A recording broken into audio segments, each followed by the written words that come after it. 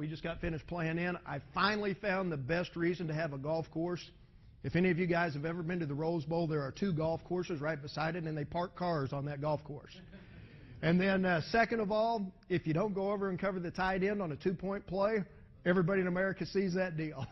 But one thing I want to start with today is I'm going to talk about some program stuff, first of all, some things I think we do differently at TCU. The first thing I'm going to talk about is our Colorado circuit.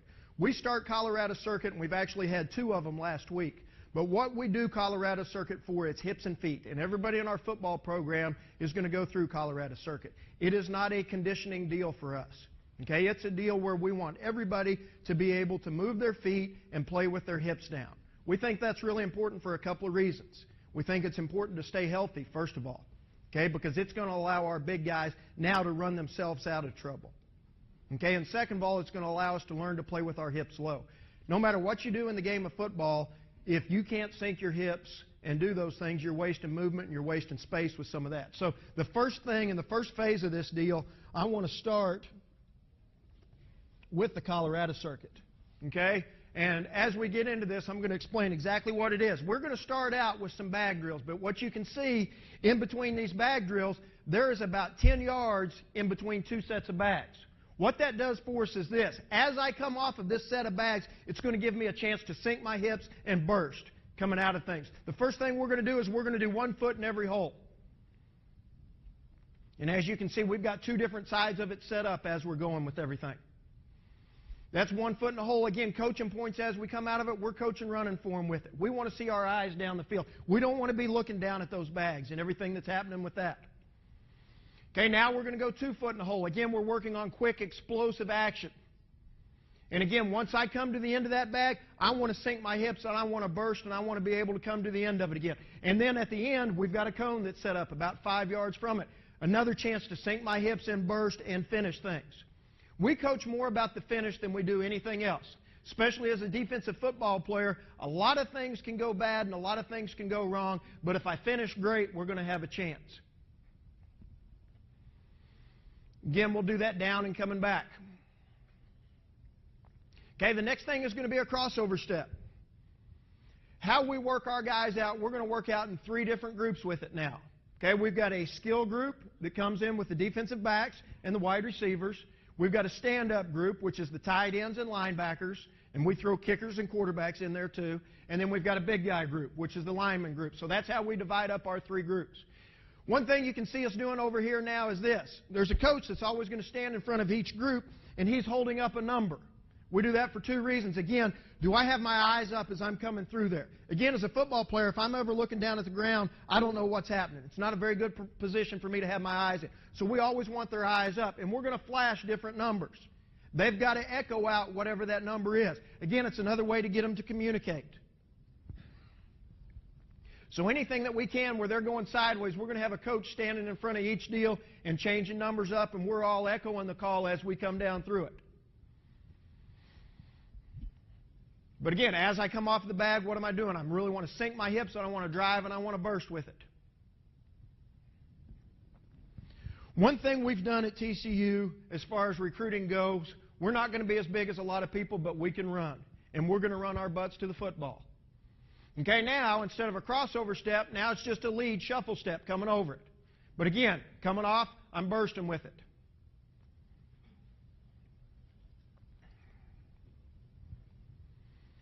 We're going to have great effort as we go through this. If we ever get to a position where our effort's not very good, we'll start the whole thing over again with all of it. There's going to be an expectation whenever we step out on that field of how it's going to be.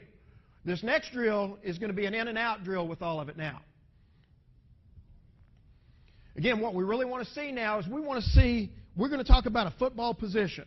And defensively, offensively, whatever it is, whenever I'm in a good football position, my chin's going to be in front of my knees.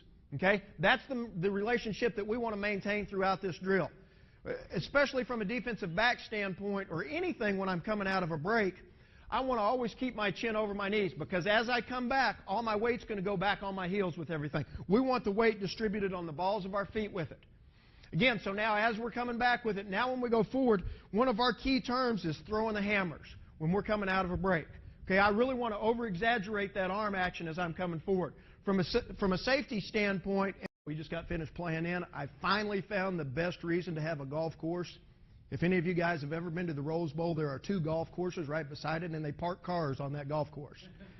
And then second of all, if you don't go over and cover the tight end on a 2-point play, everybody in America sees that deal. But one thing I want to start with today is I'm going to talk about some program stuff, first of all, some things I think we do differently at TCU. The first thing I'm going to talk about is our Colorado circuit. We start Colorado circuit, and we've actually had 2 of them last week. But what we do Colorado circuit for, it's hips and feet. And everybody in our football program is going to go through Colorado circuit. It is not a conditioning deal for us. Okay, it's a deal where we want everybody to be able to move their feet and play with their hips down. We think that's really important for a couple of reasons. We think it's important to stay healthy, first of all, okay, because it's going to allow our big guys now to run themselves out of trouble. Okay, and second of all, it's going to allow us to learn to play with our hips low.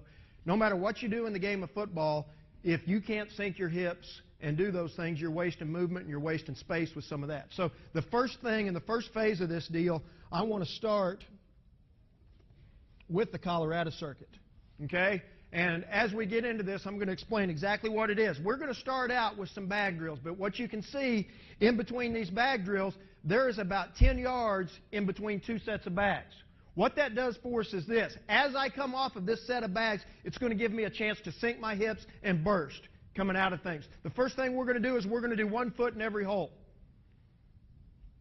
And as you can see, we've got 2 different sides of it set up as we're going with everything. That's 1 foot in a hole. Again, coaching points as we come out of it, we're coaching running for them with it. We want to see our eyes down the field. We don't want to be looking down at those bags and everything that's happening with that. Okay, now we're going to go 2 foot in a hole. Again, we're working on quick, explosive action. And again, once I come to the end of that bag, I want to sink my hips and I want to burst and I want to be able to come to the end of it again. And then at the end, we've got a cone that's set up about 5 yards from it. Another chance to sink my hips and burst and finish things. We coach more about the finish than we do anything else. Especially as a defensive football player, a lot of things can go bad and a lot of things can go wrong, but if I finish great, we're going to have a chance. Again, we'll do that down and coming back. Okay, the next thing is going to be a crossover step. How we work our guys out, we're going to work out in 3 different groups with it now. Okay, we've got a skill group that comes in with the defensive backs and the wide receivers. We've got a stand-up group, which is the tight ends and linebackers, and we throw kickers and quarterbacks in there too. And then we've got a big guy group, which is the lineman group. So that's how we divide up our 3 groups. One thing you can see us doing over here now is this. There's a coach that's always going to stand in front of each group, and he's holding up a number. We do that for 2 reasons. Again, do I have my eyes up as I'm coming through there? Again, as a football player, if I'm ever looking down at the ground, I don't know what's happening. It's not a very good position for me to have my eyes in. So we always want their eyes up, and we're going to flash different numbers. They've got to echo out whatever that number is. Again, it's another way to get them to communicate. So anything that we can where they're going sideways, we're going to have a coach standing in front of each deal and changing numbers up, and we're all echoing the call as we come down through it. But again, as I come off the bag, what am I doing? I really want to sink my hips, and I want to drive, and I want to burst with it.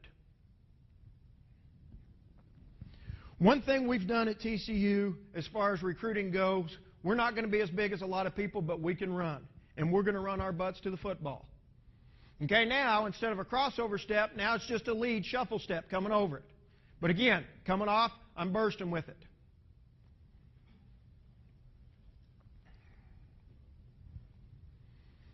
We're going to have great effort as we go through this. If we ever get to a position where our effort's not very good, we'll start the whole thing over again with all of it. There's going to be an expectation whenever we step out on that field of how it's going to be. This next drill is going to be an in and out drill with all of it now. Again, what we really want to see now is we're going to talk about a football position. And defensively, offensively, whatever it is, whenever I'm in a good football position, my chin's going to be in front of my knees. Okay? That's the relationship that we want to maintain throughout this drill.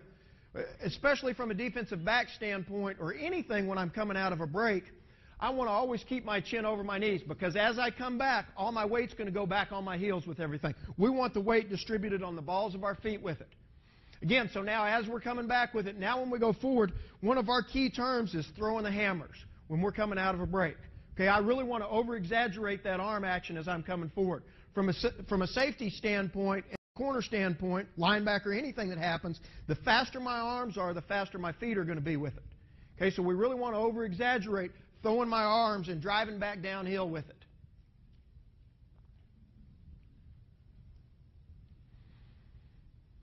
But again, the things that we want to see our chin stay over my knees the whole time with it.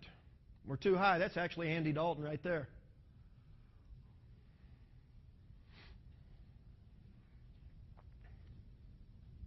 And for us, whenever we do things, when we're going backwards, we are not very concerned about how fast we go backwards with things. We want to go back as slow as we can, and when we come forward, we want there to be a huge sense of urgency and a huge burst to what's going on with it.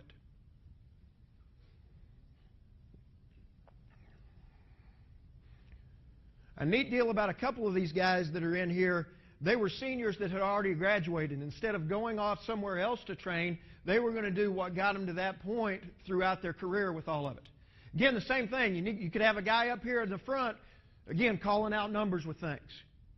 Get my eyes up, see what's happening with it. Really over-exaggerating the drive coming out of it. And again, like I said, this is not a conditioning drill for us. Okay? Give them a little bit of a break in between there as all of it happens. Okay? We call this skiing now, like you're slalom skiing, and we want to get as wide to each side of the bag as we can with it. And as soon as I hit the ground, I want to be off the ground with all of it. We want it to be a quick deal. Again, working on my lateral movement with things that happen with it. And like I said, we will do this at least 2 times a week.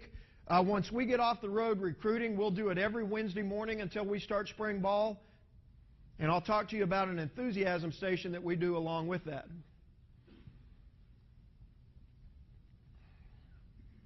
But again, we're going to do each thing going down and back with it. All right, this next drill is what we call pat and goes. You can see we've got cones set up here, about 5 cones on each side, and those cones are 5 yards apart with everything. Our biggest deal now about pat and goes is this. As we come to a cone, I want to pat my feet around that cone until my hips are facing the other direction, and then I want to burst with it. Because what it's teaching me to do now, as I come to a point, I want to settle my hips around that cone and now drive to the next point that I'm going to. Again, what's it teach us to do? It teaches us to sink my hips and move my feet when my hips are sunk with the thing. I think it's a great drill. And again, as you get into it, we really want to throw our hammers once we get around it. It should be 1, 2, 3, 4, I'm around it, now let's go. But again, force them to really pat their feet around it. It doesn't want to be a stick and then drive back out of it. But again, there's 5 cones and they're about 5 yards apiece. Here's a little bit better picture of it here with everything. As I'm getting around that cone, I'm getting all the way around it with my hips, and then I'm going to burst.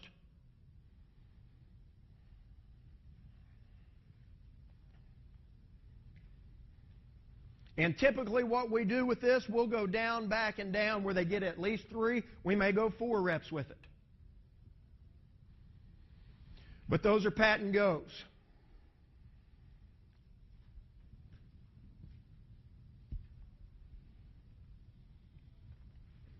We're big on busting your tail to the next deal after all of it.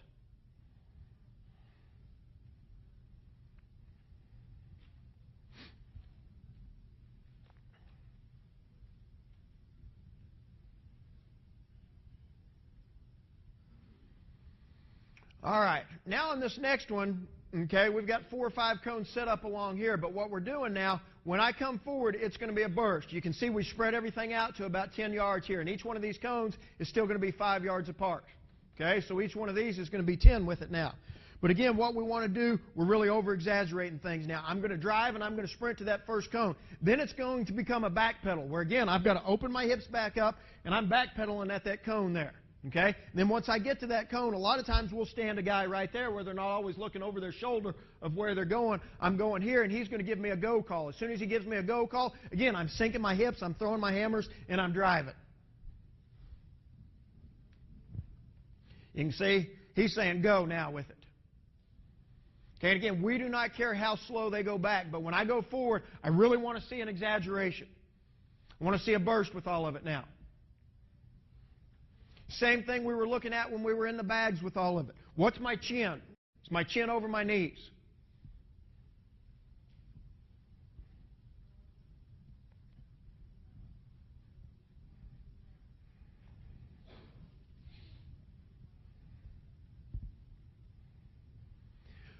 I think it's really important that as we get into some drill stuff, it's going to be really important that the drills that you do carry over onto the football field to make you a better football player. Don't put your kids in a position as a coach where you're going out and practice something because that's what you've always done with it. And then what's the purpose of this drill? What are we trying to get better at? What do we need to do to get better as a football team? This whole circuit takes us about 45 minutes on days other than Wednesday morning. When we do it on Wednesday morning, what we're going to do is we're going to divide into 7 different stations, and one of those stations is an enthusiasm period, and we get through it in about 20 to 25 minutes that day.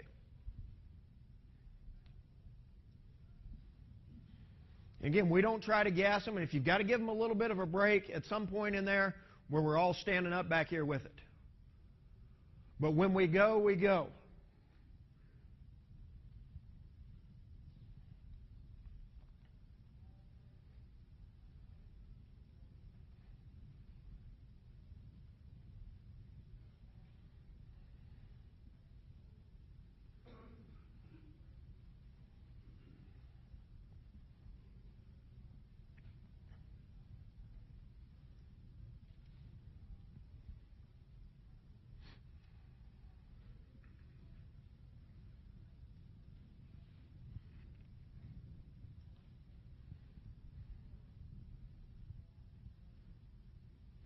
And our kids get really fired up. Even during bowl practices, sometimes we'll come back and we'll get back into, we call this drill the Colorado circuit. We'll get into doing a Colorado circuit, and those seniors, they get a little bit upset because they thought they were finished with Colorado circuits with all of it once they got into the season.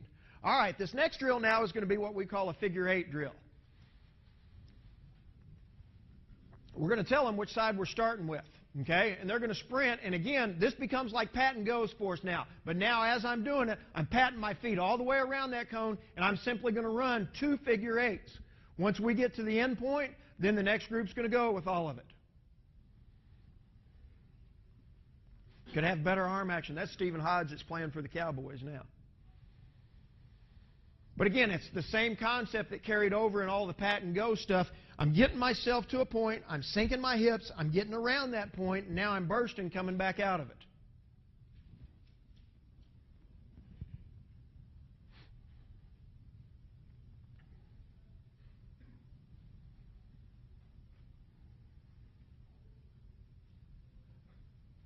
Then we'll do it to the other side with all of it. You can turn the thing into a competition deal, but we really do not do much of that, again, because we're more concerned about really sinking our hips and running our feet when we do this stuff. The other couple of days of the week during the off season, we'll have a speed school where we're really teaching the kids how to run, what will help them with their running form, how can we increase their stride length, what can we do with it that way, and then we'll have a conditioning day or two in there where we really try to go out and get a foundation for what's happening. All right, the next one now is a box drill. What we're doing in the box drill, depending on how many guys you've got, we've got 4 or 5 different boxes set up here. Okay, the first thing that's happening now, we're sprinting to the first cone. Now it's going to become a karaoke, then it's a backpedal. Now it becomes a basketball shuffle, finishing the thing out with it. Again, we're trying to get them to a point. Now we're trying to change what I'm doing with my body. Trying to have our eyes up as we do the same thing with all of it. Okay, and then we'll go to the other side and then do it that way where we're working movement out of both sides of our body.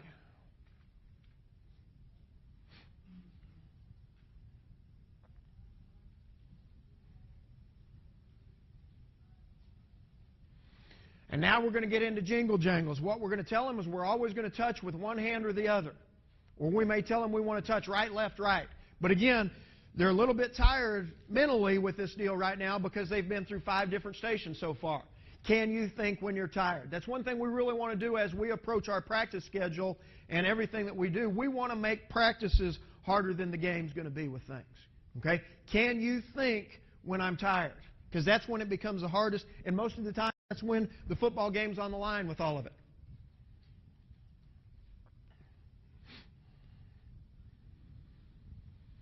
Again, from a coaching point standpoint, and so much of this stuff carries over to what those kids are going to do if they do have a chance to go play in the NFL. And you can see right here, we don't want to stand up high with all of it. Now, I'm wasting movement. The more things I can do with my pads down low and with my chin over my knees, the better I'm going to be with it. But we'll go 5 and back, 10 and back, and then finish through 15. And the biggest thing we want to watch when we finish is, do I pop up? Because if I ever pop up, I know I'm not finishing the way I need to.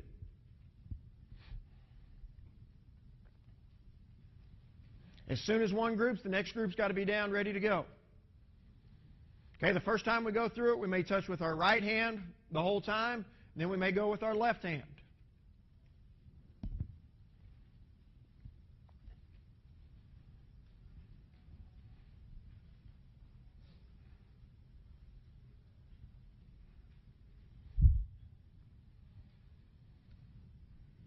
And that's really Colorado Circuit. Like I said, when we do it on Wednesday mornings, we also have an enthusiasm station. And what their job is, when I'm in the enthusiasm station, is I better be going around having the rest of the groups really being enthusiastic, and it's my job to help bring those guys along. I need a volunteer here real quick.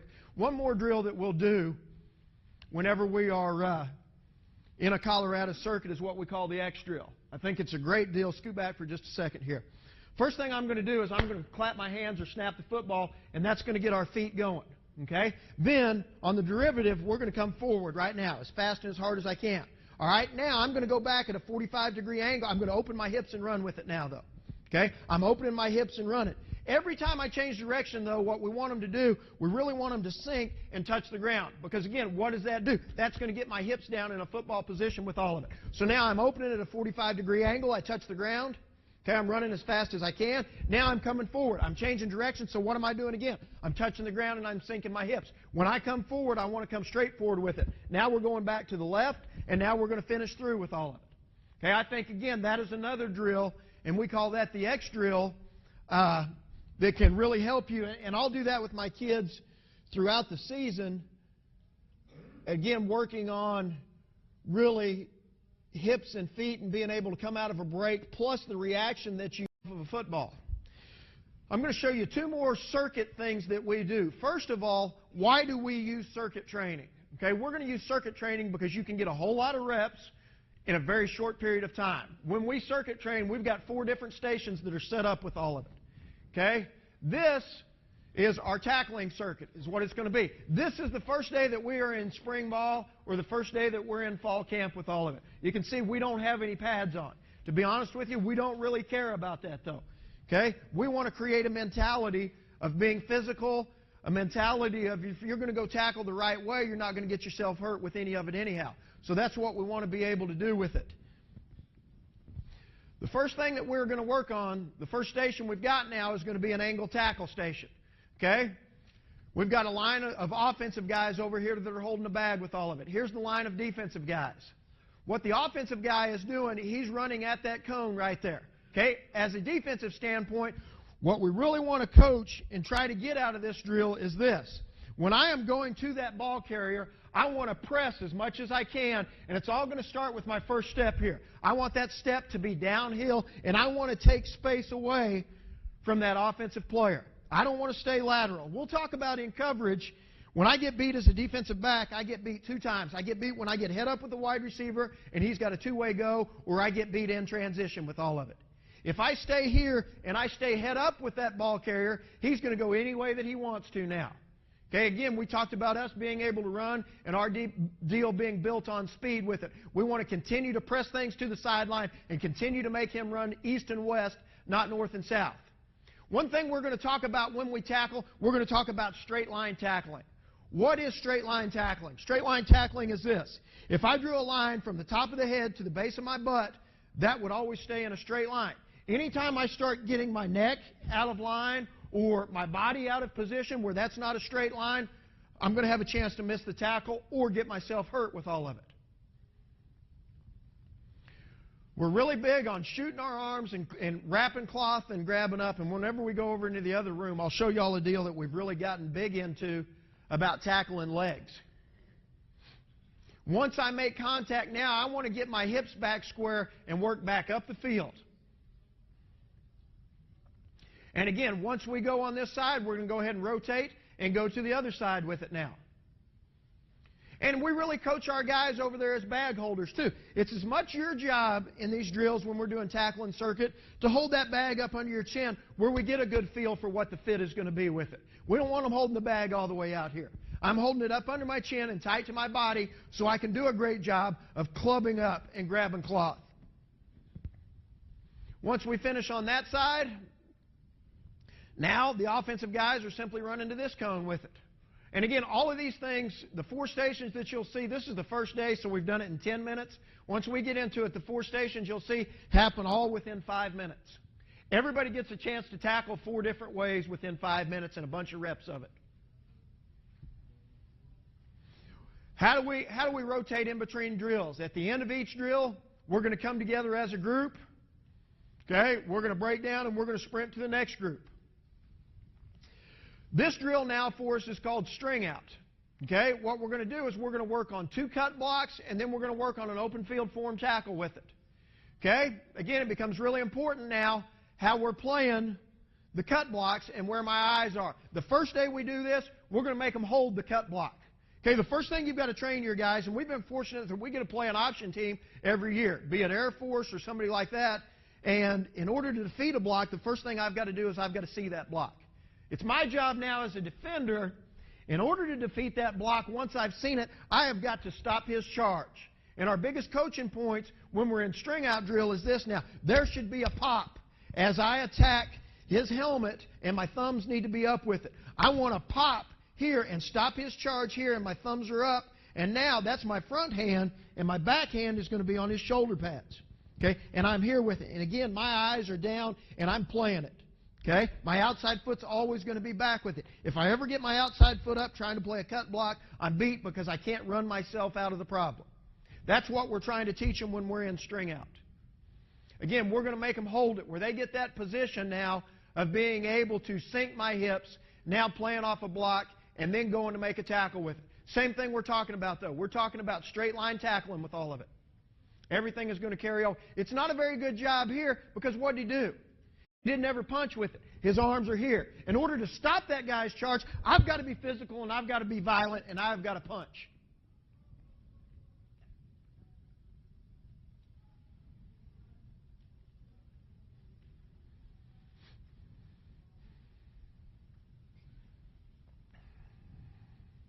And you guys can see the rotation that happens with it. We go from a bag holder to the first cut guy to the second cut guy. All right, this next one is called button latch. What button latch is for us is this. It's going to be a close quarter tackle, okay? And we've got 2 guys with bags right here with it, and here's the defender over on this side. We've got a coach on either side of this deal, okay? What this guy in the back is looking for now, he's looking for, okay, first of all, are my eyes open when I'm tackling things? Second of all, once I've clubbed him up, am I actually grabbing cloth with it? That's what he's looking for in the back.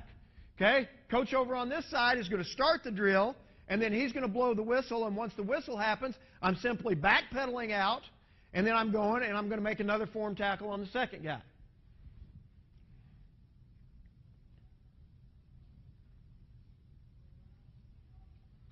The only thing that we will change when the defensive line is over here at this particular deal, instead of backpedaling out, we're going to do it as a draw retrace. So I fit up on him, I made a tackle, now I'm sinking my hips and getting back out and coming back downhill with it. But the rest of the positions, this is our linebacker group right here.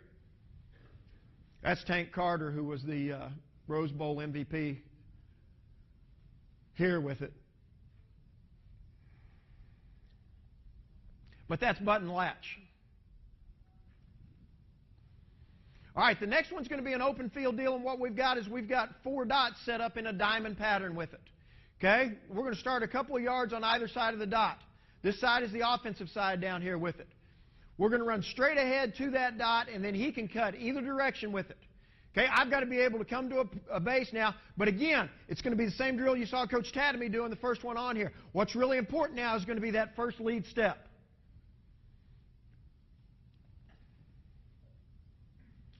Again, I want to constantly press that ball carrier. I want to go take his grass away from him.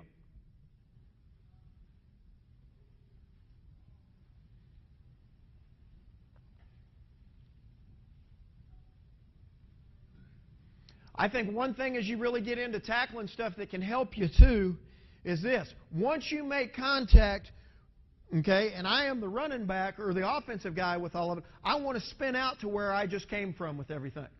Again, that's really going to force them to grab cloth and finish that tackle.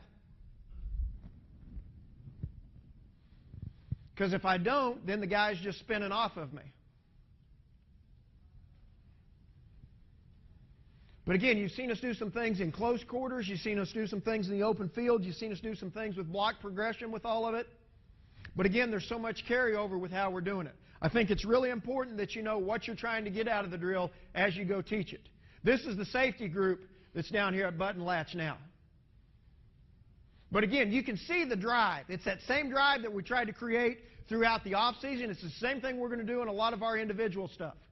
Again, it's important that me as a bag holder holds that bag up underneath my chin with all of it. The thing I want to show you now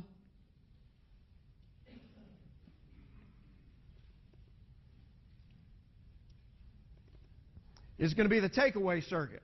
Okay? Again, what are we trying to get accomplished by doing a takeaway circuit? First of all, we're going to talk about turnovers. Okay? It's our job as a defense to go get the football back for the offense. That's our ultimate goal with it. Now, one thing that we got a couple of years ago, and we actually got it from the Wake Forest guys when they came to visit us one spring, is we call it loose change. What loose change for us is this. Anytime you saw a quarter or a silver dollar laying down on the ground and you were walking down the street, you'd bend over and pick that thing up, right? Anytime there's a ball on the football field, as a defensive player, we want to talk about going and picking that loose change up that's out there. I don't care if it's an incomplete pass that's happened during pass Kelly. I don't care if the offense has fumbled a ball, whatever it is with it. And we're going to have a sense of urgency about trying to get to wherever that loose change is at and going and getting it. Again, for us, it's more of a mentality. What we've got here now, and I don't know if you guys have ever seen anything like this, but what we've got is we've got basically some surgical tubing. Okay, and in that surgical tubing, we've tied a loop to one end of it where a kid can put it around his wrist and hold on to the football. Okay, we also take a little bit of air out of those footballs, and then the other end of that surgical tubing is going to be connected into the laces on the ball. So what happens for us now is we're going to work a strip drill with it. But now the first thing we're going to do is we're going to come and we're going to secure the tackle, and then we're going to strip it out. What's really neat about the deal now, by having all of the surgical tubing and everything on there, you don't have balls going everywhere. Okay? I'm doing it, I'm stripping it, okay, but now the guy's still got it around his wrist, he can pull it back, and now he can put it in his other arm as it's going, and now we can get a whole lot of reps again in a quick, short period of time with it. What we'll do is we'll start going this direction. They'll get one with each arm, and then we're going to turn around and go the other direction with all of it. Okay, the most important thing I'm going to do with all of it now, though, is I'm going to secure the tackle. There's a good picture of what that thing looks like right there. The other thing we really use those balls for a lot is when we're blocking punts, especially in our specialty. I don't know how many guys listened to Coach Tomerdahl yesterday talk about special teams, but we do a specialty circuit where we're going to cover every phase of what's happening special teams-wise before practice throughout the course of a week. And every day we'll do 2 or 3 of those, and there'll be 2 or 3 different deals going on. I block punts with these. And again, we've taken some air out of that football where they're getting really good at shooting their hands, but now that ball's not going 30 or 40 yards down the field. We can get 2 of those deals going really quick and get a lot of good work at it. It's a nice job by Kenny over here on the edge. He's securing that tackle, and he's violently trying to strip that football out. Okay, that's down and back. One revolution. Now, the next thing that we're going to do is now we're going to work on punching the football out. Again, it's still going to be starting with securing the tackle, but now, instead of trying to strip it, I'm securing it and I'm trying to punch that football out.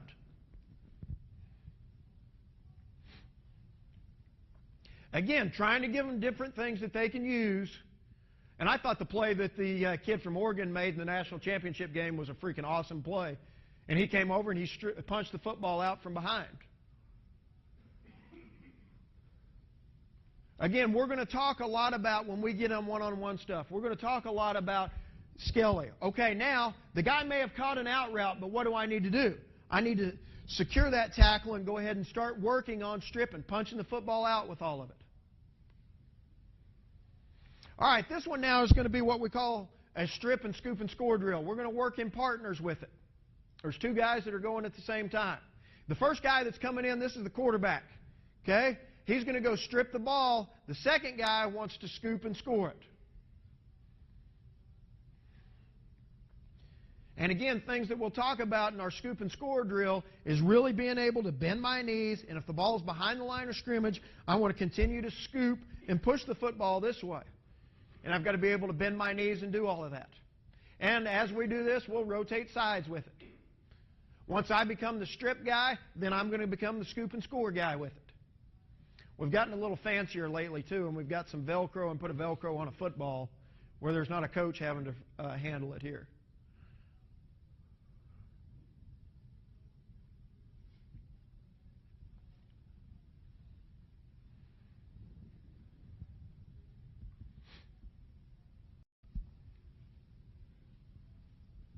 All right, now this is actually what we call scoop and score. You can see we've got 5 bags that are set up here with it. Again, the first day that we come through it now, it's going to be a lead step. All right, again, my eyes are up. Same deal that we did in the Colorado circuit. Okay, but now as I come off, the first day we're going to do it, we're really going to make them get down, and as I recover that fumble, I want them to feel what it's like to bend at my ankles and my knees with all of it. So we're going to get down, and as we recover that fumble, we're going to stay in that position now until we get a go call with all of it. And then I'm going to burst and get up the field. Takes a little bit longer, but the biggest thing we want to do is start teaching them how to bend at their knees instead of just bending over at my waist. And then when we score, we want to burst hard up the field with it. It's really a good job by TJ here of really bending his knees and getting down in there with it.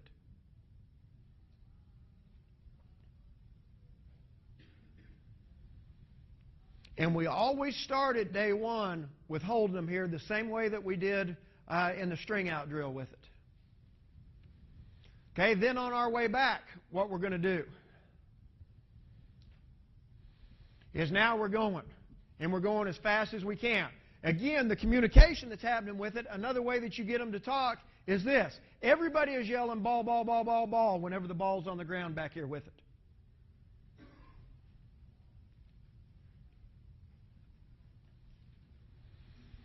All right, this first group that's starting out here now is going to be our linebackers with it.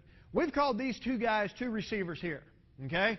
As a linebacker now, I'm dropping, and we are huge in underneath pass coverage of setting up when that quarterback sets up, okay? In order to be good at getting takeaways and in order to be good at interceptions and things like that, you've got to do a great job of whenever that quarterback sets up, we've got to be able to come to a base defensively.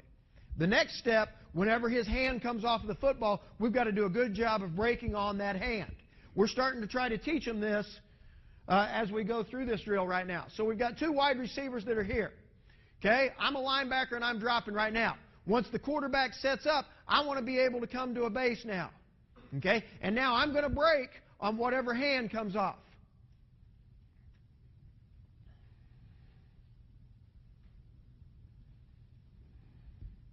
It's not a very good job here by Tanner because he's just covering one guy. If you threw it to this one right now, he's in trouble with all of it. But again, once I see that hand come off, where do I want to be with everything? I want to be pushing and taking away those passing lanes. It becomes like playing basketball with all of it now. I don't want to go to where the guy's at. I want to go and I want to take away that passing lane.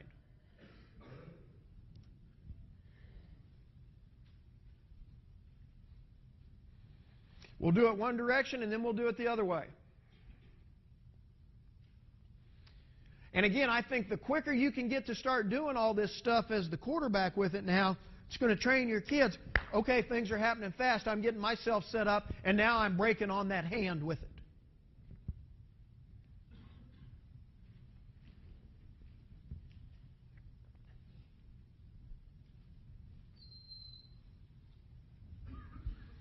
All right. The next group that's coming over here now is the safety group with it. How we do it a little bit differently with these guys, we still treat them like they're two wide receivers right here.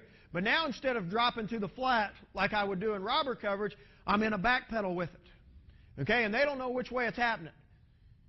And what we tell them is this: I'm driving now at a point of intersection. If I can step in front of and pick the football, that's what I want to do. Otherwise, I'm going to, again, secure the tackle and strip it and make sure he doesn't catch it.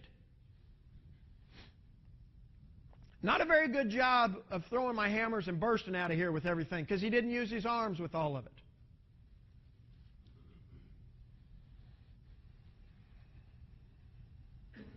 And we're big on them. If they don't catch a football, you'll probably see them over here doing some push-ups with all of it. Here's a neat story, a little bit about our system and what we do defensively. 17 here, his name is Tyler Lateral. Tyler was a walk-on wide receiver for us that was a fourth-string wide receiver going into 2 years ago. We had lost Stephen Hodge, a strong safety that got drafted by the Cowboys. We had another one that, to be quite honest with you, was a turd, and we ran him out of the program. And then Kylan Jones, number 28, had pulled his hamstring really bad in fall camp. And we had a junior college kid that wasn't ready to go do it yet. So we really had about 3 guys at that position, but there were no numbers there. Nobody was practicing. We moved Tyler over from wide receiver 7 days before we went to go play the University of Virginia out there, and he'd never played defense before in his life, and he started about 8 football games for us last year before we went to the Fiesta Bowl with it. I say that because once we get into teaching, we're going to teach concepts. And it's going to become fairly easy for a kid in our system to learn those concepts, and they're going to carry over to everything that we do defensively with it. And again, for us, how can you make your kids communicate? When they're going back, it becomes a pass call now. When that hand comes off, it becomes a ball call. What we want to do in underneath pass coverage is this. We want to get so good at breaking on the football that quarterback now, he's taking his hand off, and he's got to bring it back now and double pump. Because as soon as he took his hand off, we're breaking and taking away the throwing lanes with all of it. That's how we know when we're playing good underneath pass coverage with it.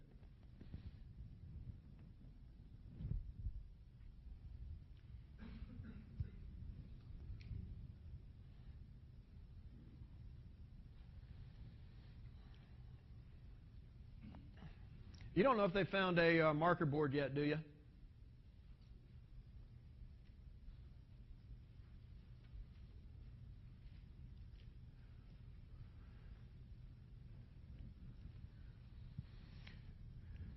But that becomes our takeaway circuit for us now. Those are 3 things I think that are really good that you can go back and do. And I think the biggest one of them, again, is going to be that Colorado circuit, because it's something you can do year-round. Okay? And it's something that's going to make you better as a football team. The next deal within our takeaway, we've got 2 different ones that we'll do. We do takeaway A, which you just saw, and then we do takeaway B, which has got a little bit different mechanics and a couple of things that are happening for us. Okay, what we're doing now, I don't care if I'm a safety and a half player. Again, I'm going to get good on opening off of that quarterback's hand. That's what Coach Jennings is doing right now. He's signifying that the quarterback is taking his hand off the ball. I'm opening right now so I can go take away what I've got to take away. And then I've got to do a great job of going and finding the football. We talk to our kids all the time, and you heard me say finish earlier. One term that we've really started using a lot when we're in a position like this now is going up and getting a rebound. All kids will go out and they'll play freaking basketball by themselves and everything. But if I was playing basketball right now and I waited for the ball to come down here, somebody else has gone up to get it. What I want to do is I want to gather, sink my hips, and go back and find that football wherever it is and go up and get it.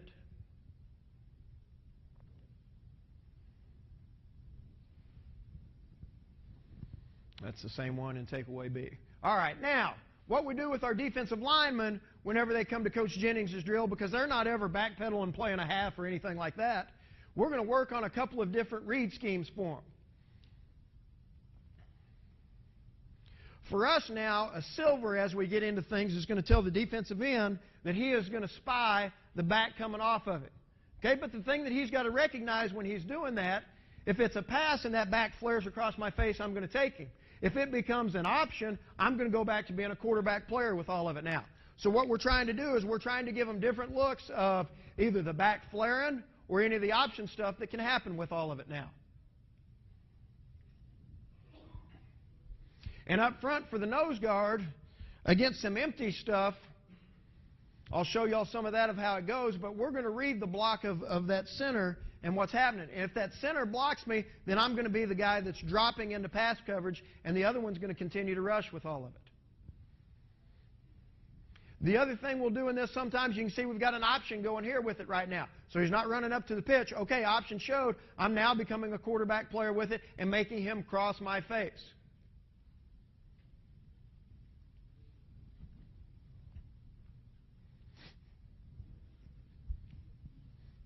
Another view from down there with it.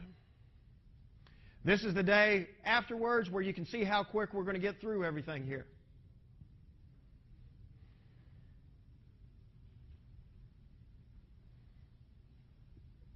That is what we do takeaway-wise. And we talk all the time, and sometimes, to be honest with you, when we've been bad at things, we'll stop doing them sometimes. Like if we're not any good at takeaways, maybe we'll get away from the takeaway circuit a little bit and just see if we can change things up with all of it. We led the nation a couple of years ago. We had 26 interceptions. We had 43 total turnovers with things, I think, that year. And we didn't work on it any more than we had any other year, but 2 years before, we were really bad at taking the football away.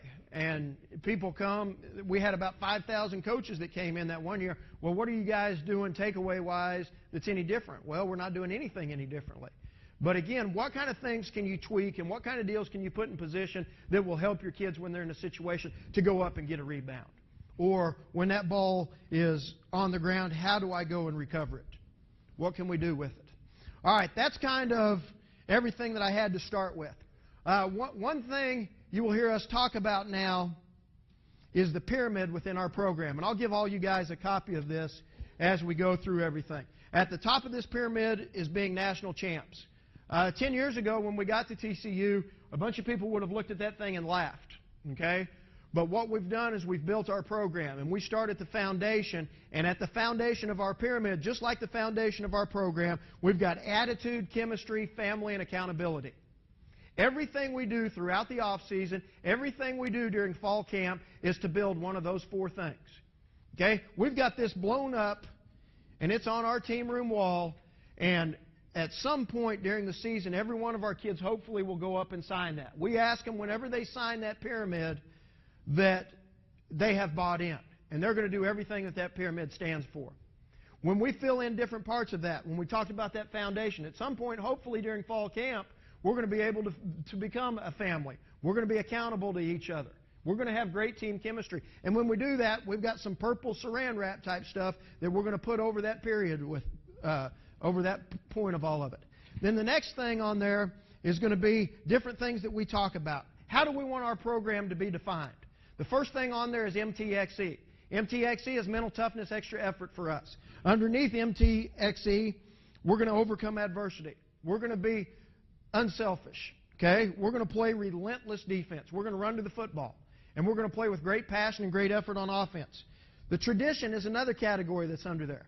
We want to be known at TCU as being physical. Okay? We want to play great with the kicking game. We want to have a great mentality both offensively and defensively with it. We've been number one, like Tony said, we've been number one in the nation the last 3 years on difference. And to be honest with you, there's really two stats that matter. And the biggest one is winning. The other stat that we look at defensively is this. We want to average giving up 1 touchdown pass or less per game. Okay? I say that because of this. When we start getting into schematics and everything, we're going to put enough people in the box to stop the run. 2008, we gave up 47 yards a game rushing and gave up 8 touchdown passes. Okay, we want to really be able to surround people and smother and take things away from an offense. We've been 3 different times, and we've done it 3 different ways in the last 3 years. In 2008, we were a zone blitz team that played a lot of halves coverage. Okay, last year we played quarters, and we zone blitzed or man blitzed very little. This year we zone blitzed some, and in the bowl game we man blitzed more than we had the rest of the season combined with everything that happened with it. The next thing that's going to happen within that pyramid are a couple of different deals. And on those, at the top of the pyramid, it says make it happen. Under each category in there, we've got a don't back down. We've got a leave no doubt. What those things are, those have been kind of our themes and mottos as we've gone out throughout the years with it. Okay, and underneath those next two sections, we're going to talk about don't back down. And under don't back down, we've got Oregon State, we've got Tennessee Tech, we've got Baylor, and we've got SMU.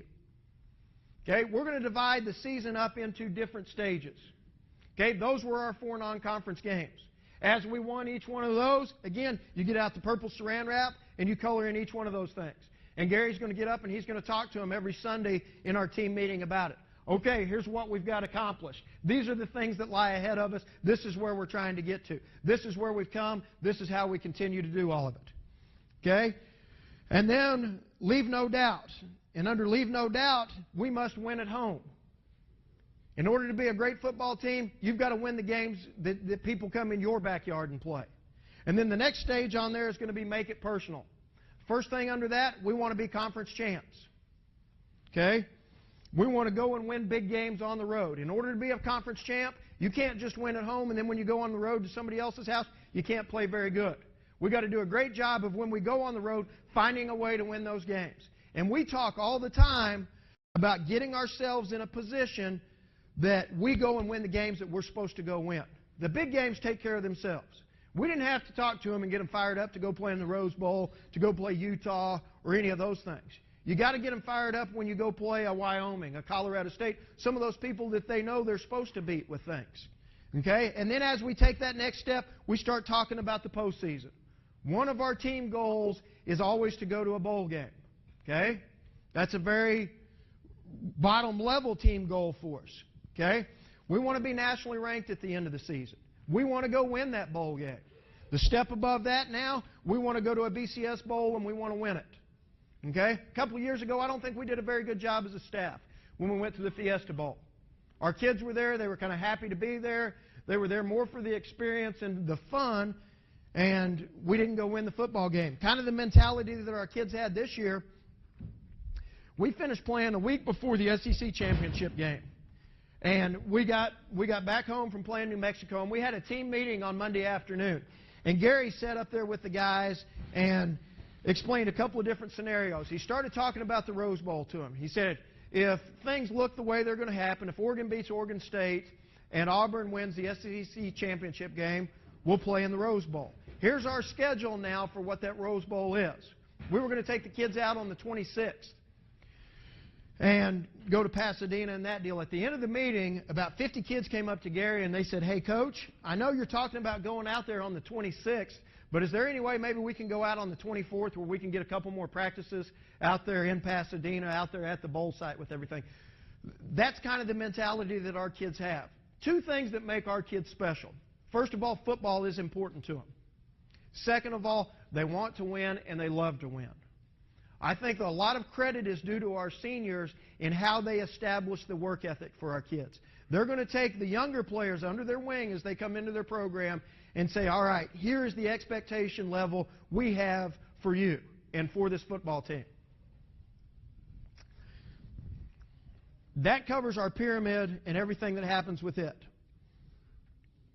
Now, as we talk and start getting into some scheme stuff with everything that happens, for us, we are a 4-2-5. Let me say that I think you can be really successful running a ton of different schemes and doing what you do. What you've got to be able to do within your scheme, though, is when you have problems, you've got to be able to fix those problems. Offenses are too good anymore if you're going to go out and line up in one thing and play one front and one coverage or whatever it is. You've got to have answers. And you've got to be able to know how to fix problems.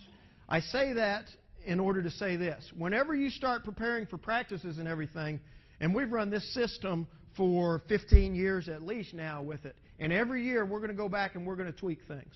And we're going to tweak things on a week-to-week basis, but how we teach it and the things that are important with it are going to stay consistent, and they've stayed consistent for really 15 years with all of it. As you go and approach it, we run a 4-2-5 for a couple of reasons, really. it's going to allow us to play with great leverage. It's going to allow us to put more speed on the field defensively. Like I said earlier, we're not going to be a big football team. We couldn't go line up and just play Wisconsin and hit them in the mouth, because every one of their offensive linemen was 6 to 8 inches taller than our guys and weighed about 70 to 100 pounds more than our guys did with it. Okay? As you get into the system, for us, personnel becomes really important. The two corners, we play a field corner and a boundary corner. The field corner has got to be a guy that can run. He's going to be on an island out there where he's got to go play the post. Okay, he's got to be in a position where I'm comfortable of playing the post with one guy all day long. Our boundary corner, we've had it and done it different ways over the last few years. When we've been best at the boundary corner, we've got a 6-foot-tall kid that understands leverage and can go play press coverage with it. Okay, because what's that's going to allow us to do whenever we start getting in and playing a 3-by-1 formation and everything like that, it's going to allow us to take away that single receiver back there. Okay, we play with 3 safeties all the time. We've got a strong safety, we've got a free safety, and we've got a weak safety. For us, a strong safety, he will always be the down player with it. Okay, when we play, and I'll show it to you on here, but let me draw it up here real quick.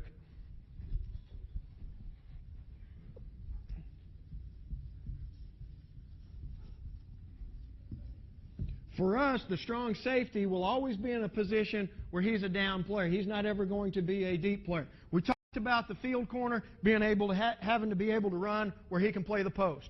The bigger and more physical guy, if he can go and play one-on-one man coverage, it's going to allow us to do a lot of things into the boundary with it. These two guys for us are what we call the quarterbacks of our defense. The free safety, he's going to go to the passing strength side, and he's going to be responsible for giving us calls to the passing strength side. Okay, the weak safety, he's a guy that's got to be able to talk and communicate back here, but what he's also got to be able to do when an offense starts creating a 2-back set, he's a guy that's got to be able to come down and play in the box with all of it now too. Okay, so different techniques that we're going to use and how we're going to teach these guys is this. The strong safety, he's got to be able to be a force technique. He's going to be a force technique when we're playing robber coverage. And I'll show you exactly what all this means here in a minute with it. But again, we want to be able to focus in, and this is my technique when I'm playing this coverage. And every year, we're going to go and we're going to talk about, is there a better way for us to go teach what we're doing? And we want to be able to put it in as few words as possible. I think the best thing that we do from a teaching standpoint is this. Every spring we sit down, and every summer we sit down, and like I said, we've run basically the same scheme for 15 years. But within that scheme, how are you giving your kids the best chance to be successful? I think it starts with how you teach.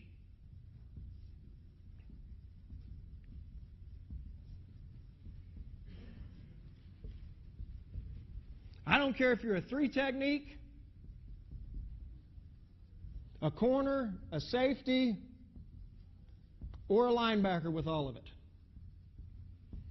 I want to start with my alignment. From a secondary standpoint, I'm going to show you how we do that. Okay? We're going to start by teaching a kid how to line up in 3 basic zone coverages versus 2 formations. We're going to teach them how to line up versus a pro set and how to line up versus twins. Because if we can get lined up versus a pro set and twins, we're now going to tell you how we want to play trips. Or we're going to tell you how we want to play an I-back set with it. If I can go get lined up in 3 coverages against 2 formations, it's going to give me a great chance where I can go and be successful and do what I've got to do.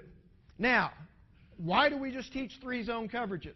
Because now we can combine all of those coverages to the read side and to the away side, and we can get 9 different coverages. But by teaching 3 of them versus 2 formations, it's going to allow our kids where they can learn and, okay, it's a pro set. I'm playing this coverage. This is what my responsibility is. It's a twin set, and I'm doing this. And I've got to look at my half of the field. The free safety is going to talk to the passing strength side, and the weak safety is going to talk to the away side. What's my stance? Again, how few of words can you put it in? What's my key? My key is going to tell me what's happening. Is it a run or a pass? If it is a run, I can have a run to me and a run away from me. And then if pass shows, what am I doing? Let me change this deal over right here, and I will show you exactly what we're talking about.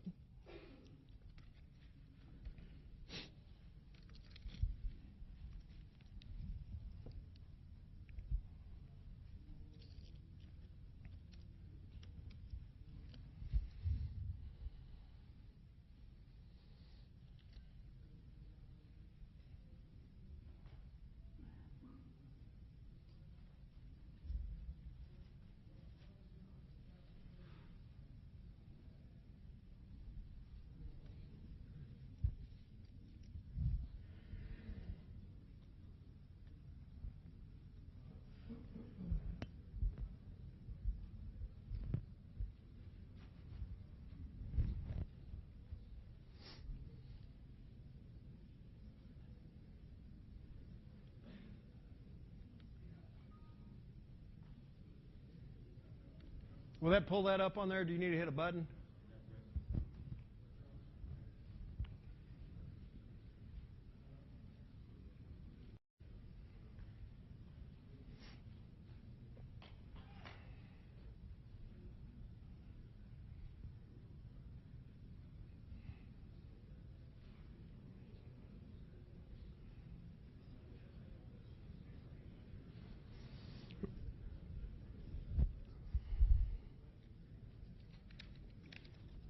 We'll start drawing it up here until we get that thing pulled up. But what we want to be able to do throughout our teaching process is this. We talked about playing 3 basic zone coverages. For us, we're going to play robber coverage, we're going to play quarters coverage, and we're going to play halves. Okay? And I don't care what you call any of them. For us, we call robber coverage cover 2. But from a free safety standpoint, it's my job to come out, and the first thing I've got to do, I've got to determine where the passing strength of that formation is. You got 2 receivers over here, so it's going to be to the twin side with all of it. He's going to come out and he's going to say, I'm reading left, playing whatever coverage I'm playing. Okay? My alignment as a free safety when I'm playing robber coverage is this versus twins. I'm going to split the difference between the offensive tackle and the number 2 receiver, and I'm going to line up 12 yards off of that receiver. Okay, you say, why do you want to line up 12 yards off of that receiver? We want to line up there so we can do what our kids will call rule number 1. Don't go until you know. We're going to put you in a position where I can read what's happening slowly and then react fast to it. When we're playing good on defense, our 3 safeties will be in the top 5 guys in tackling for our whole football team when we're playing the kind of defense that we want to play with it. Okay?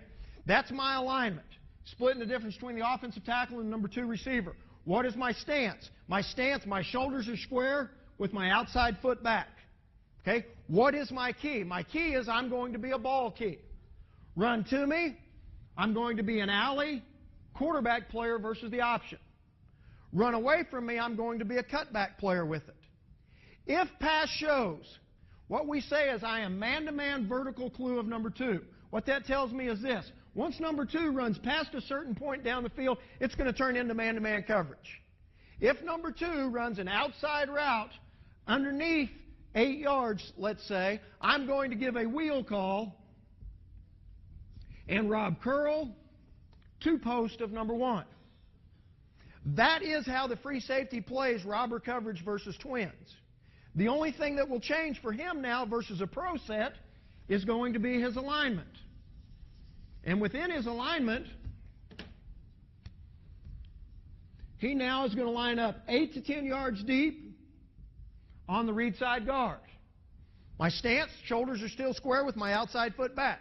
Still a ball key. Run to me, I'm an alley quarterback player versus the option.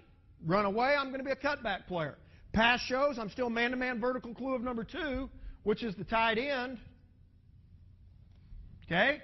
If the tight end runs an outside route underneath 8 yards, I'm going to give a wheel call, rob curl to post of 1. That is the free safety in cover 2. Now, let's talk about the strong safety. And we'll start with the pro set since we have it up here. My alignment versus a pro set is 7 yards outside and 3 yards deep. It sounds a little bit corny, but I always talk to my kids, and especially young players, if you have a problem on the football field, ask yourself the answer. And what does ask mean? Alignment, stance, key, and assignment. And they'll all remember it from that point with everything. And if I see a kid walking down the hall, I'll tell him, if he's a free safety, I'll say, okay, Johnny, tell me about cover 2. What he better be able to tell me is, okay, coach, my alignment versus a pro set is this. This is my stance, this is my key, this is my assignment, run to me, run away. And again, if they can start thinking and communicating like we do in very short bursts, now they're going to have a chance to go play fast. When that ball snapped, I know exactly what's happening, and I know where I'm going with all of it. You say, why do you play this guy in a 7-by-3 alignment, 7 yards outside and 3 yards deep? For us, we can go and recruit that 190 to 200-pound guy. Okay, we've got a hard time going and finding 250-pound 9 techniques with all of it. But what I can do as a strong safety now, I've got to be able to be a leverage player. What does playing with leverage tell me? I've got to be able to be a force player versus the run. And if pass shows in robber coverage, I'm a flat defender. We can get in a situation where now I can create a great angle for us defensively, and I can force that tailback to do two things. I can force him to cut back, or I can force him to bounce all the way here with it. And if he does bounce, it's going to give everybody else a chance to get there with it. Okay, let's go back to the strong safety in cover 2, though. We talked about his alignment versus a pro set being 7x3. We're really big on our kids of talking football knowledge. That's all they need to know right now, that's a pro set. There's a couple of things that can affect my alignment. Now, if they create two backs back here, well, there's a bigger chance they can run the football. So does it do any good for me if it's 1st and 10 to play 3 yards deep? We'll go ahead and play him at the line of scrimmage with it. But again, he's still in position now, if run shows, to be a force player. And then if pass shows, I'm going to be a flat defender, swing deep of number 3. Okay, what that tells me is this. If number 3, counting from outside in, runs through my zone and then vertical, I'm going to end up playing him. Okay? But I set a flat defender before that. So as soon as pass shows in robber coverage, I'm opening and I am running to the flat. But again, where are my eyes? My eyes are back on that quarterback, that drill you saw us do during takeaway circuit. Okay, and I'll show you some of us during individual stuff. And whenever that quarterback sets up in his drop, I no longer am running to the flat. I'm squaring myself up, and I'm breaking on that hand with it then. Okay? We're big on communication with it. Communication that strong safety can hear from the corner. He can hear a China call, an in, or an out call. Okay, what China tells us is this. China tells us that the number 1 receiver has run a route at or before 5 yards. I don't care how an offense is doing it. They may just let the guy stand there. But as soon as that corner gives a China call, he's going to sink, and that flat defender is going to go look up that number 1 receiver, and he's going to play man-to-man basketball with him. Okay? An in and out call tell me this. Tell me number 1 has run past 5 yards, and he's either running an inside route or he's running an outside route. That becomes really important for us in pass coverage because of this. If I'm the strong safety, okay, pass shows, I'm dropping to the flat, but where are my eyes? They're back on the quarterback with all of it. That corner now is going to be the eyes in the back of my head. I know if I'm getting an in call, I know two things. I know the number 1 receiver's run past 5 yards and he's running an inside route, but where are my eyes? They're still on the quarterback. Because as soon as I take my eyes back here, I'm never going to get an interception with anything because I can't set up and I can't break on it. That's the communication that we want to get to where we can really get accomplished with the thing. I just jumped around on you there for a second. Sorry. We're going to go back to the strong safety. His alignment versus a pro set is 7x3. What is his stance? His stance, he's cocked in at a 45-degree angle. Why do we cock that guy in at a 45-degree angle? So he can have great vision, and I am in a position now that if I get run to me, I can be a great force player with it. Okay? What is his key? He's going to key the in man on the line of scrimmage to the backfield. That's going to tell him what is happening. Now, he's got to understand who that in man on the line of scrimmage is. If it's a tight end, a couple of things can happen. He can release on a pass, okay? Or he may be going to block a linebacker. I don't know. That in man on the line of scrimmage is going to give me an initial key, and the backfield is going to confirm what's happening. Again, you heard me talk about rule number 1. And this is how we abbreviate it. Don't go until you know. And on all of our grade sheets and everything that happened, if a kid sees that, he understands that he went somewhere and he moved before he should have with all of it. We talked about, now, that's my key. My assignment on run to me, I'm a force, pitch player versus option. Run away from me, and now I'm going to be a fold cutback player. Again, talking about knowledge with young kids.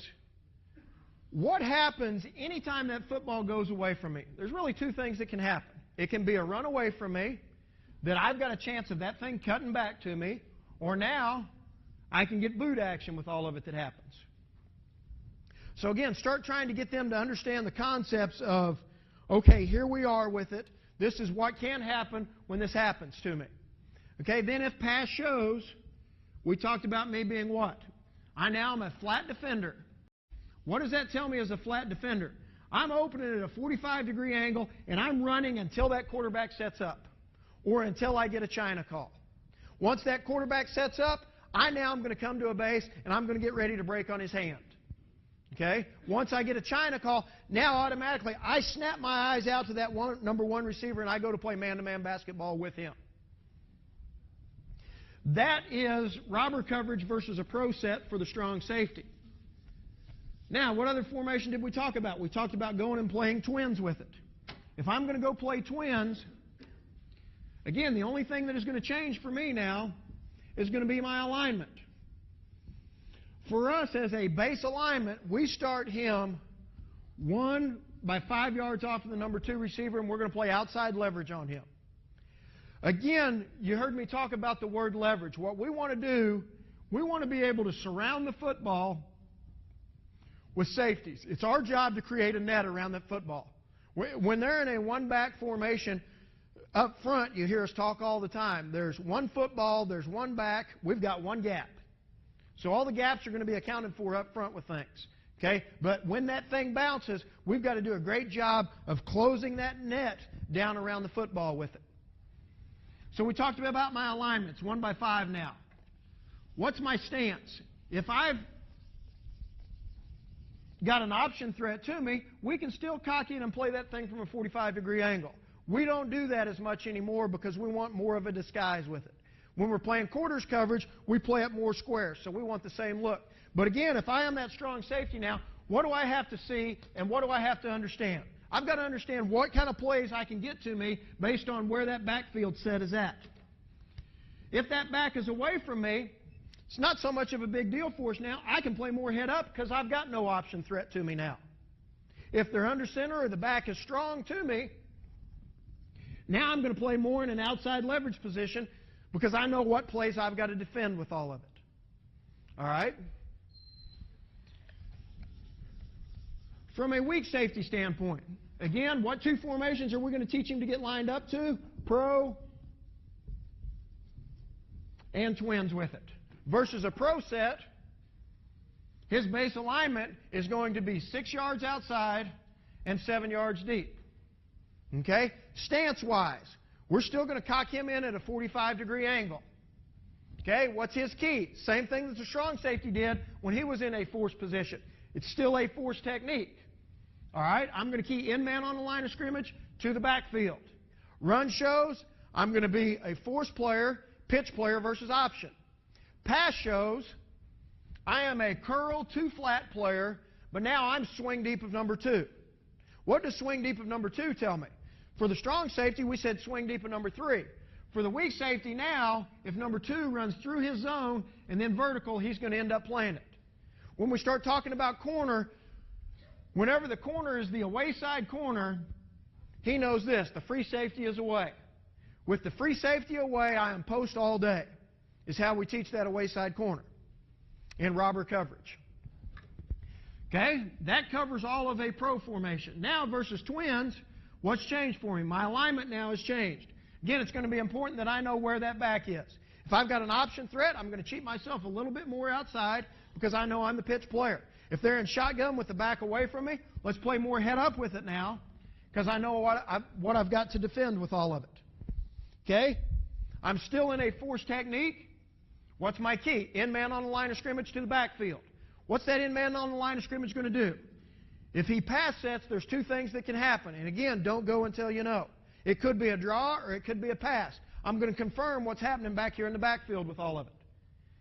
Run to me. I'm an alley or I'm a force and contain player, pitch player versus the option. Run away from me. I'm going to be a cutback player. Pass shows, curl to flat, swing deep of number 2. Again, the communication that the corner can give that flat defender, still a China call, still an in or an out with all of it. Again, we've got to get good at communicating those things. If he gets a China call, he goes and looks it up, he's going to sink. That is the safety position in robber coverage. For us now, the next thing that we'll go to is the corner position. Let me draw this whole picture up here so you can see what we're going to look like.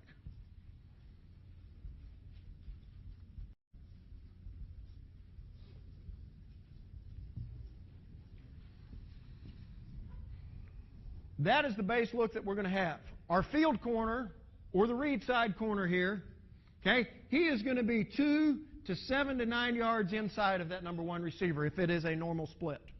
Okay, again, why are we going to play him there? We talked earlier about he's got to be able to go play the post with all of it. He's got to get himself far enough inside where he can maintain that post relationship. We talked, and whenever we go next door, I'll show you exactly what we're going to talk about from a free safety and the technique that we're going to use and how we take that thing away. We don't want that corner to get head up with that wide receiver where now it turns into a chase game with all the post with it. Okay? His outside foot, his stance, shoulders are square, but his outside foot is slightly up. He's going to look inside to the quarterback to get a ball kick. All right? What's going to happen right now, if run shows, he has no primary run support. Okay? If pass shows, he's going to read 3-step. If the quarterback throws the football, he's really slow getting out. If he throws the 3-step, I'm driving down and I'm tackling it. If the quarterback now goes into a 5 or a 7-step drop, I'm taking my eyes back to the receivers, and I'm really reading 1 to 2 with all of it. Okay? Anything number 1 ran past 8 yards becomes man-to-man clue for us, and he's going to end up driving down on it. If number 1 runs anything underneath 5 yards, guess what he's doing? He's given a China call, and now, why do we play a China call? He goes and looks that up, so now we can double the deeper route. And we can go play it. I give a China call, I'm opening my hips back up, and I'm sinking to get underneath that corner route by number 2.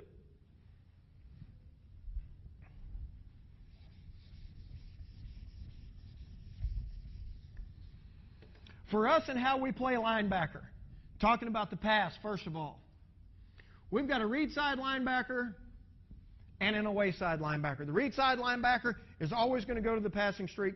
He will always be on the passing streak side. We don't know which one that will be because we don't know which way we have the front set. When we start talking about setting the front, we can set our 3 technique to the tight end, to the split end, to the field, to the boundary with it. But right now, let's say we were here, and our Mike linebacker is our read side linebacker. Here's what his responsibility is in robber coverage versus the pass. He is going to open up off of number 3. Again, we're counting from outside in. 1, 2, 3's in the backfield with all of it. If 3 opens into the boundary, now we've got 1, 2, 3, 4 on 3, and we've got 3 on 2 out here with all of it. By opening up your read side linebacker off of number 3, you're always going to be able to outnumber the offense. You're always going to have one more guy than they have there with all of it. Okay, now, again, we talked a little bit about that strong safety and having to be aware and know where his threats are. He knows that linebacker is going to open up off of number 3, so if he's here, read side linebacker starts opening this way, there's a little bit of hole that's in here in robber coverage. How do we take that out?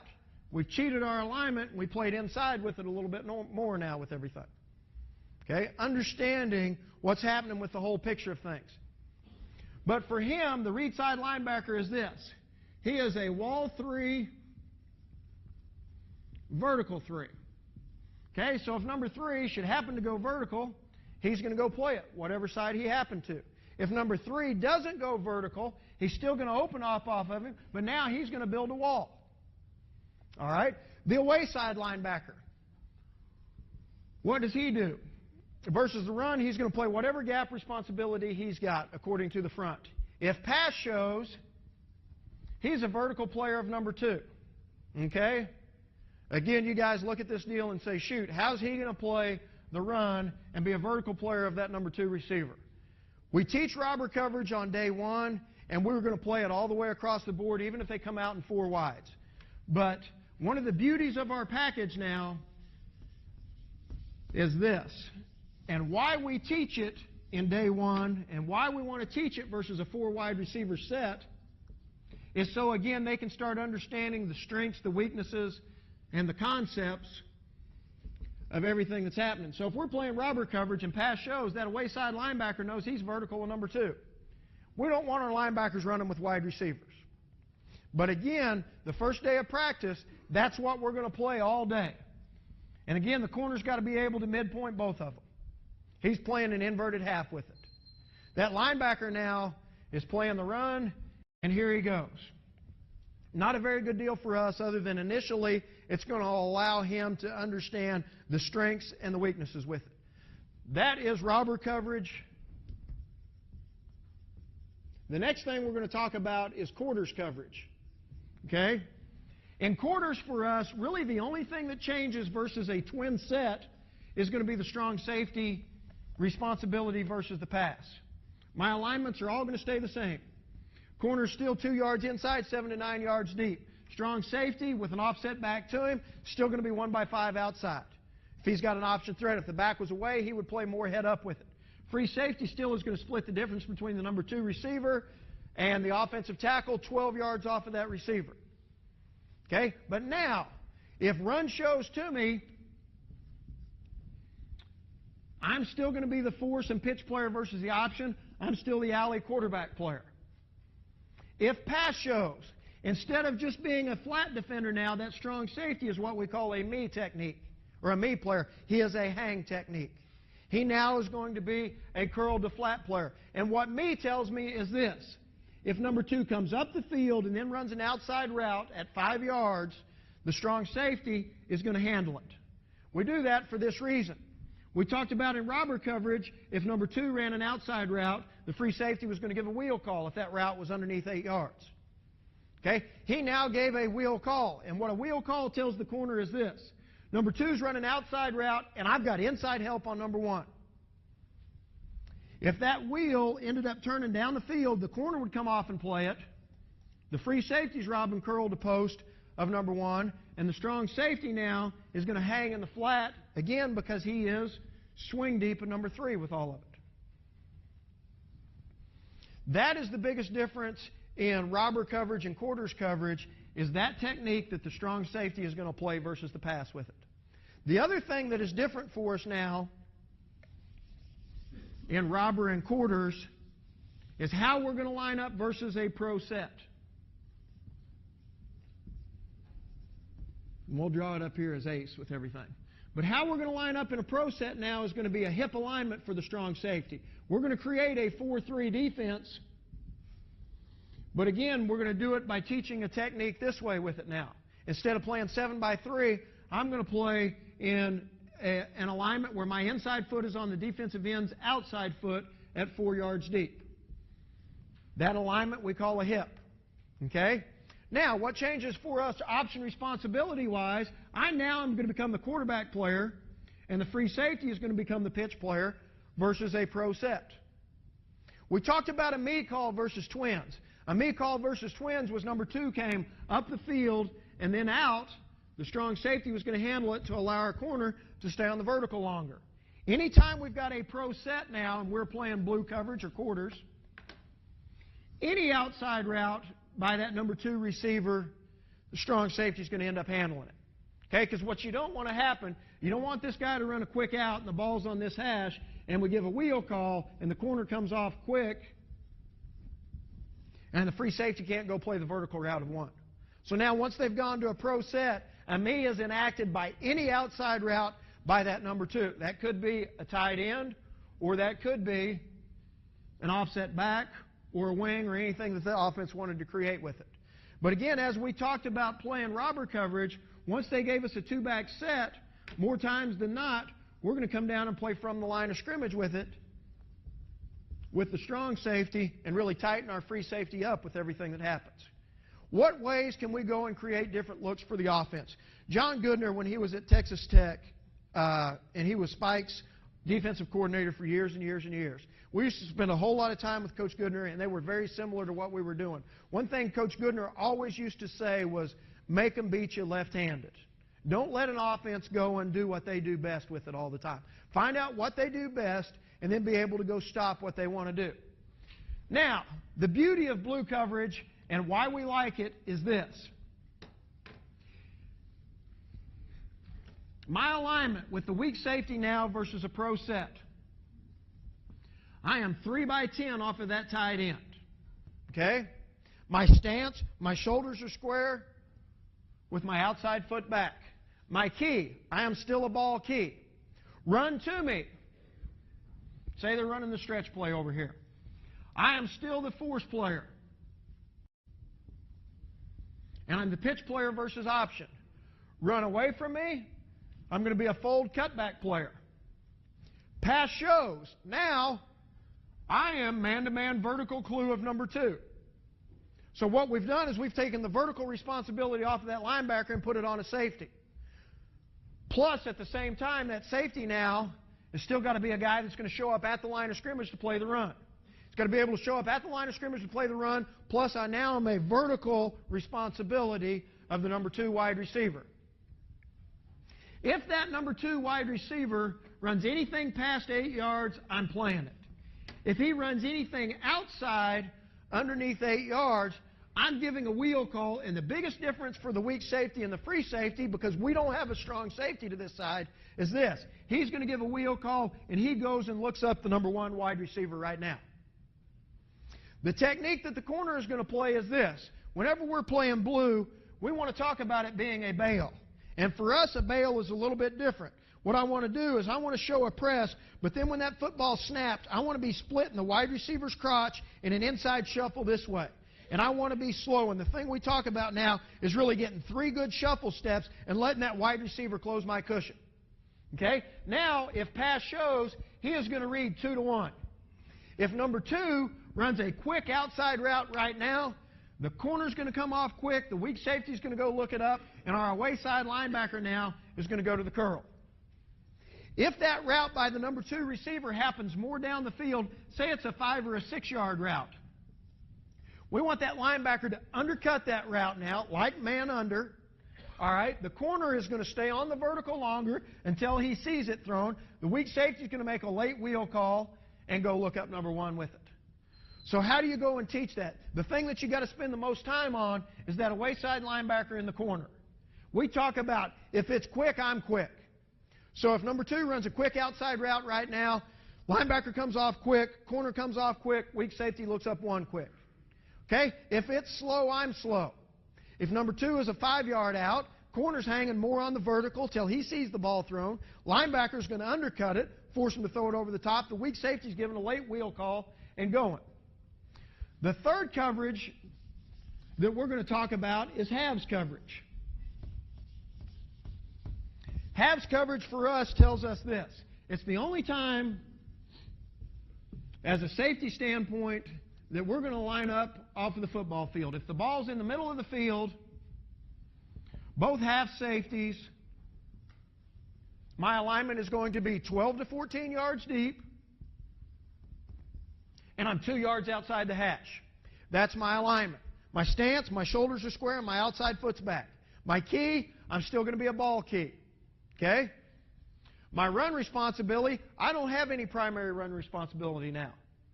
Okay? If pass shows now, I am playing a half technique. But again, for us, as soon as pass shows, I want to be able to take my eyes back and see what these receivers are doing too. So if we got an out and a curl combination, number 2 ran an outside route, so guess what? I'm still giving a wheel call, but instead of robbing curl to post now like we did in robber or quarters coverage, he is going to rob post to curl with it. Okay? The only thing that changes for us now, if that ball moves and it's on a hash, my alignment's now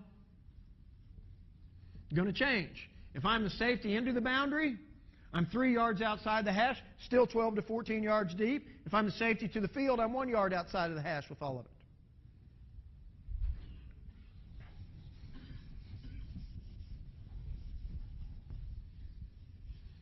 So, we've talked about robber, we've talked about quarters, and we've talked about halves. Those are the 3 zone coverages that we're going to teach. Okay, now, we're going to get into English. We're going to talk about the read side. We're going to talk about the away side. We're going to talk about how we want to play I-backs. And we're going to talk about how we want to play a trips formation. Now, for us, when we start talking about all of those coverages, we can play robber as a read side call. We could play robber as an away side call. We could play quarters as a read side or quarters as an away, and we could play halves either way. But now the beauty of it is we can combine what we want the free safety and the weak safety to play versus a balanced formation. Okay, we can say we want to play robber quarters, or we can say we want to play quarter halves. And again, there's no new teaching for the kids with it, because what they do, they learned how to line up versus pro, they learned how to line up versus twins. And those next two things are going to take care of how we want to play I-backs or the run, and how we want to play trips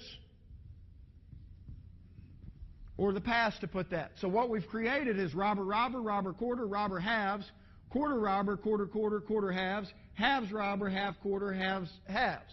We've created 9 different coverages, but they only had to learn 3. Okay, now when we start talking about I-backs, do we want to play it as a zone concept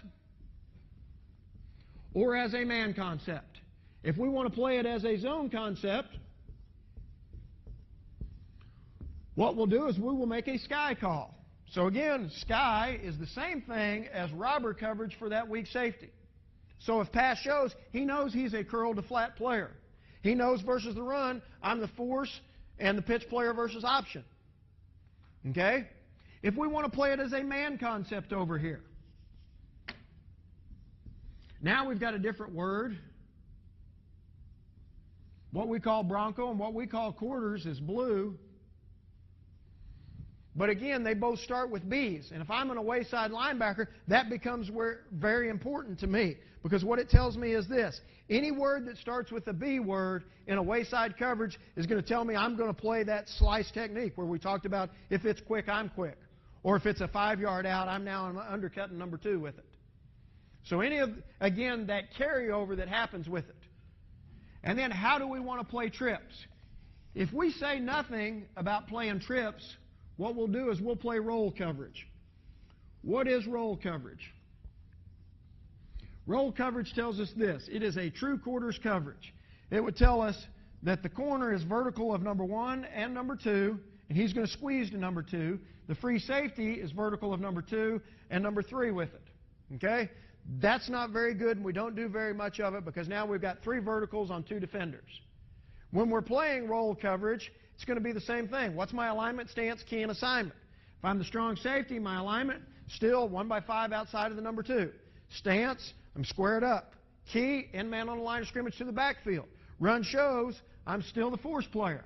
If pass shows now, what I have to do, I have to be physical and knock down that route by number 2 where we can't get 3 guys on the same level vertically with us. Okay? And he would still be swing deep of number 3. So if number 3 ran through his zone and then vertical, he's going to end up playing it. For us, from a corner and free safety standpoint, is this. We talked about if all 3 of these guys went vertical, free safety's vertical of 2 and 3, but he's going to squeeze more to number 3. Corner's going to squeeze more to number 2. The reason we want to do that is we want to take away the easiest throw with all of it. Force them to throw the ball out here. The ball's going to be in the air longer, and it's a harder thing for them to complete. Now, once the ball is snapped, from a free safety standpoint, when I'm playing roll coverage, I'm starting in a slow backpedal now. Okay? If run shows, then I'm going to come back forward. But if pass shows, I've got to be able to see what number 3 and number 2 are doing. Okay? As soon as one of those guys sit down, I'm going to turn it back into robber coverage where now I go play. So if 3 ran an outside route right now, I have no more 2 verticals. I don't need to stay in my back pedal. I can turn it back into robber or a shuffle technique where now I can go play the number 2 receiver with it. That's one way for us to play trips. What that allows us to do, we're not in a one-on-one back here anymore. Okay? We can play squats and halves. We could come down and play that man concept we talked about to get more guys in the box with it. Okay? We could play a zone or a sky concept and do something there. But the biggest thing to know is we are not in a one-on-one back here anymore if we're going to handle the 3 verticals with the read side or passing strength guys with it. Okay? The next thing we're going to play is a man concept over here, which we call solo. And in solo,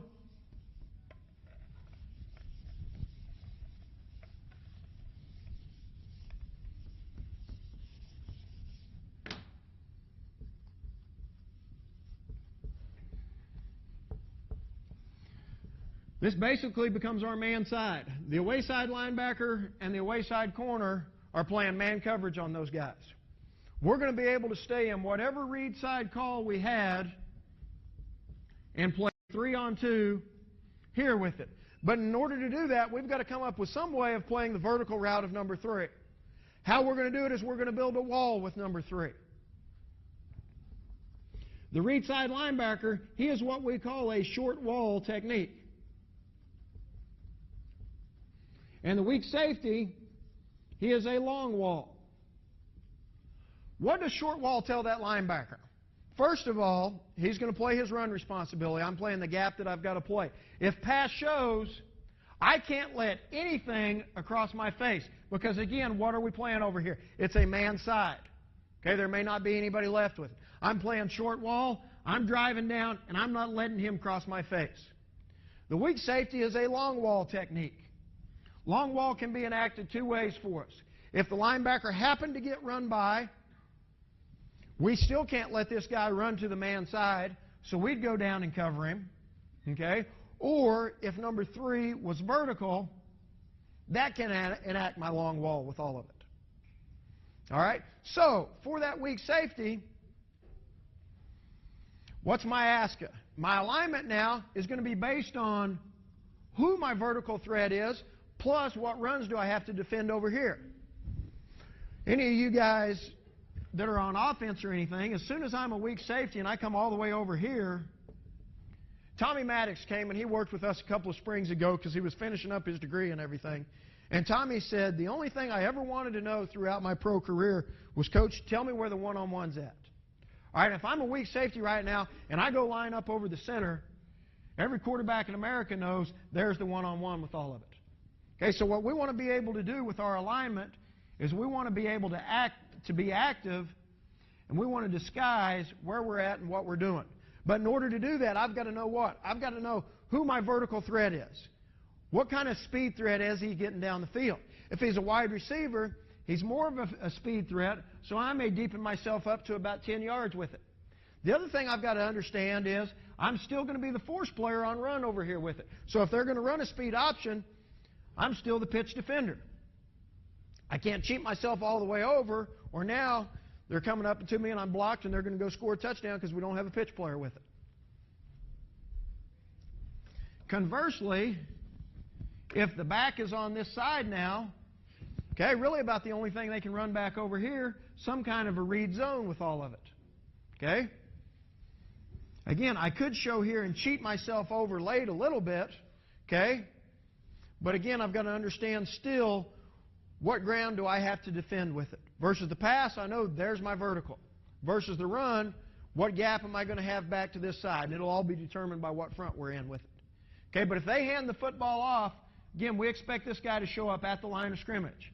The hardest thing on it, and again, going back to understanding the system and the scheme of what you're trying to get done, if they're going to fake here and throw 3 vertical, that becomes the hardest thing for that weak safety. Because if they hand that football off, we expect him to show up at the line of scrimmage and make a tackle.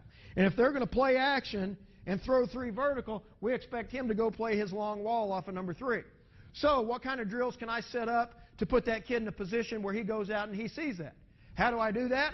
I'm going to set up the quarterback, the running back, and the number 3 receiver. And we're faking the ball across, may hand it off, but number 3 is running vertical with it.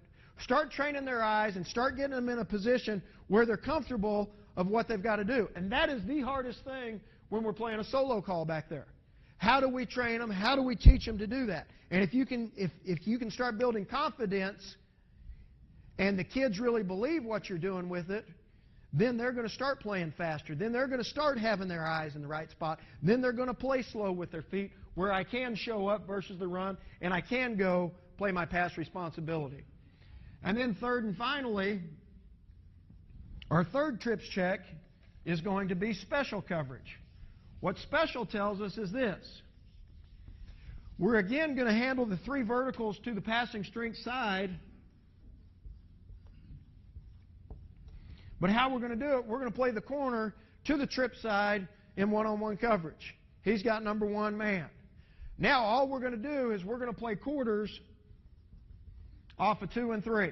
So if 2 and 3 both went vertical, the strong safety would handle 2, the free safety would handle number 3. Here's what the strong safety knows, though. He knows the corner's in man coverage there. So what he has got to do, he's got to keep leverage on any outside route by number 2 or by number 3 with all of it, if pass shows. And again, what that's going to allow us to do on the away side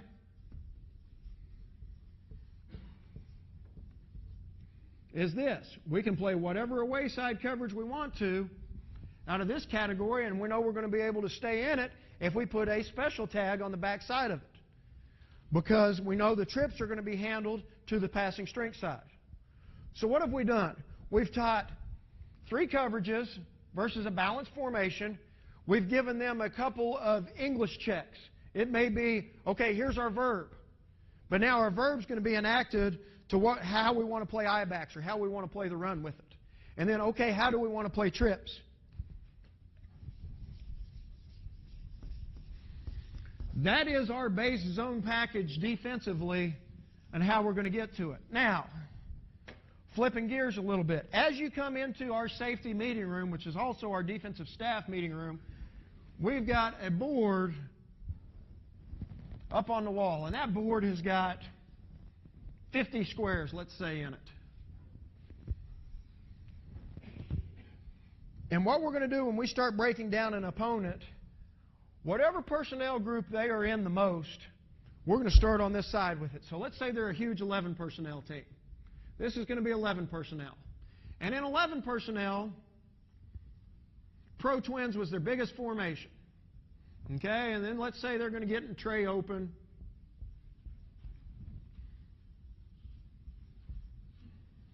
And let's say they're just going to play trips with it. Okay, and then let's say they're going to get in gun strong tray open with all of it. That's what the formations they line up in. If they've got 26 formations they ran in 11 personnel, we're going to put them all the way here until 11 personnel ends. The next thing we're going to do, underneath each one of them, let's say they're running the stretch out of it. We're going to put it up here and we're going to create a hit chart on the stretch. But then against every opponent that they run that stretch against, we're going to use a different color for each opponent. So now as we're going throughout the course of a week, we can see, all right, this is a 4-3 team, and they wanted to run the stretch play over here for whatever reason that is. We're going to know how they're going to try. An offense is going to start to attack different defenses with it. And whenever my kids come in early in the week, this is how we're going to start our teaching progression. But for us, go back to our base 3 coverages. So we said 2 blue, sky, solo is our call now. Again, how does that break down into an English sentence? 2 tells us what we want to play to the passing strength side. So on the first thing, free safety comes out here and he sees it's a Pro Twins formation. He's going to say cover 2, reading left, which is going to set everybody on this side of it. It's a balanced formation. So the weak safety now is going to play blue or quarters over here. It's pretty simple versus a balanced one. Now they come out, draw a line down the middle of the formation, and they've got 3 receivers over here. Anytime they have 3 receivers, it's going to be like a trips call for us. What word told us how we wanted to play trips? Solo did with all of it now. So what Solo is going to do for us, going to put us in a man concept here. It's going to allow us to stay 3-on-2 to the Twins, and now we're building a wall off of number 3 with it. Same thing on the next formation. It's trips. We know it's going to become a solo call. Okay, for example now, let's say whenever they get in gun strong, are they doing something out of a particular formation? Do they only throw the football out of it? Do they only run the football out of it? What do we have to do? What do we have to know about that offense in order to get ourselves in the best position to take away what they do? And if there's something that shows up on that hit chart, okay, this may be a time where we're in a weak safety, bring you down into the box, and now get to a man concept with the corner and the weak safety, and go ahead and slide our linebackers over and handle it with special or roll to the trips, but now it's going to give us 7 guys in the box with all of it again. Okay? And let's say one thing that the offense likes to do whenever they're in 11 personnel now is put that tight end back here and create a 2-back set. I don't care if he's in I-backs or if they're going to get in split backs so they can protect the football and everything. Now, if they're giving us a 2-back or an I-back formation, how do we want to handle that? Because it doesn't do me any good if an offense is going to line up in a 2-back formation and I'm going to stand back here at 10 yards on first down. If it's 3rd down and 15, yeah, that's a heck of a deal. So if we wanted to control it when it was 3rd down and 15 and we wanted to play quarter halves, all we would do is take out that word that they could check with all of it. And we would say blue 5 solo. So if they came out in I-backs, I'm still going to play a half technique here. We're still playing quarters here. And here we go. But if it's first down now, we're going to say blue 5 sky solo or blue 5 bronco solo, which now is going to get him down to 4 yards with all of it. What it's allowed us to do defensively, it's allowed us to be very multiple with it. It's allowed us to go and get lined up in whatever call we think the best thing is with what that offense has done and all the other games that they've played until that point to go stop what they do.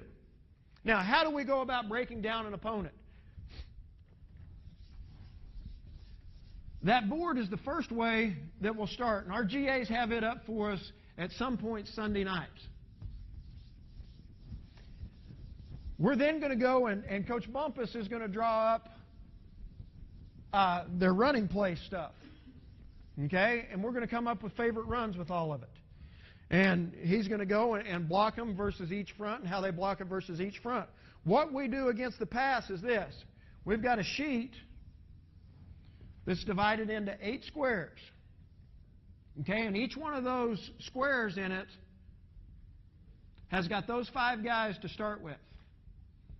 All right? Let's say we're breaking down OU, and it's OU versus Texas. All right? Here, we're going to have the down and distance.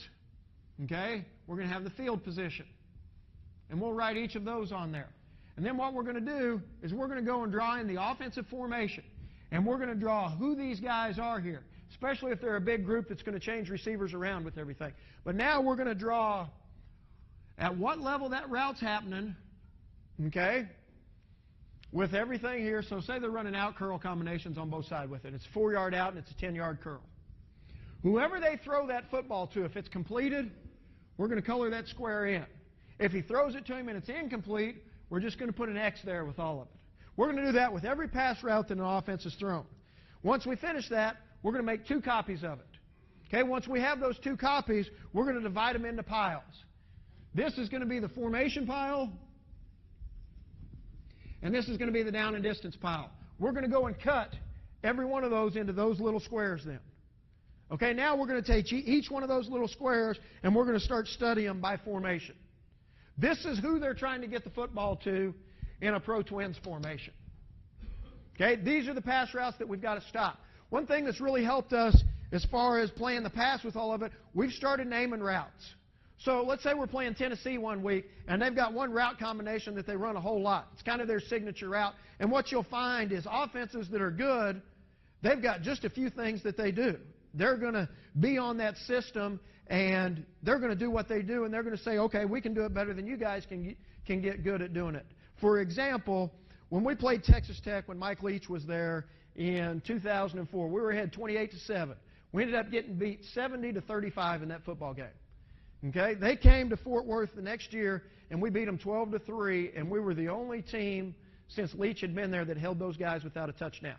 Now, we screwed it up the year before, but we tried to fix it the second year. How we tried to go back and fix it is this. Something that was that different, and it can be option football, but if you know what people are going to do, and they're going to do the same thing over and over and over, let's start practicing during spring ball, and let's start getting our kids to where they understand those concepts. Where if you're playing Navy and they're a double slot option team, don't let Monday or Tuesday's practice be the first time those kids have seen it. Because then they're going to be out there and, Coach, this is a completely different deal for us. How are we doing all of it? Start during spring ball. Start teaching them those concepts where now you have carryover. The other thing that we'll do is on Sunday nights during the season, because we practice on Sunday nights, we go about an hour practice. A lot of it special teams, basic fundamental stuff. We're going to start introducing the next offense, and then we may have 10 minutes of half-line option drill. We may have 10 minutes of throwing the football type stuff versus something that stays very consistent. I started saying about naming routes. If you're playing Tennessee and they've got a signature route, call it the vol route. Okay? And now instead of going out to the kids, well, it's an out, vertical, and a curl, hey, it's the vol route. And that word can carry over. You may be playing Memphis one week, but it's still going to be the vol route with it, where they start recognizing those things. And it starts staying with them. I think that's something that has really allowed us to communicate better with our kids, and our kids get on the same page with it. But now we've got those two different piles of things, and we've got them by formation, and now we've got them by down and distance. And down and distance, it becomes really important, and the first thing we look at are the third down stuff. Okay, here it is on third down. What do they like to run? Are they trying to run routes to the sticks? Where does that change their philosophy? If it's 3rd and 3, are they trying to run short things? Will they take a shot with all of it? But when they're in this formation and it's third down, here's exactly what we're getting. Now, as we go through and we set up practices, and as we set up our half zone stuff, that's the thing that we're getting the most reps at. That's the thing that we're now going to work our stopper calls and everything against, because that's what we know odds say that we're getting with all of it. Okay? But that's how we break down the passing game.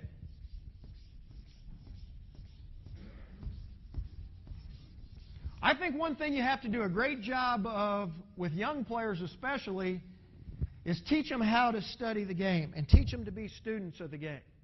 So many young kids come in and they couldn't tell you how many eligible receivers there are. They couldn't tell you what makes a guy eligible. Start teaching them to be as much like coaches as you can. Teach them how to watch film instead of just putting it up there and all I'm watching is the football with all of it. Teach them what the receiver is going to look like when he's running a particular kind of route. What the offensive line is going to look like when it's a run or a pass block with all of it. What the quarterback's going to look like in a 3-step or a 5-step drop.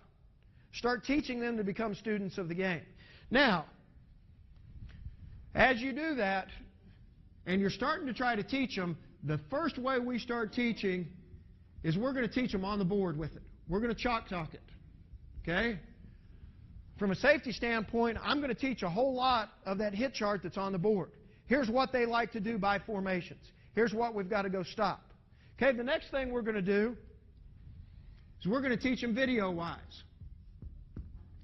What's happening here is this. I'm going to create a favorite pass DVD or a play-by-formation DVD where they get to see the 2 or 3 biggest plays that they're going to run out of a particular formation. It's basically the same thing we just saw on the hit chart board, but now they're seeing it in actual video stuff. And I'll make them a copy of that where they can take it home. And if they watch it 20 or 30 more minutes throughout the week, the more film we can study, the better we're going to be with all of it. So, we've chalked it, we've videoed it. The next thing we're going to do is a walkthrough. We've got a 15 to 20 minute walkthrough before every practice. Okay, now early in spring ball and early in fall camp, that walkthrough is kind of going to be an on-the-field installation for us. We're going to sit there and we're going to go through each position exactly what it is. Okay, they're going to get an idea of that. Now, once we get into the season, how that changes is this. That walkthrough is going to be based on what the opponent's doing. Again, Sunday night we're going to start it. Before we go our Sunday practice, we're going to have 15 or 20 minutes of walkthrough. Okay, we're playing San Diego State this week. They're primarily a 21 personnel team. This is what they like to do out of it. And we're going to start hammering it into them that way. And then we're going to go to practice. Within practice, the first thing we have individual stuff, and then we've got small groups. And then we're going to get into team settings with all of it. And that's how we go, and that's how we teach everything.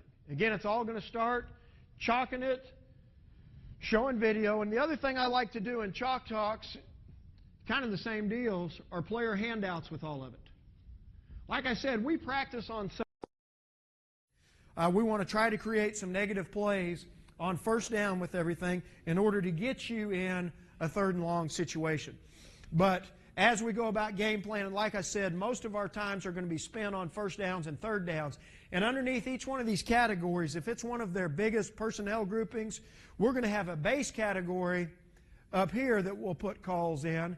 And then underneath that, we'll have our blitz or stopper calls with it as we go about it.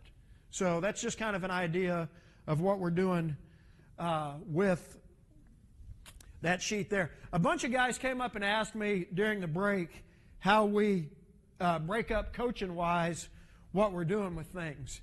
Like I said, we are a 4-2-5 defense. We play with 4 down linemen, and one guy coaches those 4. The GA works with him a good bit of the time, and he does that. We've got a linebacker coach that coaches the 2 inside linebackers.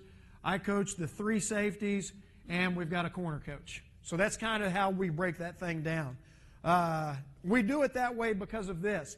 There's so much more technique and stuff that happens at the corner position, and from a safety standpoint, it's more schematic, and it's more understanding that leverage in that net and everything. We do it that way because now whenever we go to inside or middle drill, we're all there together with it. Okay? How you break that thing down and how you coach it from a safety position, coaching all 3 of those guys, I think becomes a big deal.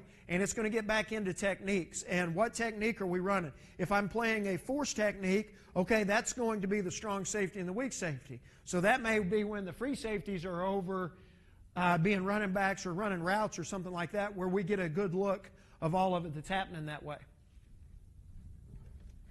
But that's how we break it down and kind of why we do it that way.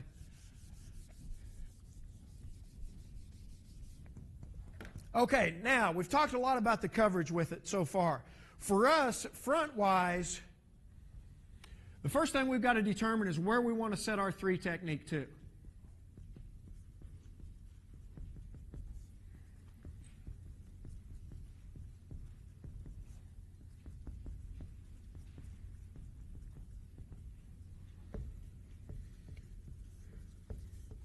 Okay, again, we'll start with 11 personnel, a pro twins formation with all of it. If we want to set our 3 technique to the tight end side, which we do most of the time when they have a tight end in there, we're simply going to make a tight call, which is going to put us a 3, and our call side end is going to be a 6 technique with it now. Being a 6 technique, we play him in a lot more balanced stance. His feet are almost square with everything. He's barely got his fingertips on the ground, and he is reading that offensive tackle with all of it there. Okay? We play a 3 technique, and if it is a one-back deal, we play that guy almost in the gap with all of it. We're going to play him wider. Okay, and then on the back side of it, most of the time we're going to play a G, and really, again, he's going to be a gap player, and we're going to play a 5 with it. Linebacker standpoint, Sam linebacker and Mike linebacker. Sam linebacker is always going to travel with the 3 technique. Talking about differences in people up front, we do not trade. We play a left end and we play a right end. We play a true 3 technique, and we play a nose guard. The nose guard for us is a little bit bigger. The 3 technique that we played in the bowl game with was 257 pounds.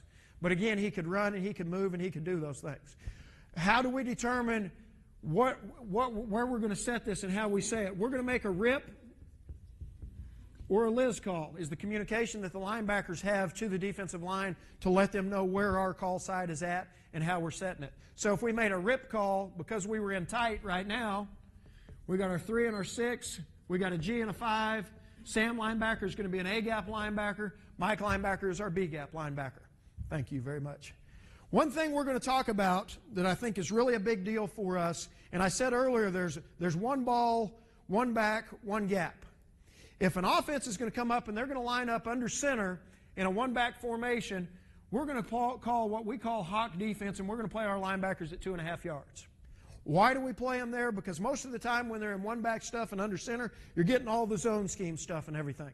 Don't let those offensive linemen double team and work up to things. Line up tighter into your gap with everything, where now we can go and force more one-on-ones up front with all of it, and we've got a bigger threat of running through and creating a negative play for our offense with it. If we made a split call, again, what split's going to tell us is now we want to set our 3 technique to the split inside with it. And if we want to play this guy as a G, our call would be split G. Again, the Sam linebacker is going to go to the 3 technique side. He's the A-gap guy.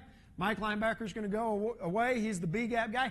Anytime we have a defensive end that has a tight end away from the call side, we play him in a 6 technique. He's really a 7, but we call him a 6. He's going to play that C-gap with all of it there. And our communication would be check loose to it if we weren't in a G, which would go ahead and widen that nose guard out a little bit farther with everything. That's one way of setting it off of a tight end or a split end. That also is going to talk to us now. Let's say an offense has 2 tight ends in it, and we've got a tight call. Well, Coach, you said set it to the tight end. They've got 2 of them. What we want to do if there's 2 tight ends, we're going to set it to the field if it's a balanced formation. If it was in the middle of the field, we would make a Liz call with it because most offenses are right-handed.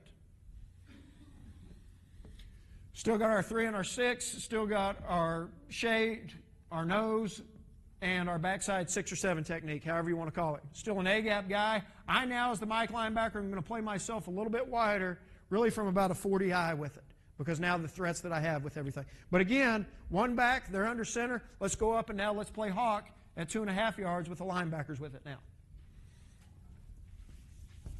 If we said split and there were 2 split ends or 2 tight ends, which gave us no split ends, or 2 split ends, and the ball was on the hash, then we now would want to set our 3 technique into the boundary with a rip call with it. So if we've got a tight call, there's 2 tight ends or no tight ends, we're going to set it to the field, or left if it's in the middle of the field. If we've got a split call and there are 2 tight ends or no tight ends, we're going to set it into the boundary or a rip in the middle of the field.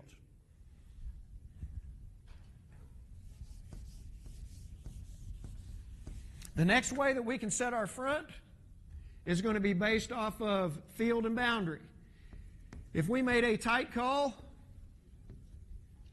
again, our 3 technique would be there.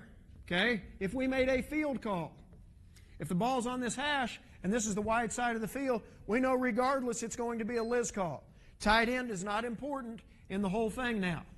But let's go back now. If we had a field call, we'd still have a Liz, but what do we have now? We've got a tight end away from the call, so we've got to check to a loose to get this linebacker out here to a 40. And we'll call him a 7 technique just because it's easier with it now. And he's here with everything. If we want to set the 3 technique into the boundary, we're going to make a boundary call with it. And again, it would always be set to where that boundary is. If we got a tight end away from it, we would check loose. For us, a couple of different things. Indian and outlaw, if we said Indian, would put us in 2 G techniques with it. If we said outlaw, then we'd be in 2-3 techniques with our defensive tackles with it.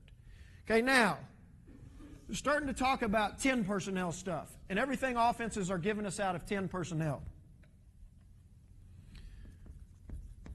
If it becomes important as you're breaking an opponent down to understand where you want the 3 technique, when he's going to be offset or not, we can play it as a set call, which now will allow us to put our 3 technique to whatever side that back is on.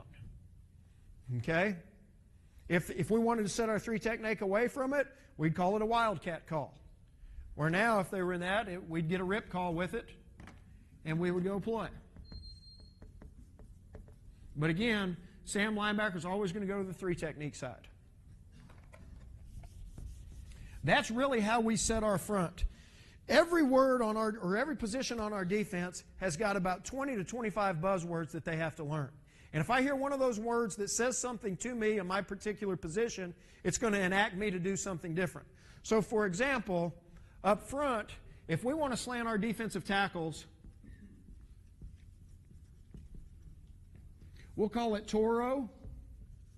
And if we said Toro, the 2 defensive tackles are slanting to the call. So right now, we've got a tight call. We said tight G Toro. Okay? If we said tight G aim, guess what? The 2 defensive tackles are going to slant away from wherever the rip or Liz call with it. If it's a word that starts with a T, we're slanting to the call. If it's a word that starts with an A, we're going to slant away from it. If we want to now get into 4-man slants, okay, again, we're using a T word that's telling us to go to wherever the 3 technique is, to the call side. Or if we're using an A word, we're slanting away from the call side.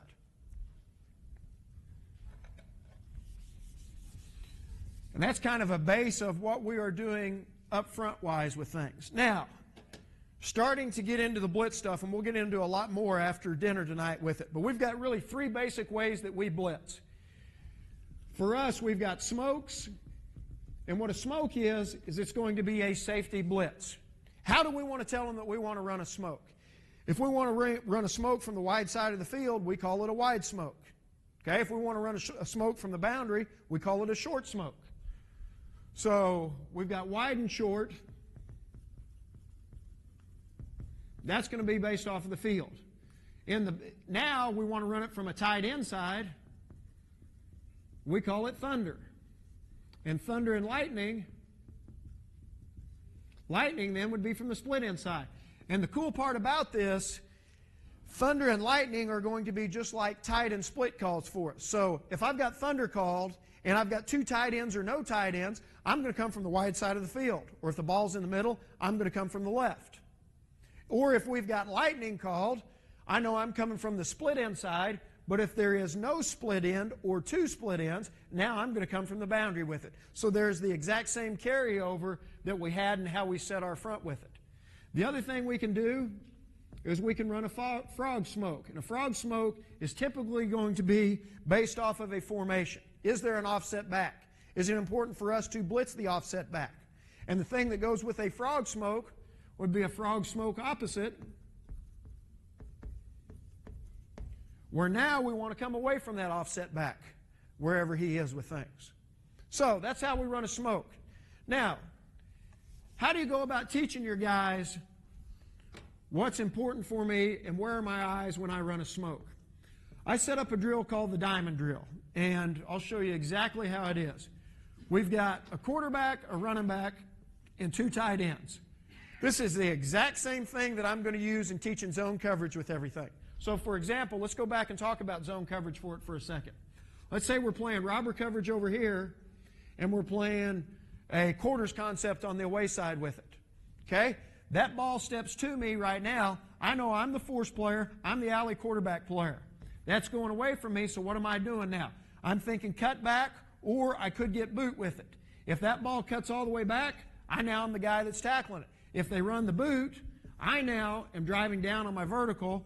Free safety's going to come down and cover his vertical. Strong safety's got to get ready for swing deep at number 3 with it. Okay, this is the drill that I teach all of the safeties leverage with it and everything that happens. Now, the next thing that happens within diamond drill is this. Now we're going to run smokes. And again, anytime that back steps to me, and here's how we want it to happen. We want to show a good zone look with it. Okay, but before that ball snapped, I want to start cheating down the line of scrimmage with my outside foot back, shuffling down the line of scrimmage. I want to do that for a couple of reasons. That way I won't ever be offsides with it. If I took a step, I could always get myself back, okay, because it's my outside foot that I'm stepping with. And the other thing is this. When that ball snapped, I want to be moving at a high rate of speed where however they're going to try to come out and block me with it, I'm creating foot battles with the offensive line where they're trying to expand somebody out of there awful quick with it. Now, as I run a smoke, I'm on a contained path, and I know I'm a pitch player versus the option. Where do my eyes have to be? My eyes have to be on that back right now. And he's going to tell me everything that's happening. If that back steps to me on any kind of a zone path, I'm flattening and I am tackling that back right now. Okay? How we run this drill, we're going to say it's double smoke where we're coming off of both edges. So the strong safety has got the back stepping to him. He's flattening and tackling. I'm the weak safety that's coming right now. That back stepped away from me. I know two things can happen. I can get the zone cut back or I can get the boot with it now. And again, it's important, especially to a tight end side, if they were a big zone cut back to the tight end with it, because what we told our defensive end was a fire call, which took him on a path at the tackle's hip down inside. He's gone with all of it now. Okay? So I've got to be able to choke my motor down and stay square, so if they do hand that football off, I can fold back and tackle the dive, or if they do run the boot, I can get myself back up the field with all of it now. So again, that's diamond drill and how we're going to set it up versus smokes. Okay, that's one where we've got the zone and we've got the boot off of it. What else can you run out of all of it? We can be here and now run speed option with everything. Again, I'm coming off the edge. If I get duck down here and start doing this, they're pitching it and we've got no pitch player.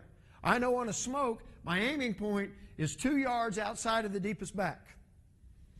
Okay? And that is the path that I'm going on initially with everything. If I get speed option at me, yeah, I could go ahead and choke my motor down and feather and slow play that deal to buy us time for everybody else to get there. If we got a sprint out path with any of it, most of the time that's going to happen out of some kind of a shotgun deal. But again, my aiming point is 2 yards outside of that defensive back or outside of that running back. He steps to me right now. I know there's no run threat with it. I want to get myself up the field and pull up the quarterback. Again, I am a contained player on a smoke. Now, if we want to change that up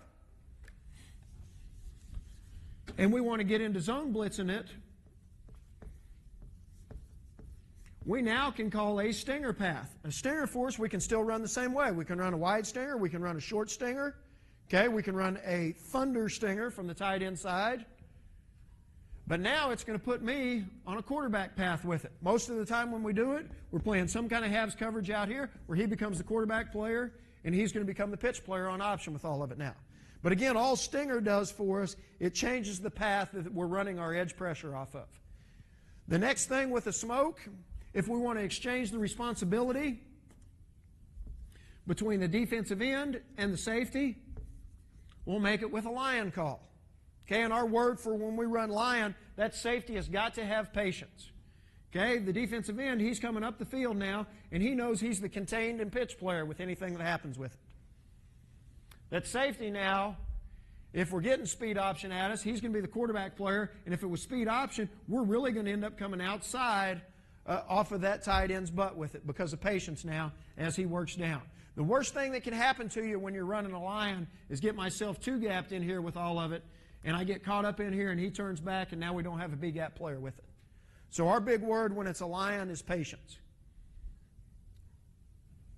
Those are all the ways that we will bring a safety off the edge, and we can talk about zone coverage and man coverage as we get into it.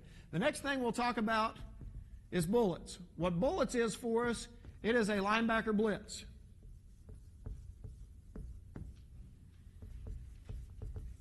So if we said tight G bullets, it's very simple for us. We're lining up in tight G, and we're running bullets through our gap with all of it. As we get into wanting to exchange things for us now, if we said tight G with an aim, okay, so we lined up in tight G, and we aimed, so now we're saying bullets B-A. So what bullets B-A tells us is this: the Sam linebacker's hitting the B gap, the Mike linebacker's hitting the A gap, and that's all because now what have we done up front? We've slanted and we exchanged those gaps with it. We're going to look at our watch, our wristband, and every one of those calls, we've got 6 or 7 different categories under there. We've got a smokes category, and under smokes, we've got 15 different calls. We've got bullets. Under bullets, we've got 15 different calls. We've got dogs. Okay? Under dogs, we've got 15 different calls. We've got a dime category, we've got a zone blitz category, and then we've just got like an opponent category of whoever we're playing that week if we want to do anything any differently with it. Okay, so that's bullets for us. And then third and finally, how we're going to blitz is dogs. And what dogs is for us, it's going to be a linebacker and a safety from the same side. How do we run dogs? Basically the same way we run a smoke. We can run a wide or a short dogs. Okay, if we said wide dogs, we know we've got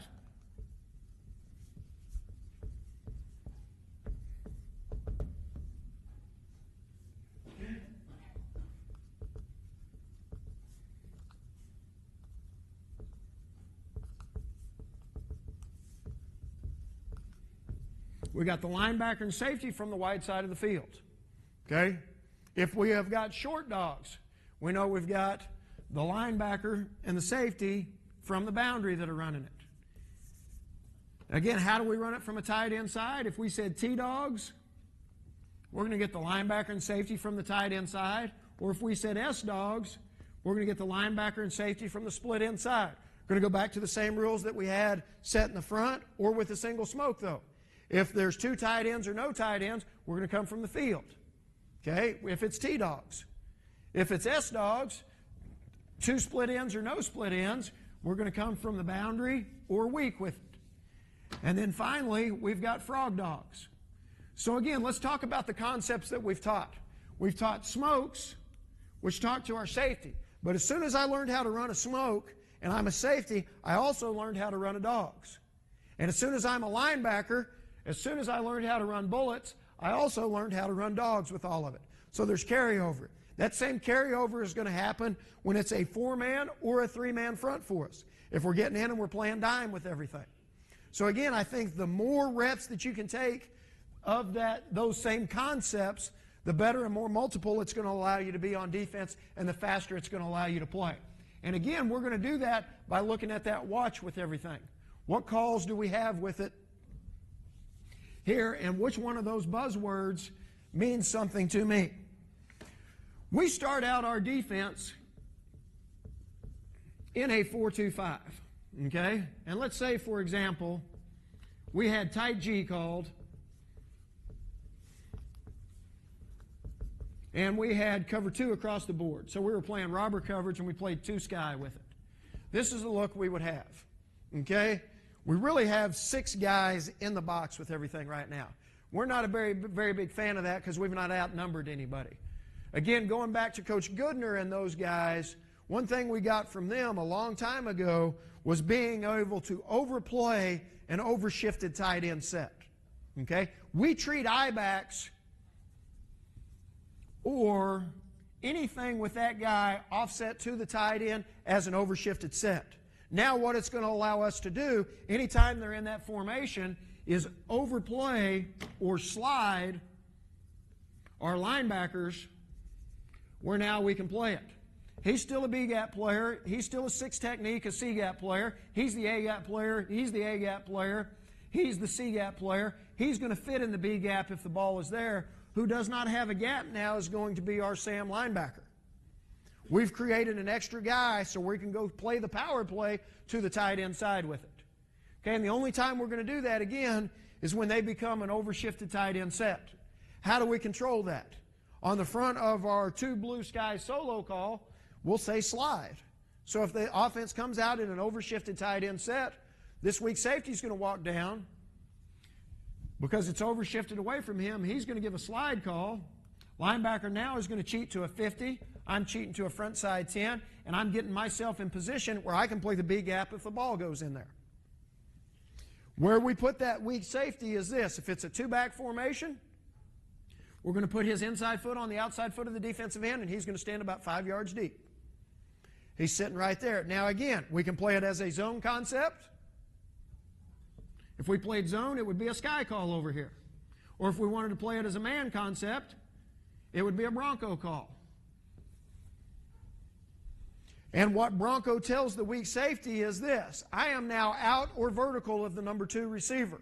We talked about it a little bit in 11 personnel, but I didn't give you a very good definition of what Bronco was for that weak safety. So where is number 2 now? He's in the backfield with everything. So any out or vertical out of one of those 2 guys, the weak safety is going to handle, and now the corner is basically playing a man concept with it. That's one way of us overplaying an overshifted tight end set. How can an offense also overshift a tight end set? They're in a 2-back formation now, and now they're getting in twins. We talked earlier about I-backs being an overshifted tight end set, but for us now, that overshifted set is happening away from the strong safety. He now is going to be the guy that's going to give the slide call and get himself in position where he can play a football in the B gap. Linebackers now are going to a 50 and a 10 again. And we're going to flip our corners with it and play flip coverage now. Again, why do we do that? You could do it and leave your corner. This is actually the weak safety. You could do that and leave your corner back over here, but now you've got to get into, well, is he going to be the force player? You're going to put him back here where he's the guy that's going to make all the tackles. For us, those guys are a lot better coverage players than they are run force players. Okay? We want to get them in a position where they're playing more of the pass, and again, we're creating that same net around the football with our safeties. Okay? So for us, when we play flip coverage, if pass shows the strong safety, he is going to be a sink player, still swing deep of number 3. So if he gets a number 3 that crosses his face and goes through his zone, he's going to end up playing it. Otherwise, I'm sinking, still could get a China call. Go look it up to allow our corners now to double the corner route with it as it happened. Okay? Where we get into different things now is going to be on the away side of flip coverage. And this is where teaching and rules have to happen for that free safety and weak safety. For us now, what they've done, they've given us a tight end and a running back here. Huge run formation for us. Okay, so if I am this weak safety, my alignment now, I'm going to play on the line of scrimmage, and I know I'm the force player with it. Okay? We're going to play a sky call back over here. Sky is the best thing that we can be in to play the run. Sky gives us safety support, and we're going to surround that whole running picture with safeties with all of it. The biggest thing for the free safety to know is this now. With just having a tight end, an upside tight end over here now, there is no corner left that's going to help and sink if he gives a China call. I've got to play myself a little bit wider from that offensive tackle, so if I get a corner route, I can push and go play that corner route out of the tight end with it. Okay? Same thing teaching-wise for the weak safety. Force them to throw that short one. I want to be able to sink and then break down on all of it. So if they are in I-backs, we want to play it as a sky call where we get good safety force with it. Same thing if this back became offset to the tight end. It's still an overshifted tight end set. Strong safety still sliding them. Here we go. Good luck running the football to the tight end side. Still a huge run threat over here. So we can go ahead and stay in a sky look with it. But as soon as they create a wing with it, both of these guys could go vertical with it right now. As soon as we've got two vertical threats for us, what we've got to get to is we've got to get to a coverage where if both of them do come out of here vertical, we've got two vertical players with it. What we call that is a banjo. A banjo for us is 2-on-2. So if both of those guys came out of here vertical, we're playing a banjo and we go handle it. Now, we are in flip coverage, and flip coverage is still a zone coverage to this side with it. So for us, they know it is a zone banjo. A zone banjo is different than a man banjo. And a man banjo, us two have you two wherever you go with all of it. If it's a zone banjo, they know we're still playing a zone side over here, and if we got some kind of boot coming behind the line of scrimmage, they know we've got a flat defender over here, so the free safety doesn't have to drive down to it. We can stay here and we can surround all of it. That's everything that can happen with that fullback from being an I-back to offset near to the tight end or to a wing with it. As that fullback offsets the other direction, now it's not an overshifted tight end set anymore. So the strong safety is not going to give a slide call.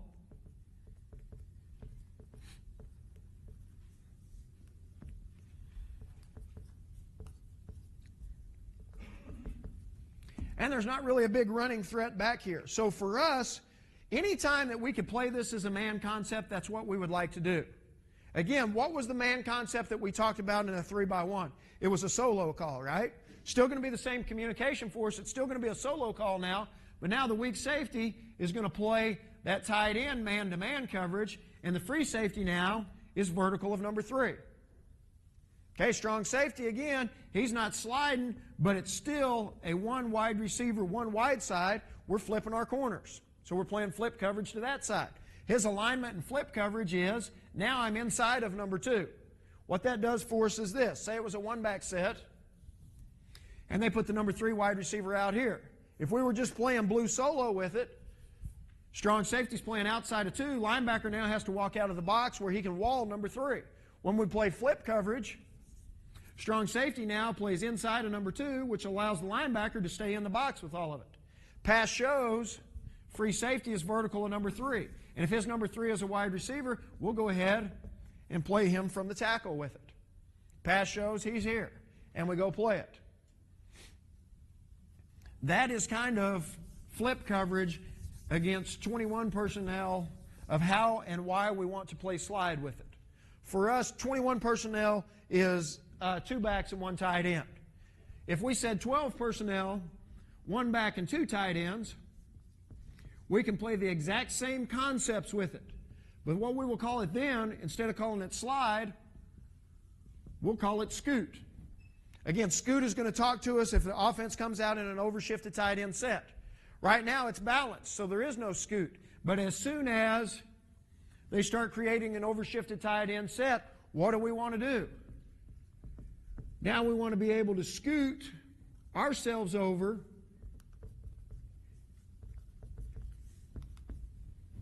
and really, how do we stop the run to the tight end side again? It becomes a numbers game for us. The biggest deal now, if it's I-backs or the backs offset strong, that linebacker would be in a 50 alignment. Anytime they created a wing with it, we're going to play him a little bit wider, out in a 70 with all of it. But again, he has no gap. He's got to be patient with it. And what did they do? They created a trips formation. So what trips word do we want to play? If we're playing slide with it, or scoot with it, we'll say scoot and solo. And again, solo did what? Put us in a man coverage back over here. And now we've scooted the linebackers over as he motioned across. That weak safety knows that that B gap is his. I've got to get myself in a position where I can play that B gap.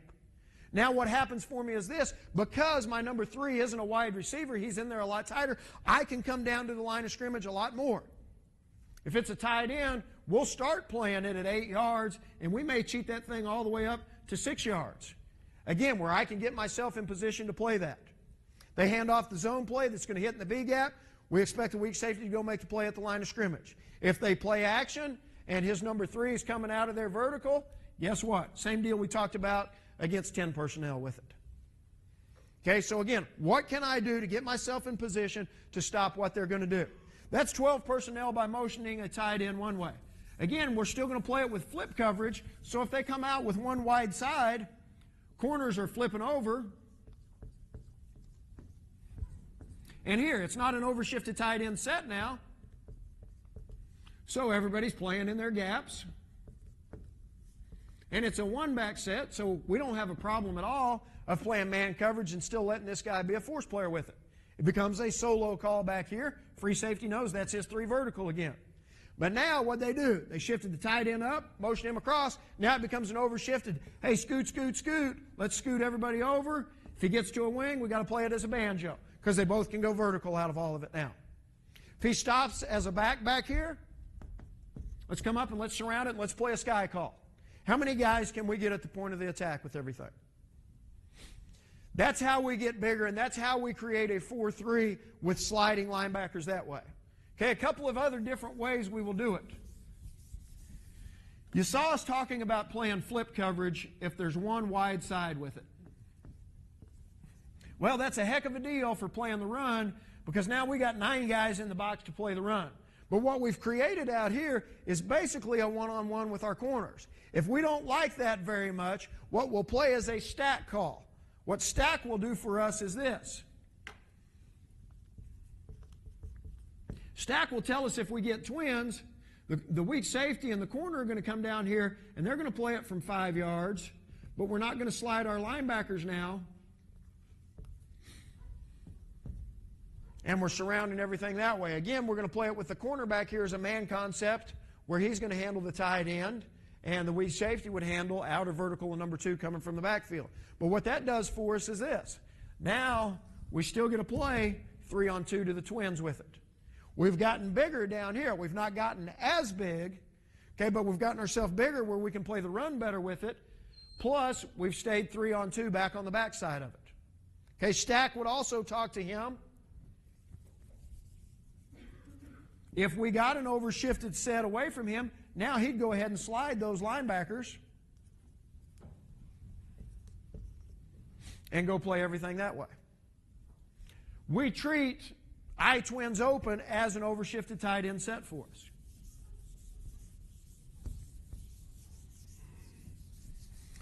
Again, those are the ways that we're going to create a 4-3 by safety movement.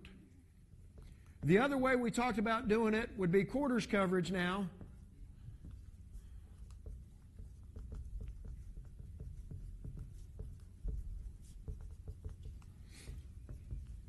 And this is the look that we'd have with everything. We now bring the strong safety into a hip alignment, and the free safety is a 3-by-10 alignment. But again, it's allowed us to get a little bit bigger to the tight end side with it. Played a bunch of it versus Wisconsin because they wanted to try to attack that edge and that seam right there a whole lot in the bowl game with it. But again, we're going back to those same concepts, and there's nothing that changed front-wise, be it a tight or a split call, a field or a boundary call, with how we set it. I'm going to flip gears on you for just a second here and talk about 10 personnel. Our base way of playing 10 personnel versus a read zone football team, we want to set the 3 technique to that offset back. How do we do that? We're going to do that with a set call. Okay, and when that happens, again, the Sam linebacker, he's going to the 3 technique. Let's say that's into the boundary, and we're going to play a quarters concept over here with all of it now. We like setting that 3 technique there because if they're going to run the read zone with it now, we want to force that tackle to come down and have to block that 3 technique. If you line that guy up here as an A-gap defender, you're going to get into every game in the freaking world back here where they start stepping down and turning out on this guy, going back to the linebacker and everything else. We want to set our 3 technique to that back, but then on the snap, we want to tag and bring him to the A-gap with it. Okay, which now is going to allow us to play scrape and chase if we get zone play away from us on any of the read zone stuff, where now the defensive end is going to flatten and play the running back, linebacker is going to step around and play the quarterback with it. And for us, what we call this guy, we now call him a track linebacker. Okay? If our nose guard or our G technique is worth his weight, that thing should get cut off right there. It should never be able to get back to that B gap because we're putting our hand in the gap, our nose in the gap, and we're getting up the field with all of it. That's going to allow that linebacker not to be in such a hurry coming back in here and playing this gap. He's going to track, and he's going to go wherever that football goes with it. That's our base way of playing all of that 10 personnel stuff that happens with it. If anything happened where we did not get a zone block away from us, then the linebacker and the defensive end, if we got a turnout right here, the linebacker would have to stay now and play that B gap. The only time we can play scrape and chase is if we get zone away from him with everything that happens with it.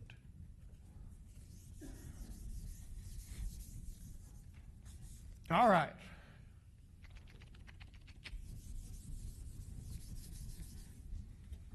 We've talked about zone coverage. Next thing I want to talk about with you is man coverage.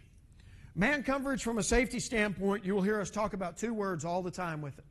Okay, those 2 words are going to be hard focus and patience. So much about man coverage is how I play with my eyes. Okay? Our base alignment in man coverage or zero coverage is this, and these are our rules.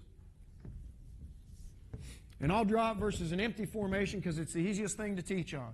Corners have got number 1s with it. Okay, strong safety and weak safety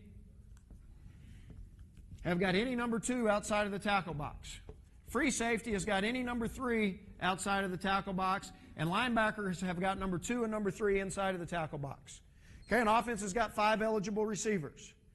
Okay, we've got 7 coverage guys with it. So if we're just playing straight man across the board, we know we're going to have 2 free players based on however the offense does it. Okay, so if they gave us a back in the backfield, again, corners got number 1, strong safety and weak safety got number 2 outside of the tackle box. Now there's a guy in the backfield, so our free safety and the linebacker away from the back are going to be our 2 free players. Again, let's go back and let's talk about blitz now. If we said wide dogs, what do we know we're getting? We're getting the linebacker and safety from the wide side of the field, so now it becomes really easy for us to start counting out who's got what in zero coverage.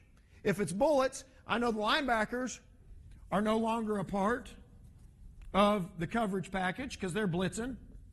So now, who's that free safety going to replace for? He's going to replace for who's blitzing in the thing. Linebackers are now blitzing, so he knows he's got number 2 or number 3 in the backfield with it.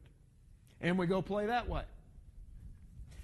Our base alignment when we play man coverage from a safety standpoint is this. I want to be 5 yards off of that wide receiver, and I want to be on his inside eye. Okay, I want to have my outside foot slightly back, and you heard about the 2 words we talk about were hard focus and patience. We teach really 1 technique when we're playing man coverage. It's going to be a very slow shuffle step for us. It's not going to be a back pedal. It's going to be a shuffle where I maintain that position where my outside foot is always back.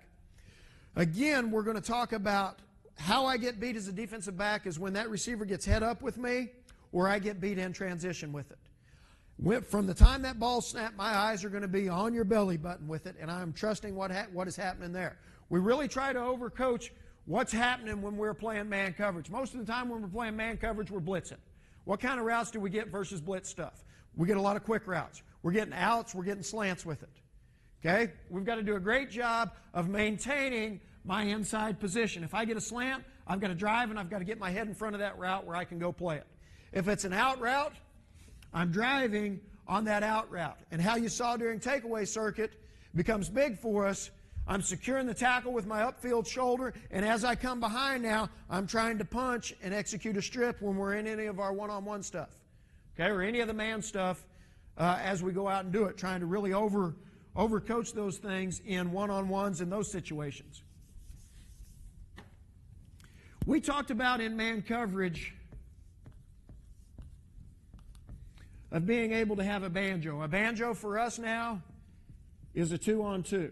As we start talking about things, a fiddle for us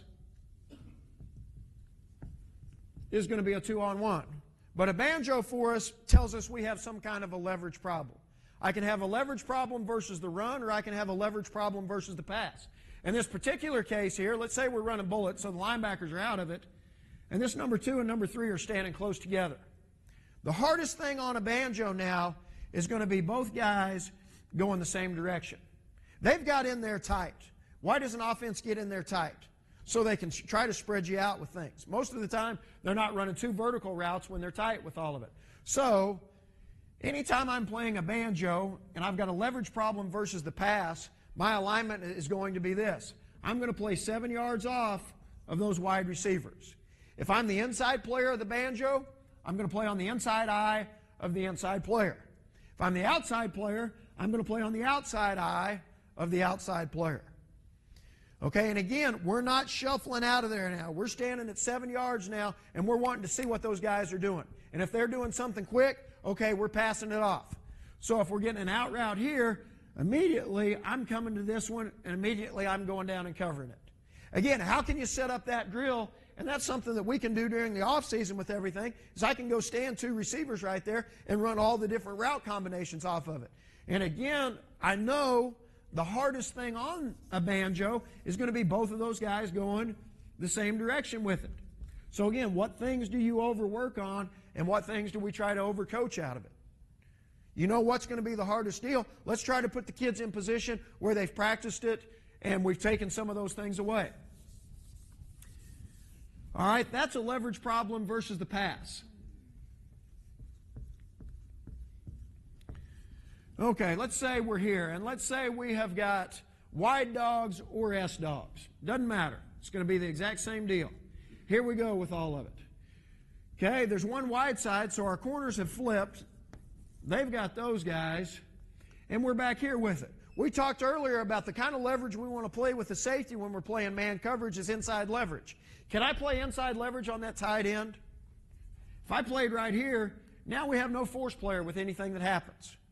Now we have a leverage problem versus the run. So what word's going to allow us to get it where we can handle a leverage problem? A banjo. Okay, and who are we banjoing?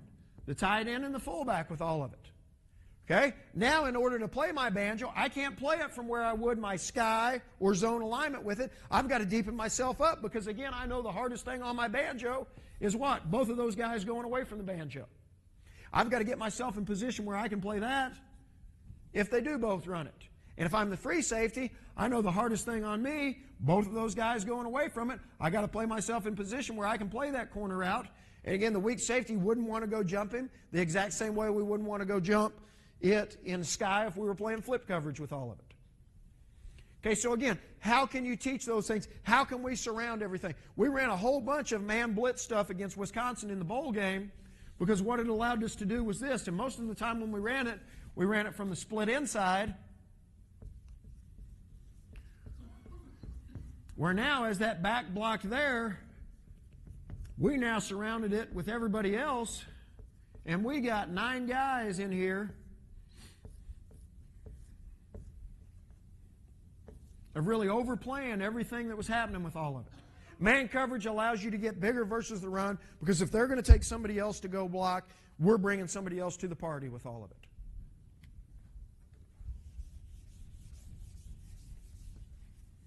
Okay, that is man coverage for us. Again, let's go back and let's talk a little bit about those two words. Hard focus and patience. Okay, again, we talked about wanting to be 5 yards from that receiver. Not 5 yards off the ball. Let's be 5 yards from that receiver. And I want to be in a very slow back pedal with my eyes hard focusing on your belly button. Because wherever your belly button and your hips go, the rest of your body is going to go. Don't let them fall for a head fake. Don't let them fall for anything else. How do I set up and practice this drill? I'm going to put 5 yards apart, offensive guy, offensive guy, and then defender here. The first thing I'm going to tell them is, okay, the football is on your left-hand side. So that's how their feet are going to be with all of it. They're going to be on the inside eye of that wide receiver. Okay? We may be one day where we just want to work on quick stuff. Maybe we're just working an out or a slant with it. All right, but the thing that I've got to do now is I've got to trust what I'm seeing here. And when we get any kind of a break with it, I've got to be able to drive to a point of intersection where I can cut off the route by that wide receiver. If he comes down the field now, what I've got to be able to do is I've got to have an open step, and after we come back from dinner, we'll go next door and we'll get into a bunch of individual stuff, and I'll show you the exact footwork and everything that we want to have with it. But I want my open step to be able to widen and cut off the route of that wide receiver where, again, I can be in the middle of him messing the timing up with everything. One of the things that we have to work most on now is a wide receiver that's going to attack my leverage position. He's attacking me inside, so what I have to do is I have to maintain my inside leverage position here. And understand, most of the time when he attacks my inside leverage position, why is he doing it? So he can run something back outside with all of it. So again, what are we anticipating that offense is going to do as we go? Where are we sitting time-wise? Okay, perfect. So that is man coverage for us. We talked a little bit about a fiddle. What a fiddle tells us is this: it's going to be a 2-on-1. Why do we want to play a fiddle? Let's say on third downs, they're going to get an 11 personnel. And for us, we're going to say 0 fiddle, rebel, double. Okay? Again, which of those words talk to me? I know it's 0 coverage, so I know it's man coverage. A fiddle tells us we're going to have a 2-on-1. What that's going to allow me to do, it's going to put me in a position where we still have zone eyes initially if they do run the football. Okay, but now if pass shows, we've got a 2-on-1 on him. I'm the outside part, I'm the inside part. So now if they run a corner route, we're doubling it here. If they run an inside route right now, the inside player of the fiddle's going down and playing it. This one now is sinking in the curl. If it's an outside route right now, outside player in the fiddle's handling it. I'm going to look to the curl as the free safety. We set a rebel call. So rebel tells us that the linebacker is going to play the tight end man-to-man. What that allowed us to do now, that freed that weak safety up, where now we can go play a double call and really be aggressive with him because he knows he's got help over the top with all of it. Again, what kind of stopper calls do you want to get into? How do we want to go about trying to take away what that offense is going to do with it? If the tight end was to this side, it becomes a simple deal. Still a rebel. Linebacker's got him. Remaining linebacker's got the back. Still keep our fiddle on and we go play.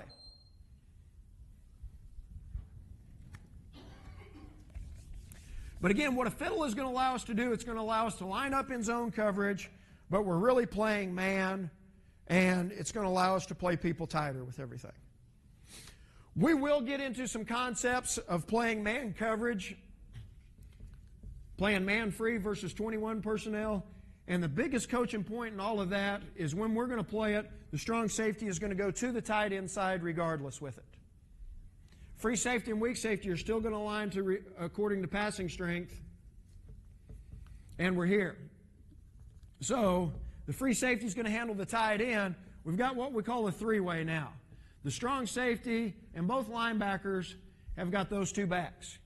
Okay, if we got any kind of outside release right now with one of the backs, the safety'd play it. Free safety's playing the vertical. He's here. He's going to end up being a free player. And there comes our man-free guy with all of it. Okay? If they gave us I twins, Again, the strong safety is going to the tight end side. And it's a two-back deal, so they know, okay, we've got those two backs. It's a man concept, and we've got one wide side, so the corners are flipping over. He becomes our free player. But what it's going to allow us to do, again, is get that weak safety down in there a lot tighter. We can walk him down to 5 or 6 yards because, again, he knows he's got man eyes. I'm responsible for one guy. That tight end stays in and blocks. Perfect. We're adding somebody else to all of it. That tight end releases up the field right now. I'm going to play him. Pass shows. Now we've got a free player that's going to get over the top and help on the two wide receiver set with all of it. That's versus a two-back set. Say they started in a two-back set now and motioned a guy out. Anytime they become a one-back formation, the strong safety is going to handle the tight end man-to-man.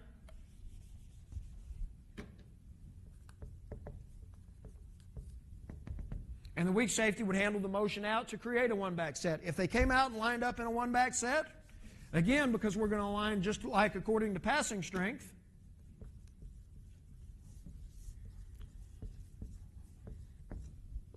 strong safety went to the tight end side. He knows it's a one-back formation. Free safety now is going to come down, and he's going to play number 2. Linebackers have got a fiddle or a 2-on-1 on the back, so whatever side he steps to, he's going to play it. He becomes a free player. He's a free player with all of it now. Corners didn't flip because there's not one wide side with it. What this allowed us to do now, allowed us to get bigger versus the tight end side running game, if that's what an offense is trying to do with it, instead of playing our strong safety to the twin side with everything that happens. Now we came over and we played him here with it. Let me show you one more deal about no-back stuff, and then we'll go eat dinner. For us, what we call it is we call it whack it. Now, why do we use a whack it call? Whack it does this for us.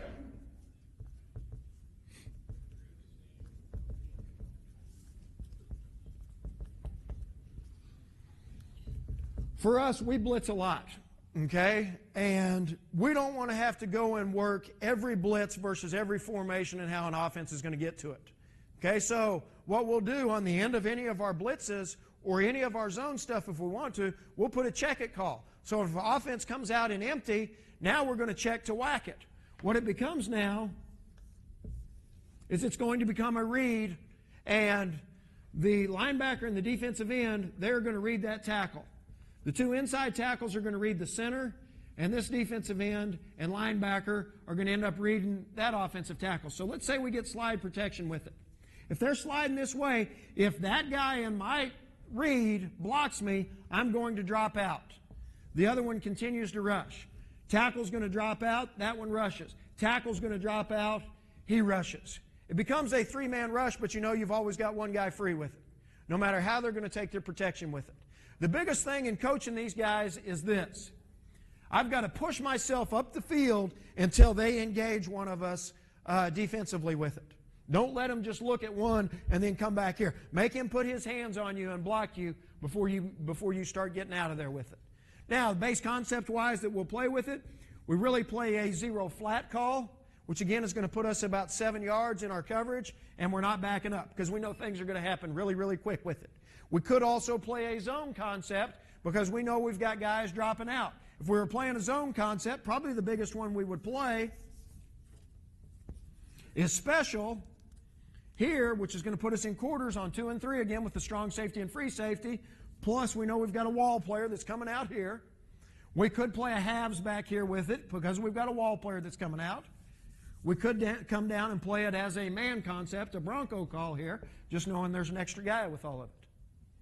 But that's one way that's allowed us to really go play all of the empty formation and empty team stuff that we get without having to practice every blitz versus that. There'd be nothing worse than going out and, well, we got beat because we had this blitz called that really wasn't for an empty formation, but they came out and they ran it in that, and we didn't ever practice it versus empty that week. Now this gives us a check-all where we with our personnel as far as the offensive personnel when they come in. So, for example, if somebody's going to get in 22 personnel or 13 personnel, 1 back and 3 tight ends, what we'll go ahead and do now is we'll take a corner out and we will bring in an extra strong safety, which we call the S2. And most of the time when we play this, we're going to play Indian so we can get our backside linebacker over the top of everything. And that's the look that we'll have versus a 22 personnel if they're in I-backs with it. Again, it's really going to allow us to play these guys down here at about 6 yards with everything, and now we've got 10 guys within about 5 or 6 yards of the line of scrimmage with everything. Again, trying to create a numbers game with it. Same concept is going to happen for us if they start creating an overshifted tight end set with it. We can still go ahead and scoot that now. Okay, and if that happened, we'd probably get out of an Indian front. But now we'd slide our linebackers to a 70, a 10. This guy come back here where he can play that B gap, and the free safety is going to cheat over. And again, now it's going to become a banjo between the free safety and the weak safety. So if we got 2 verticals here, he'd handle it, and now it's going to allow that S2 to stay in the flat and really be a hard force leverage player with it, and be a guy that can play the back out in the flat with everything. That's one way we'll get bigger. Another way for us, if people are giving us a lot of 10 personnel, is to go to a nickel front. If we went to nickel, what would happen is this. We would still stay with 4 down linemen. We'd have 1 linebacker in the game. We'd bring in an extra strong safety, again, the S2 position. And what it allows us to do in the passing game-wise now, we've got 2 read sides with all of it because we've got an extra strong safety in here with it. Okay? We don't do as much of that. If we're going to get into a substitution deal versus 10 personnel, most of the time we'll play what we call dime and take out our worst pass rusher out of the defensive tackle position. Most of the time that's the nose guard. We'll take him out, and now we'll leave both linebackers in and still bring in our extra strong safety, the S2 with it. Again, it's going to allow us to play double read sides to either side with it. I think the biggest thing you've got to talk about whenever you're playing dime is how do you want to handle trips. 2 different ways we will handle trips is this. If we want to leave this S2 on the back side where we can play some sort of a inverted half or a sky concept here, we'll play it with a stay call and can't even slip the linebackers, where now we'll walk him in and we'll almost look like a 3-3. Run shows he's still going to be the force and pitch player here. When we do that, it's going to allow us to cheat the weak safety now to the center, and he becomes an extra guy versus the run, and we play the same concept as a solo call where he'd come over in vertical number 3 with it. Nothing's going to change for us out here. Still playing 3-on-2 and whatever the read side coverages we wanted to play at that point. Our next way of playing it then is to bring the S2 over and let him be our adjust guy, and now leave the linebackers where we're playing it and the weak safety back here, where again we could roll up to a half with it, again start here, go to a sky call or anything like that with it. So those are really the couple of different ways and how you want to handle trips out of any of the dime stuff. One thing that's been really good to us front-wise, especially if it is an even down in distance, is playing our defensive ends in head-up 4s. They're playing it just like a 6 technique, and saying that, they're going to read the guards down here with everything now. Okay, so if that guard's blocking down, he's going to end up being a B-gap player with all of it. Again, what it's going to allow us to do is really clog up things inside and force that football to bounce with all of it. And that's been a good deal for us if we're still wanting to be able to play the run and everything with it. But those are kind of how we get into different personnel stuff and packages that go along with it. A couple more things that we're going to do throughout the course of a week that I think are pretty good. On Friday nights, we do what we call as a video test. And as a defensive room, we start out with special teams, and every special team's got about 5 minutes where we're going to go over clips of everything that are going to be important for us, maybe anything that's different, change-wise. Maybe they're getting in different punt formations or whatever with it. And then we're going to break into offense and defense. Defensively, we're going to put a play up on the screen, and we're going to make a call. And then our communication is going to start with the free safety. He is going to start, and he is going to go right down the line with my alignment, stance, key, and assignment versus that. Immediately, then we're going to shine a light on the strong safety. He's going to say exactly what his alignment, stance, key, and assignment is. We're going to go through that with every position. What that does is it really builds confidence within your guys that okay, I know the guy sitting next to me knows exactly what's going on because he can go and talk about it in really quick bursts with things. Okay? We'll do that for 4 or 5 plays with both groups, and then we'll watch, probably 50 to 60 more plays on video of just different things that we want to cover again and really try to hammer into those guys. We're not a team that, when we go on a trip, we try treating it as much like a business trip as we can. Even when we play at home, we go out to a hotel where everything becomes consistent with it.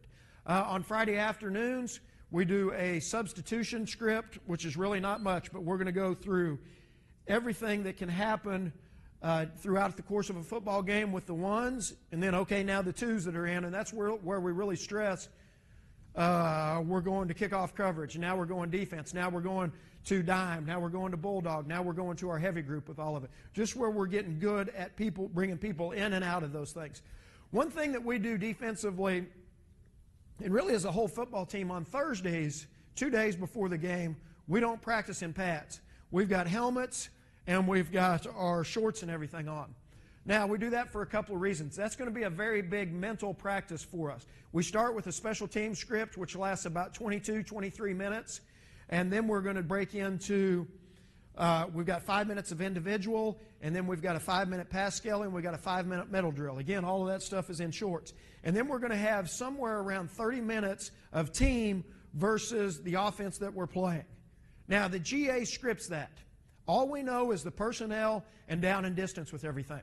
What that gives us a chance to do is it gives us a chance to maybe work on some calls that have not happened to us throughout the course of a week, where we're getting good at calling it just like a game with everything. Sometimes something shows up in there of, okay, we need to look at that deal again or something with it. The other deal we're going to do once we finish that team part of the script, we're going to go down to the red zone for 5 minutes. Okay, and we're going to get their best 9 or 10 plays that they run down in the red zone. And then we're going to have 5 minutes on the goal line with it. Again, what kind of mentality are you trying to create as you go and you set out going through practice? One drill we do against our offense is rapid fire. What rapid fire is we are going to get 18 reps in somewhere around 7 to 7.5 minutes. How we do that is like this. Here's an offensive huddle, here's an offensive huddle. The defense is going to come in, they're going to get one play on the defensive right hash, they're going to get one play in the middle of the field, and one play on the defensive left hash. If this is the number one offense, they're coming up and they're running that first play. As soon as they finish that play, as fast as that second group can get up there, they're going to go and snap the football. At that time, the one offense goes back and they're huddling up and they're going to come and run the 3 play. Okay, so what happens for us now, our one defense is going to get 3 plays. 2 of them are versus our one offense, and 1 of them is versus the 2 offense. And that's going to happen as fast and as hard as they can. Again, that's going to force us to think, that's going to force us to talk, and that's going to force us to make decisions under duress with it. As soon as they finish, the 2s come in, and at that point, the 2s are back up. So the 2 offense will get the first play, and then the 1 offense will get the second play, and then the 2 offense is here. And again, we will get 3 sets, we'll get 18 total plays. Okay, so each group will get 9 plays. And we like doing it where now our 2 offense, they get to go against the 1s for a snap with everything too. And again, that is a mentality. That is more of a conditioning deal. We do not condition our guys during the season because of how many reps we get throughout practice. For example, in our team period, which team and middle drill, we'll have somewhere between 50 minutes and an hour every day. We're going to have somewhere around 125 to 133 snaps is what we're going to get throughout a practice with it. How we set up our practice scripts and why we do it that way are going to be like this. We got a sheet of paper that's here, and we're going to go 1, 2, 3, 4, 5, 6, 7, 8, okay? And this may be 10 personnel. And 10 personnel is going to be 2 periods, a 10-minute period for us. The 1s are going to come in, and they're going to get play 1 through 4. Okay, and on this script, we're also going to draw up what the play is, okay, and it's got the call, the defense that we're going to be in here. One thing that really helped our teaching this year is in our meetings, we started going over those scripts and giving the kids handouts of exactly what they were going to see during practice. Okay, and then during practice, we got a GA that's going to stand on the sideline over here, and he's got a script, because this is going to be the 1s, this is going to be the 2s, and then we're going to go 8 through 5 with the 1s, and then the 2s are going to get 4 through 1. Okay? So, he's standing over here with whatever group's not in there. They're looking. They can see, okay, here's the exact call. Here's what play is coming. And now let's watch and see what's happening out there on the field with it. Okay? Once we start going here, there should never be a reason that anybody screws anything up when they're going back up the script with all of it. Because they've seen it in a meeting. We've walked through it the majority of the time. They saw it on paper and then saw it happen before they ever went back on any of the repeat stuff. For us, like I said, this becomes a 10-minute period. And there were a lot of times this year and in the past with it, we'll get finished with that somewhere between 7 and 7.5 minutes, those 16 plays with all of it. And again, for us, we do a lot of stuff versus cans. And our worst scout team players are scout offensive linemen. Okay? And when we're going to try to get all the downhill running play stuff, we're going to do that during our middle stuff. We'll do some of it in a team situation, but most of what we're going to work in team situations are going to be outside leverage plays and the pass with all of it. And we're going to do that. We've got a deal set up where we've got 4 trash cans that have a string in between them where we can pull them. We don't have a center in there. We're going to have a center in there that snaps a Nerf football. Okay? So now we've got 2 trash cans that are the guard and the tackles, and we've got a center there. We can still work all of our mentality stuff with the defensive line. Are you mentally, okay, where am I going with my slant? How am I twisting? How am I doing those things? We like that for 2 different reasons. First of all, I think it's really kept us healthy throughout the season because you're not going and you're not banging constantly 130 snaps. And the other thing it's going to allow us to do is get more reps as far as everything that happens. Now, sometimes we'll have a full offensive line in there, and as the kids get smarter, they understand, okay, there's a full offensive line in here. There's probably a pretty good chance that it's going to be a run and play with it. And as they go through those things. But those are some things that we do practice-wise. I think the Thursday script deal is a huge deal for us. And again, going versus cans is different than a lot of people do, but I think it's really helped us. We're going to go in and we're going to watch a little bit of film here now. The first thing I've got is going to be some 10 personnel pass stuff. And we'll start. First thing we're going to have on here is trips with it now. And what you can see is we've got blue solo as our call. So again, where is the read side for us? The read's going to be the passing strength side. They know it's trips, so again, we're going to play a man concept back here. We're playing quarters up here. Again, you can see how far our linebacker walks out of the box. He's not going to walk far out of here with everything. And again, you can see him showing around with everything. Again, you can see where our weak safety is at. He knows he's the force player versus run over here, and if pass shows, that's going to be his vertical with all of it.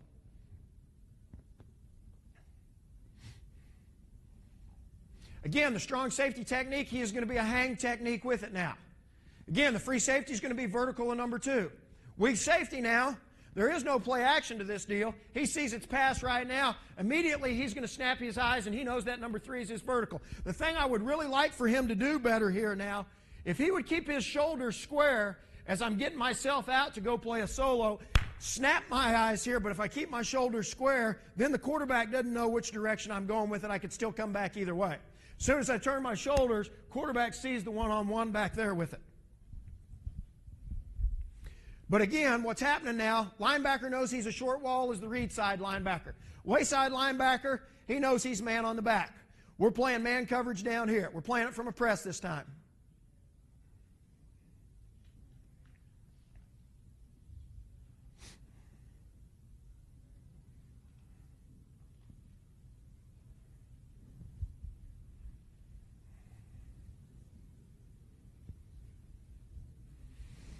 Okay, again, it's going to be the same thing for us now. We've got blue solo. Again, you can see how slow the strong safety is going to play with it. Again, watch our 2 deep safeties here with it. We talk about don't go until you know.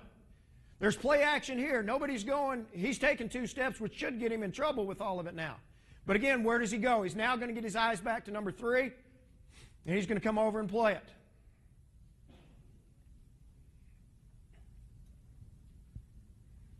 Again, how do you want to play it on the backside? Jason Teague for us was a bigger corner.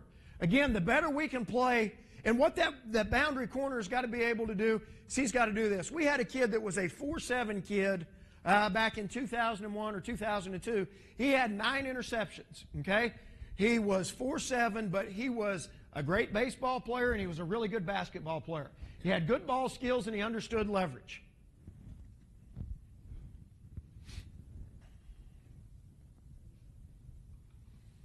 Okay, for us now, we've come down and we've played zero coverage with it this time. Again, for us, we wanted to go down and press because we thought we could be more physical with the wide receivers here. Again, what does man coverage allow you to do? Keep more guys in the box to play the run with everything. Not a very good job by the free safety now with his eyes. Again, it's hard focus and it's patience.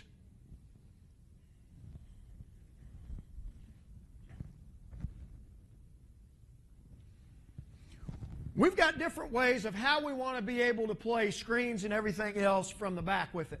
If it's something where they're a big screen team, we've got different words where we can tag. A scratch call for us is this. It's going to put the 3 technique on playing the back.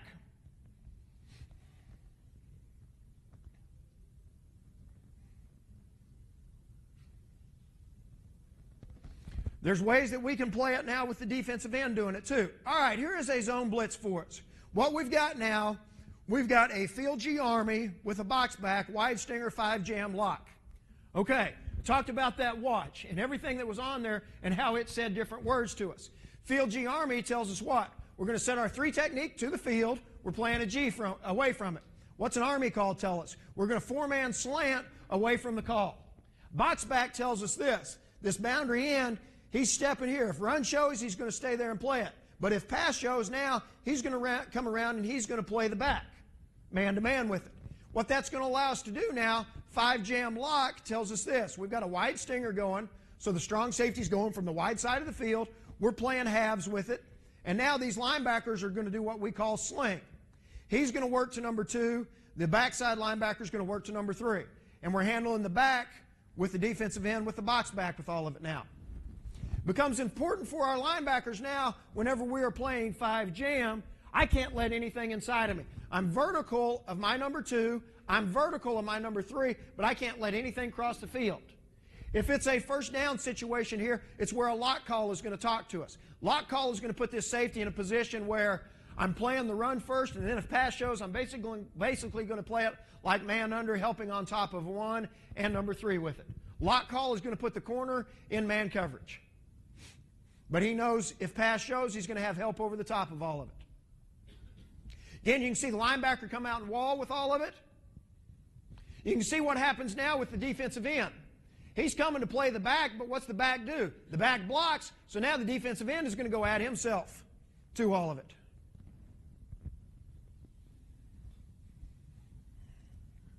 And again, if our linebackers would have done a little bit better job of staying in here, that's going to look exactly the same as blue solo to that quarterback.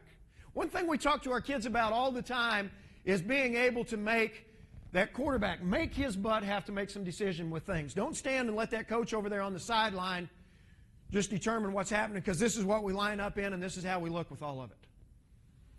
All right, now, trips adjustment-wise, we're playing special coverage up here. Again, what is special for us? Corner's got number 1. We're playing quarters with the strong safety and free safety off of 2 and 3. Solid now becomes a man concept for us back here. Same thing as almost a lock call. Okay, but now he doesn't have to go over and play number 3 vertical, because how are we doing it? The free safety is responsible for 3 vertical. It's allowed that weak safety now to really play the run, and then if pass shows, okay, let's turn it into man under where I can help wherever the quarterback's looking with all of it.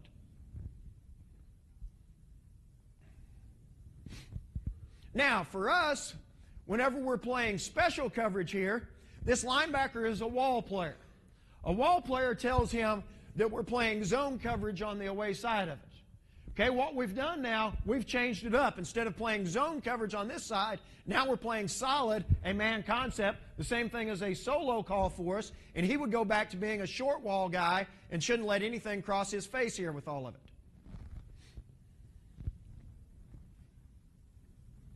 It's a set G tag call for us, so the 3 technique set to the offset back, and he's going to slant underneath to the A-gap with it now. Again, he's cheated his alignment with it.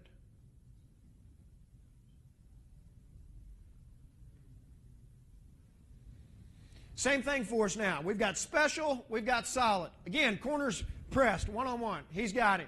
Strong safety's vertical at 2, free safety's vertical at number 3. Again, you can see how slow we are and how we're going to sit things down here.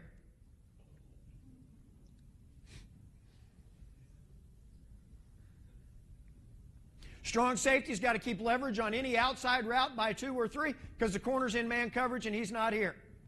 One big thing we talk about all the time, and as you go through this, you will see us tackling legs. Okay, we started doing that when we went to OU and played Adrian Peterson down there in 2005, and he rushed for 57 yards, I think. And to be honest with you, he was a heck of a lot better than we were. But no running back, no skill guy out there likes to be tackled at the legs and especially the ankles with all of it. And I'll talk you through some of that stuff as we go through all of it. But again, what's happening back here? Weak safety, he's in a solid call now, playing run pass, pass shows, quarterback's looking over here, so now I can go cheat. Backside linebacker, he's got the running back man, he's going to block, so if we want to, we can add him and start creating different things with it.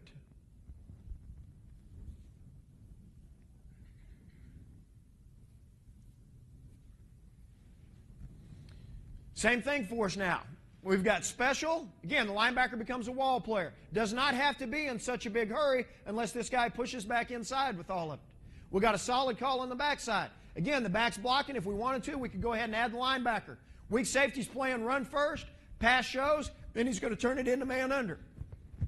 Quarterback looks here. Here we go. Again, we've got a scratch call on where the 3 technique is going to end up spying and playing the screen out of the back with all of it. Okay, now on the back side of it, instead of playing a solid call now we're going to play squats and halves with it. Up front, we've got a set G and we've got double text. Double text is going to be a twist between where the 3 techniques first and then the end's coming around with everything. But again, same deal for us now. Strong safety is going to keep leverage on any outside route. And we're playing halves back here where we're going to create a double on the single receiver with it.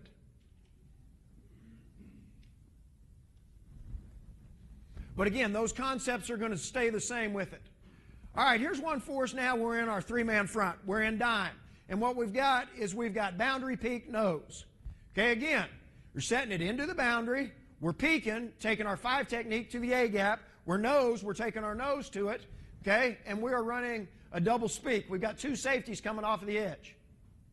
Again, we're playing that 5 jam deal we talked about with our linebackers earlier. Defensive end's got the back. Again, what's happening? Now the back blocks. Defensive end's going to end up adding. You can see how it looks here with everything. This was a 3rd down and 8 situation, so we didn't want to play the weak safety as a lock. We wanted to stay in a squat and half back here with it, to really allow our corner to be physical with it, and he knows we're playing halves on top of all of it now. Linebacker shouldn't let the guy back inside of it. He needs to stay there and force the wall outside.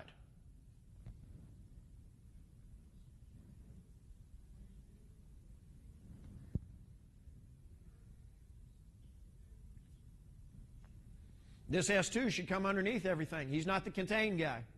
One big deal that we really talk about to our guys is anytime we get any kind of a slide protection look at us, let's go ahead and continue to come inside and let's find a hole with all of it. Same thing if I'm a linebacker running a dog. It doesn't do me any good to run into that wall right there. Let's continue to run down until I find that door and run through that door with all of it.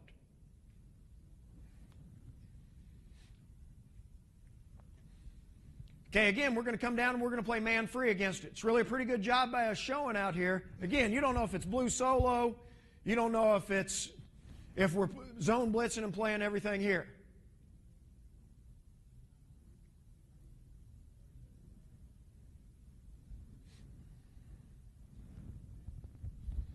What a gate call does for us is this. The 2 tackles are going to read that center.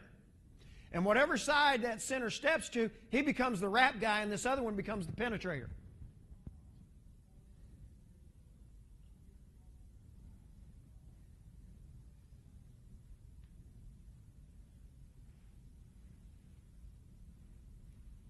All right, we've got a 3-by-1 again. We're going back and now we're playing quarters and we're playing a solo call up top. Again, wayside linebacker's got the back. BYU has been really, really good for years, and Harvey Unga was the guy that they started doing it with 5 or 6 years ago with everything, of coming out here and trying to read the leverage of that linebacker. If the linebacker was outside, he was going to push inside. If he was inside, he was going to push outside and just run away from it. And we had to work a ton on, okay, let's come up here and let's stay square now. But again, let's take as much air out of this deal as we can and play the one-on-one with all of it now. But again, because we made a solo call now, the free safety is not concerned with 3 vertical at all. Pass showed right now, you can see the linebacker opened himself up, and he's ready to go be a short wall player off of number 3. Weak safety now, pass shows he's here. What I want you to see now is the free safety. As soon as pass shows, what do you do? He's going to go ahead and get his hips open with it. Okay, he's open here. So what we've done, we've taken away the inside by how we're playing leverage, all right? And now we're taking transition out of it because I've got my hips open. Number 2 ran an outside route, so what's he doing? He's making a wheel call, and he's coming to rob the curl. The corner got a wheel call. He's got to take a peek because if this number 2 should happen to turn up the field, he's got to come off and play the wheel route with it.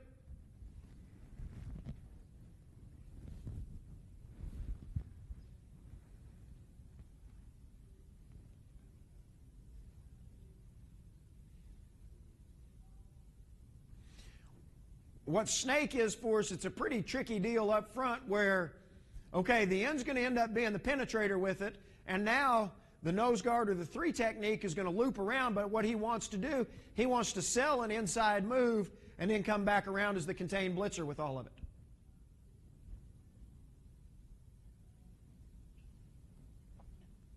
Okay, again, it becomes a blue solo call for us, but we got the weak safety walk down in the box initially with it right now. Okay, now I'm going to get myself out. Corner rolls up. Again, it became a wheel call right now.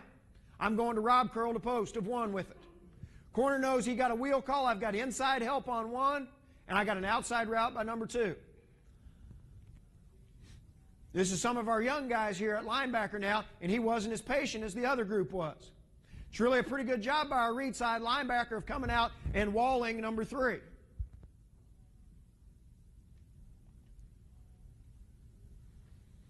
All right, for us now, what we've got is we've got frog dogs with a switchback. And we said dogs was what? Dogs becomes a linebacker and a safety to the same side. Frog dogs is going to be based off of a formation with it. Here it's going to be against the wherever the offset back is.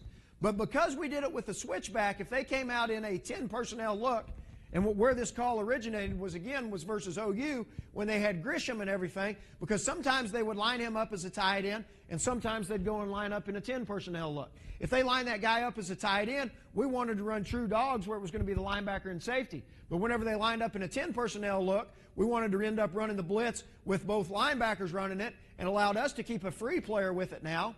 And the defensive end was going to be a box guy away from the blitz. So again, defensive end's got the back. He blocks. He's going to add himself back with all of it. 2 things we talk about, though.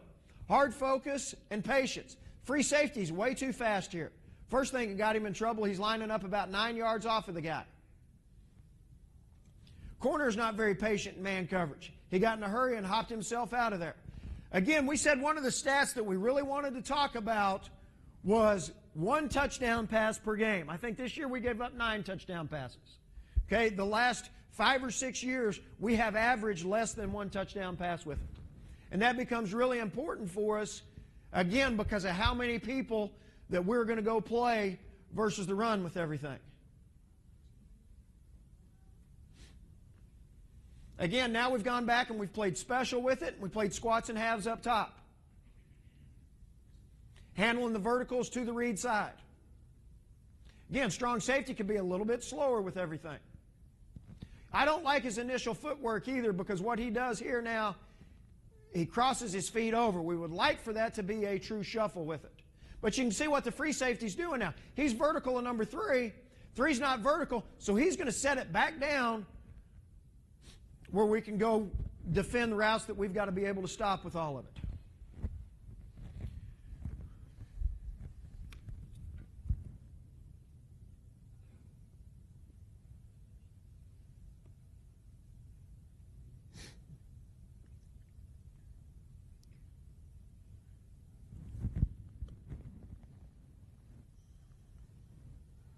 Get you a couple of different deals here. Okay, now what's happening for us? The back is going to be strong with it. Same concept for us, though. We're going to end up playing special here again, playing solid or a man concept for the linebacker and corner, but it's going to allow us to have another free player if pass shows with it. Again, special coverage, here it is versus 3 verticals, or 2 and 3 vertical with it. Strong safety has got to be able to cut off the route by number 2. Free safety is vertical of number 3. He'd make his life a lot easier instead of turning this into a chase game if I would get myself in position where I could cut off that route with it right now.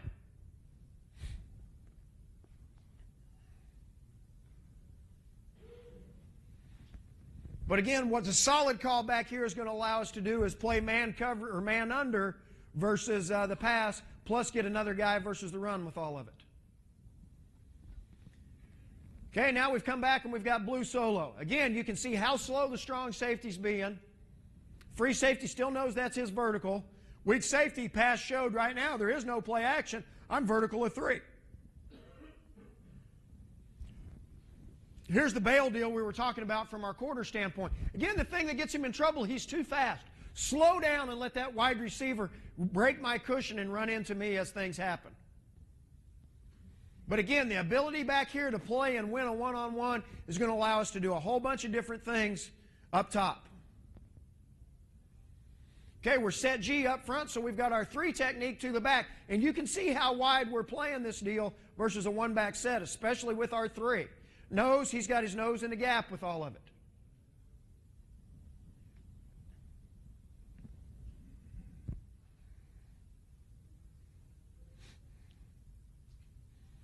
Again, it's a nice job by our weak safety here because what's the quarterback doing? He's standing up right now and throwing the football. He knows pass showed, but if the quarterback's going to stand up and throw it right now, there's nothing that says I can't still show up back over here if they're throwing it to the single receiver with it. If it's going to happen that fast, and again, how have we set up practice during the week where we've given them that same look when they're going to throw the vertical route to the number 1 back there? How does it look on film? Okay, I'm studying film. Where's my alignment if I'm a weak safety? I know my number 3 vertical is the number 3 receiver out here, okay, but I'm still the force player here. What kind of run can I get back to me? I could get the zone play back to me. This is probably a 3rd and longer distance here. Quarterback standing up, he's looking here the whole time and throwing it. Okay, let's go help. Okay, here we go again with a wide stinger. Linebackers are VHing, they're slinging and going and playing it. It's not a very good job of our defensive end here because as soon as that back block, now he needs to add and hit that seam with it right now. Becomes a little bit of a game plan deal for you based on the splits of where number 2 and number 3 are at. How do you want to handle it if these 2 guys get close? You want to let the linebackers push it off or what you want to do?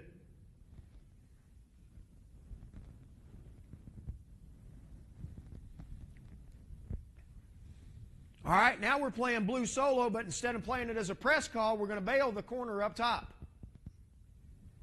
I don't know why our weak safety decided he wanted to cheat so far over here so quick, because right now the quarterback knows what? Okay, it's a one-on-one back here with all of it.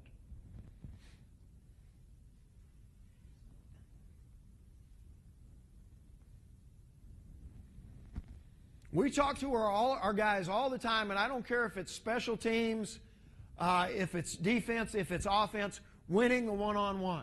We're going to put you in situations where there's going to be some one-on-one matchups. I don't like where he's at with it.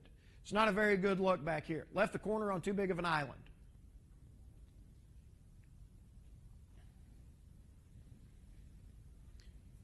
Okay, it became a special call for us again. What looks funny about this formation? Shoot, the number 3 receiver is all the way outside of the hash with all of it. Why did they put him out there? Probably so they can try to run something back inside. Not good here by the weak safety because he did what? He went before he knew with everything.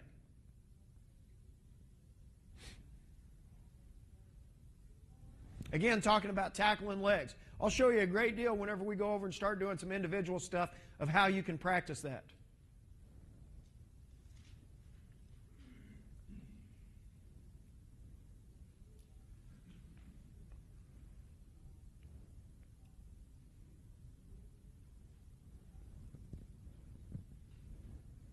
All right. Here's one for us where they're running the bubble. As soon as this guy comes and blocks, the corner needs to go pull his trigger with all of it. They got two guys blocking our strong safety, and the corner doesn't ever go show up. Not a very good play here. We're going to come back in a second. We're going to play it a lot better.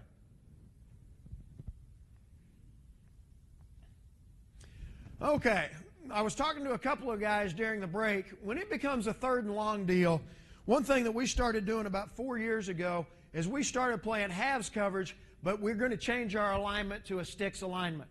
So if it's 3rd down and 10 right now, what we've got 5 underneath players that are going to be 1 yard in front of the sticks. Okay, what are the benefits of doing that? It's going to allow you to do everything you want to do up front from a pass rush standpoint, plus it's going to give you the advantages of playing man under coverage, but nobody's going to get beat at the line of scrimmage. Okay, we've got 5 guys that are standing here looking if you're going to run any kind of draw or any kind of underneath pass where we're all rallying to it, plus we've got 2 half defenders with it. We're standing here and we're seeing what's happening. We're really defending the sticks with all of it. Be the same thing if we got verticals out of it now. Once he ran through my zone, if he continued to go vertical, I would go with him. But again, it's going to allow us all to stand here and watch what that quarterback's doing while we've got 4 guys with our best pass rush stuff going with how it happens.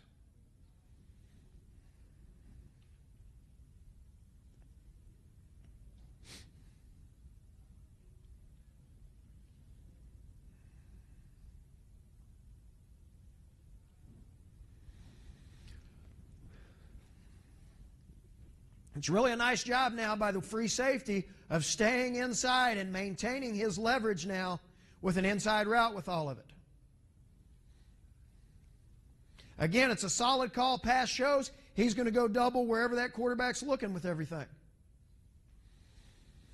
Our big deal again is finishing back here. Our wide receivers got him freaking beat. Should be over and done right now, but he didn't finish.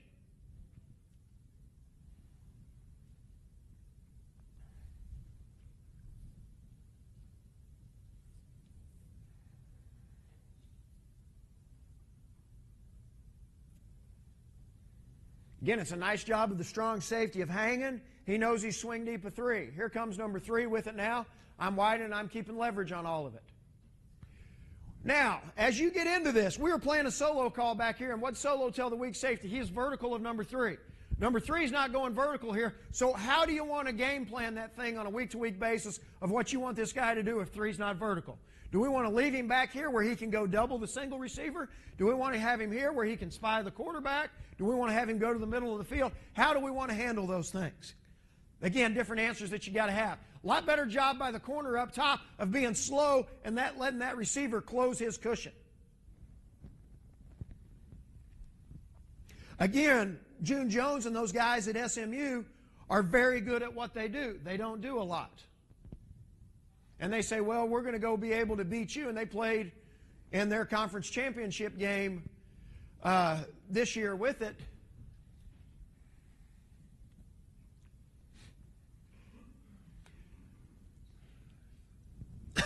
Playing special again. Corners in man coverage. Strong safety's got to keep leverage on an outside route by 2 or 3. They're bringing both of them here. So now the free safety's got to push down, and he's got to go play it. Again, who these guys are personnel-wise for us. Greg McCoy is a guy that can really run. He is our field corner. Colin Jones, the strong safety, number 28, he was a tailback in high school. Okay, T.J. Johnson was a safety. This guy had been a bigger corner that we moved to safety with it, and a guy that can communicate. We've played with guys who were high school quarterbacks here. Just that kind of guy that can go and communicate and talk as things happen.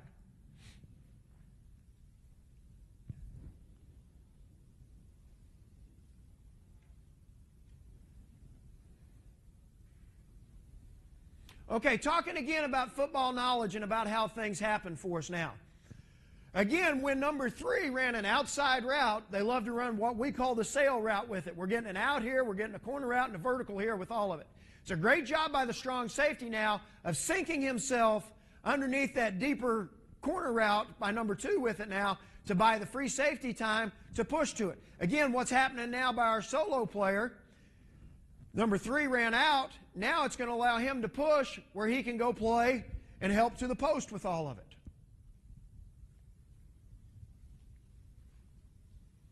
Again, it's a nice job by movement back here of the weak safety. Okay, are we playing a halves? Are we playing solo? What are we doing with all of it? The corner, I don't have any idea what he's doing here. He should be sinking and getting underneath the corner route with it. Again, this is a combination that we call inverted money. We've got a money and we've got an inverted money. Inverted money is going to be a hitch by 1 or an inside route here, a corner route by 2, and number 3 to the flat. It can be either a doubles or a trips combination. But when that happens, number 3 went fast. This linebacker should go push fast to this one. Corner should give a China call and sink. Strong safety needs to hang here until 3 widens him.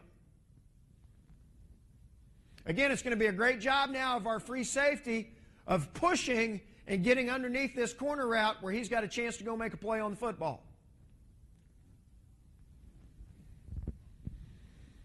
Again, we're playing solo on the backside of it. And what I want you to see here, we're still playing press on this one.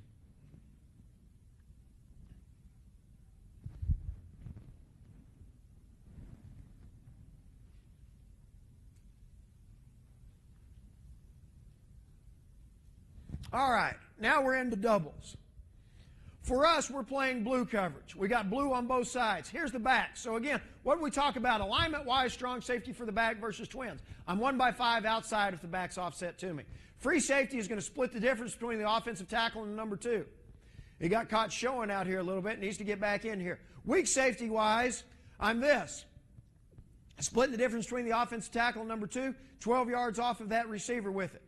Corner is playing a bail technique for us. Linebacker is the slice technique.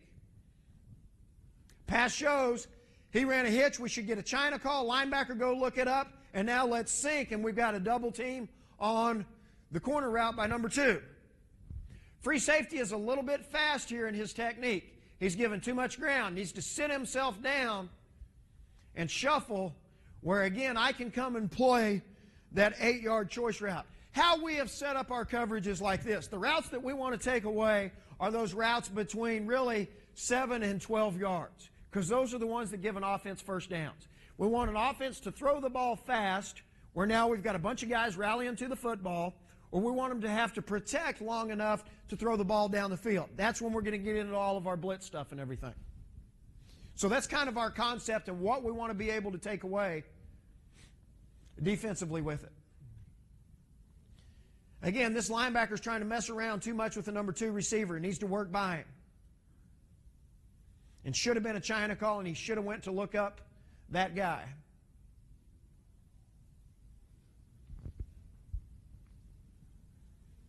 Okay, again, we're a little bit better here. Here's the China call. Corner's going to start to sink. Linebacker starts to look it up. Again, read side linebacker's doing what? 3 is taking him this way, so he's going to start to open. Wall 3 vertical. There it is. It's a good job by the free safety of what? This number 2 receiver pushed inside. I maintain my inside leverage with it. Gets his weight back on his heels a little bit too much here.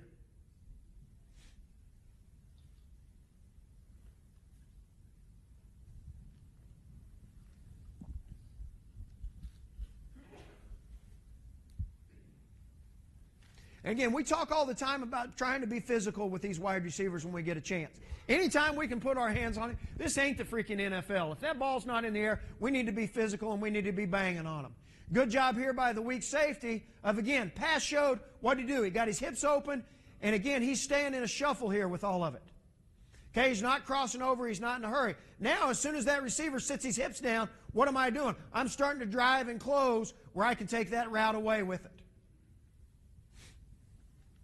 Again, the boundary corner could do what to help himself? Slow down. See where his second step was? Second step became a crossover. Got him in trouble. If he'd have got 2 more shuffle steps there, the receiver's going to be on top of me and I've taken all the space out of the deal. Okay, here we are now running the wide stinger from the wide side of the field, but it's going to be double. So what our linebackers have now, he's VH and number 2 to his side. He's VH and number 2 to this side. Defensive end still has the back on a pass.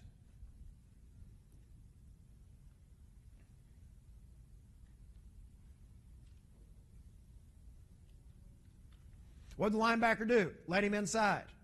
Again, he got in too big of a hurry with everything that was happening here. It's really a pretty good job by the linebacker here. Understand this, whenever we're playing this coverage, I know I've got help over the top and I've got help outside.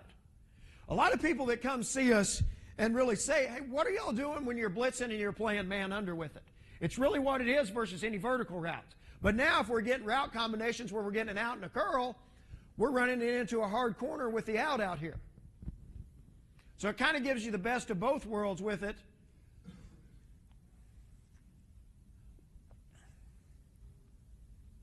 Versus the passing game versus vertical routes and route combinations. One thing we talk about all the time, and it's not very good here by this strong safety, don't run down the middle of a fat guy. Okay, as a defensive player, there's no worse position than I can be in the middle of an offensive lineman. Play on edges. All right, we've got man free with it again now. Again, we didn't want to banjo a tight split up here because of how they did it. We wanted to let one guy, and it ended up being the corner for us that was going to go down and press the guy on the line of scrimmage, and now the weak safety was going to handle the guy off. Strong safety again for us. Again, he's patient here with all of it. We got a free player with it now. Again, hard focus and patience. For us, because that back blocked, both linebackers could add now. We could end up getting a six-man rush with it and still end up playing man free with it.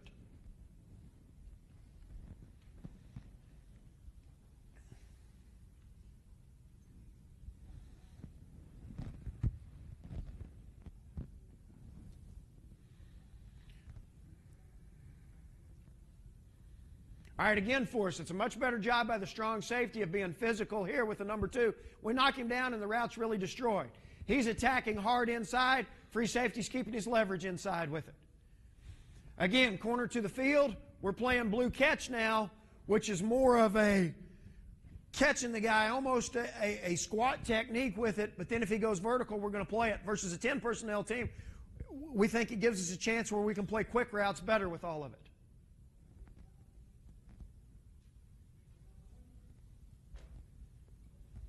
Okay, again, we've got a set G with a gate call. Again, they're reading that center.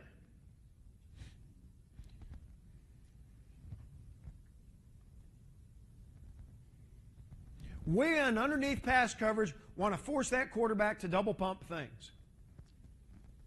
Okay, here we go. We've got a wide stinger again. We're playing 5 jam with it. What looks funny about this deal up here? They're probably going to cross. Something's happening with all of it. Again, right now they cross, so the linebacker, that became his number 2 with it right now. Again, it's a better job here of not being in such a hurry and building my wall and pushing my wall to where all of my help's at.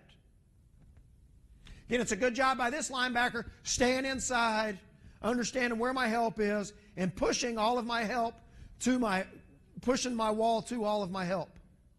Same thing for us now. You can see the defensive end, once that back blocks, where he's starting to add himself and become part of the picture with all of it now.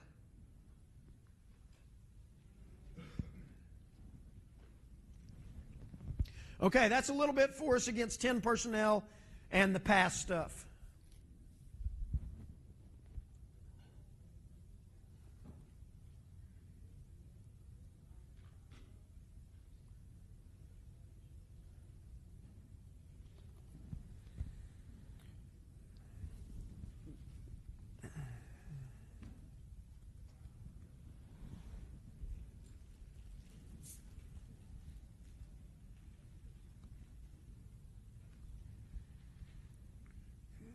All right, for us now, we've got bullets going. We're blitzing our linebackers. Okay, we're playing man coverage with it. It's really not a very good job here because the defensive end didn't get himself all the way down with it in a bomber call with it. A bomber call is going to be the scrape and chase, where now he has to go play the dive with it, and the linebacker's going to step around, and he's going to play the quarterback with it. But again, here's a great picture of the free safety come and tackling legs with that whole deal. And I'll show you that drill as we get into all of it.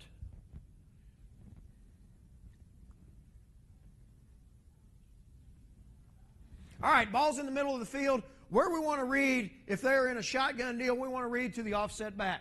If they were under center and it was a balanced formation in the middle of the field, we'd want to set our passing strength here as well as a tight call up front with it. Again, the thing I want you to see here, how slow these safeties are on any of the run game that's happening.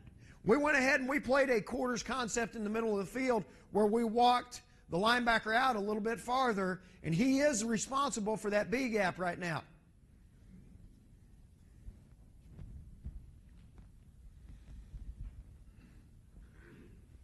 We should have run this with a tag call up front to bring our 3 technique to this, where we could go ahead and play a scrape and chase and let the linebacker come around, step around, and play the quarterback with it. We're getting it here, but we've got a little bit of a problem if they handed because our A-gap player didn't step himself inside with it.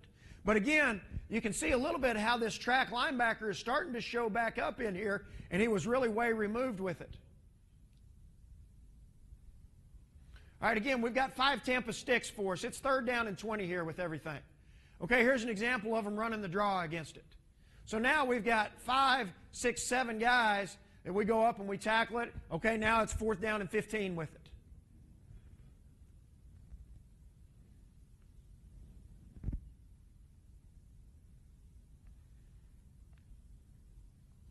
Okay, this is a different way for us to run a wide stringer. If they gave us a trips call, one way that we could adjust that thing now is let the linebacker walk out and run it and leave the strong safety as the VH of the number 2. And now still working the backside linebacker here with it.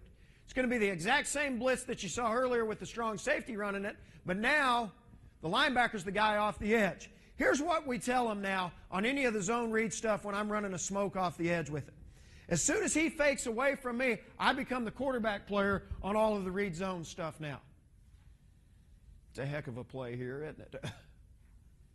Again, the weak safety is a lock call back here, which allows him to play the run first. Took a bad angle and went and got himself blocked with all of it is what he did. Again, corner came and he tackled the legs with it, though.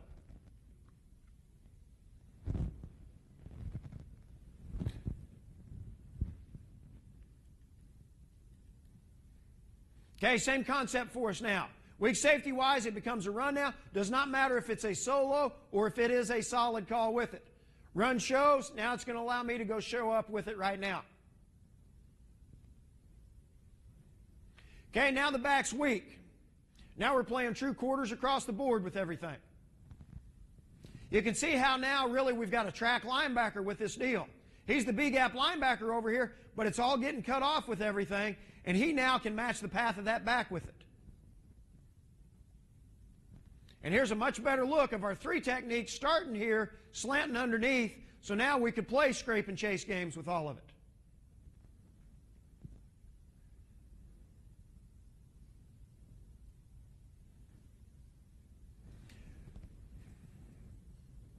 Same thing for us here. Now this time, we didn't play scrape and chase. We were going to let the defensive end read all of the read zone stuff and let the linebacker honk it up in that B gap and go play it now. From a safety standpoint, again, you can see, don't go until you know. They're running that football right now. Here we all go show up with that net, and we start to constrict everything that's happening with it.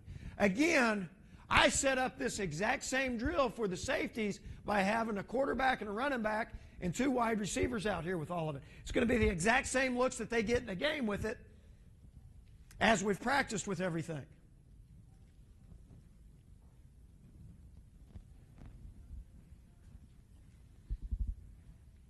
Okay, here we go, bringing the guy from the wide side of the field again. Again, where does the zone play? How can the zone play happen to me if the back's offset? Now he's stepping across. As he steps across, what do I need to do? I need to flatten and I need to go tackle the zone play. Again, but what it's allowed us to do now is this. Because we're slanting everything here, we're still going to gain our box back as a wraparound guy. Plus, whenever I'm a linebacker that's playing a VH, the biggest thing we tell them, widen yourself out and play a little bit deeper where now I can see and play the run and react back to all of it now.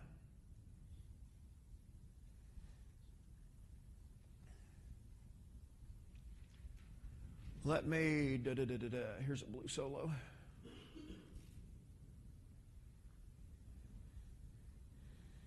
Okay, we're reading right with this whole deal. Again, the weak safety is going to get himself in trouble because he didn't pull his trigger fast enough with everything. The linebacker is going to get reached and loses his gap. He's the B-gap linebacker. I got to get my butt in a gap, and I can't take the easy way with all of it. But again, what did we do? We went and we tackled legs.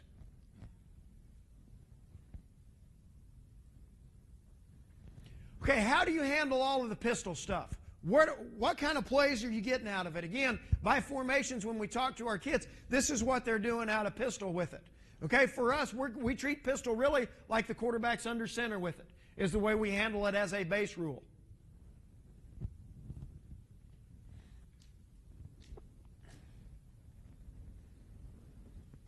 Same deal, isn't it? That's the last one on there.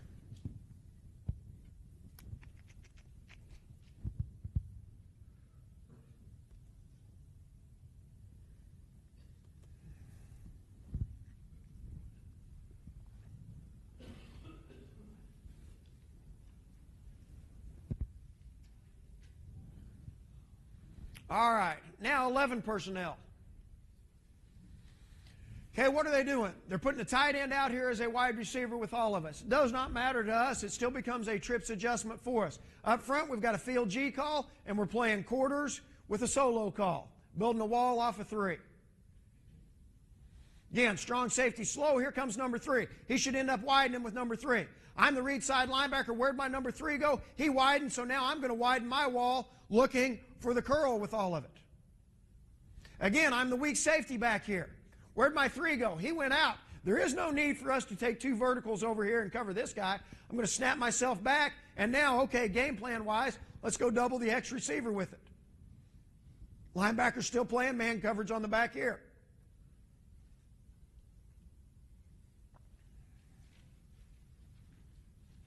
But again, what did field G tell us? We're setting our 3 technique to the field. We're playing a G with all of it.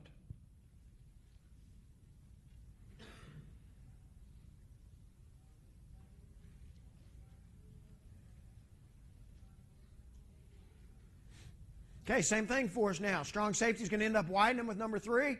Linebacker, his 3 went out. He needs to look here. Build your wall here. Don't snap your eyes back and go try to play it.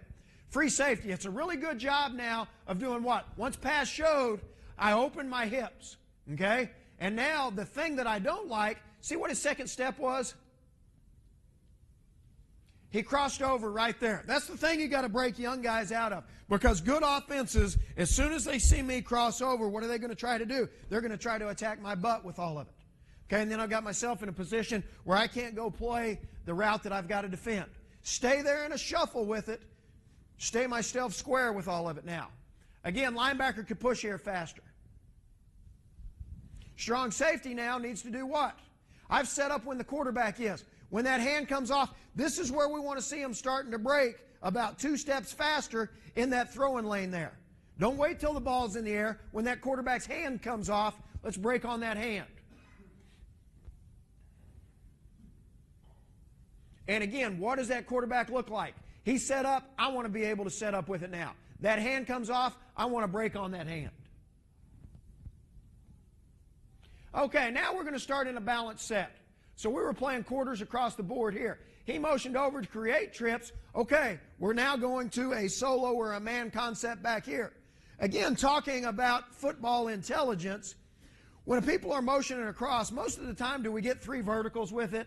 No, we're going to get some kind of combination route with it. So what the strong safety has done, he started cheating himself up more to the line of scrimmage, anticipating some kind of that outside route by the number 3 receiver with it.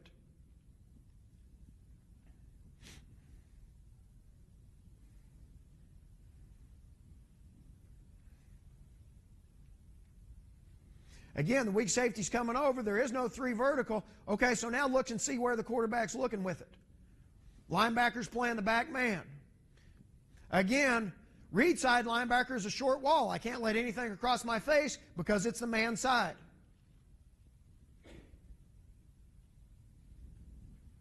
Okay, we got 3rd down and 15 here again. We're playing sticks again.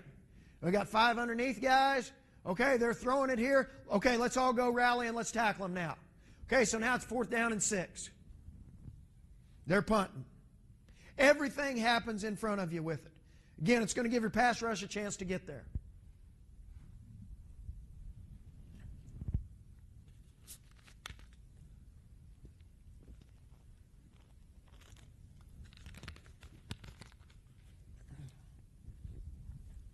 Okay, we've got outlaw up front, which put us in 2-3 techniques. And we're going to run double tag, bullets B. So both three techniques should step inside to the A gap. Both linebackers are going to end up running through their B gaps with it, and now we're playing man coverage with it. Backside weak safety has got the back. That back stays in and blocks. It's going to end up turning us into a free player with it. Need to do a better job of maintaining inside leverage and being patient here with everything. Could stay a little bit more square with the strong safety too. But the thing he did a great job of now, watch his drive coming out of the break. There's a burst and there's suddenness there. And what he did, he went and finished. Going to end up knocking the football out.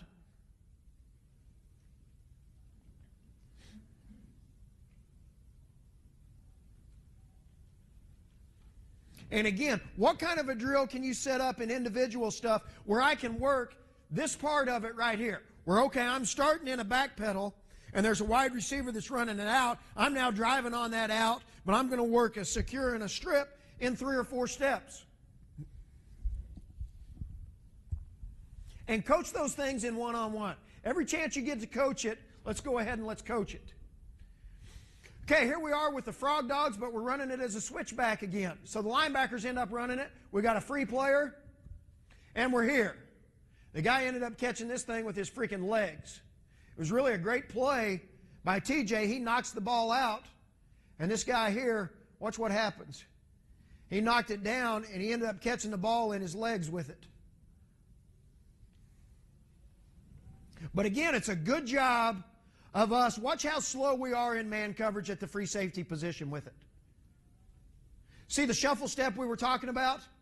Now there comes the out. Now I'm driving on all of it.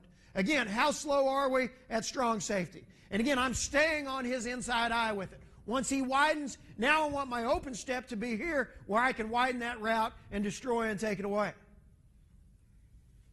Hard focus and patience. And again, don't give away what we're going to be in pre-snap by just lining up there. Let's move down late with everything. This is not a very good look of Tampa sticks with it. Okay, what should happen here right now, 2 came outside. The strong safety needs to look up the curl route by number 2, and the corner should sit at the sticks and end up playing the number 1 receiver here. It was the first snap he'd played in this game, and he got a little scared. But again, number 2's running an outside route up top, so it should become a wheel call. Corner would end up coming off and playing that. Weak safety's got nothing to do. Linebacker should end up looking the curl here by 1 up. We're playing Tampa halves with it, so if we get a 3 vertical, the linebacker's going to carry 3 vertical with it. Again, slow down.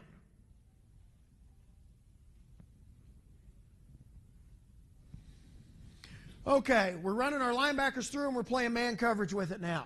As we started this whole scenario, because these 2 guys were in a tight split, we could have had a banjo up here between the corner and the weak safety. As he motions across, now we've got a tight split between 2 and 3 to the field, so these 2 guys are going to handle it as a banjo, and the weak safety now is going to end up playing the back with it.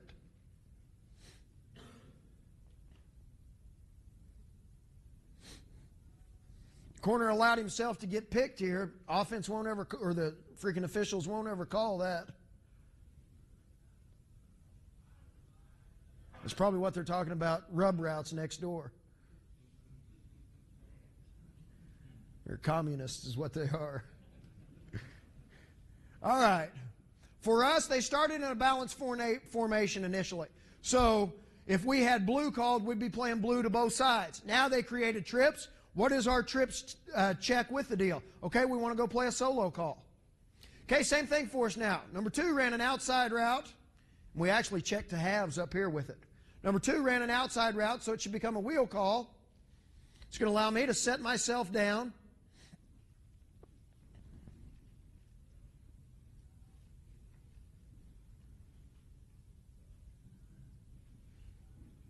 And we're playing Tampa sticks is what we're playing.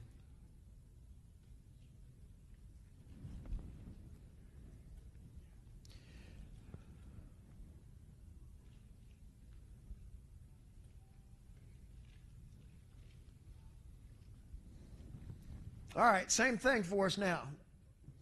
We're running Frog Dogs, okay, but this time we've also added a corner with it. So we've got it's really a 6-man blitz, but could turn into a 7-man blitz based on what they do with the back with it. Okay, they're going to end up having to keep the back end to block the corner now, which is going to allow us to add another guy to the party with all of it.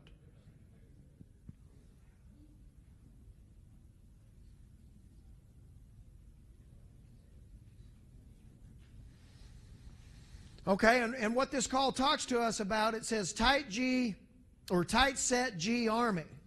Okay, so if there's a tight end lined up in a tight end position, we'd set our 3 technique to the tight end. They're lined up in a 10 personnel look now, so we're going to set our 3 technique to wherever that back is. And again, this remaining linebacker, he's got the back, he blocks, so now we get to go add.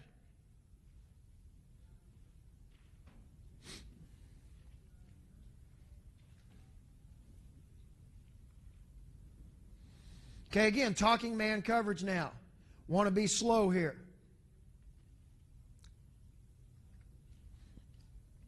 Got to go drive. Can't afford to miss tackles in a one-on-one situation.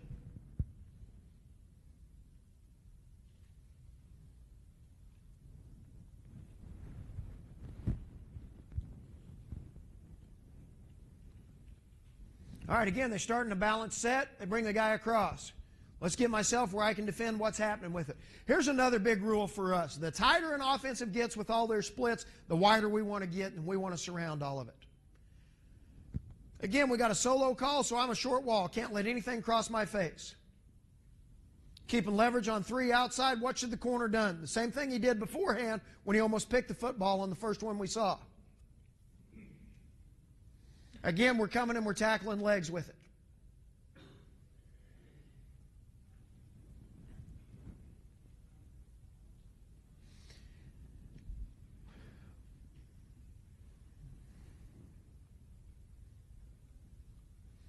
Again, as you can see up here, we're going to name different pass routes with everything. A wave route for us now is going to be an inside route by 2 plus an inside route by number 3 with it.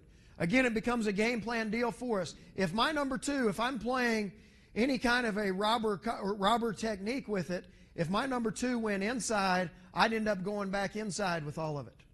Okay? Now we're in a 3-man front for us. Okay? This is our S2 that we left back here. And if pass showed, we were going to drop him to the flat playing a sky call, where now we could go take away the out by the number 1 receiver with it. Same concept for us now, allowed us to cheat the weak safety to the center, and he was going to vertical number 3, still playing 3-on-2 here.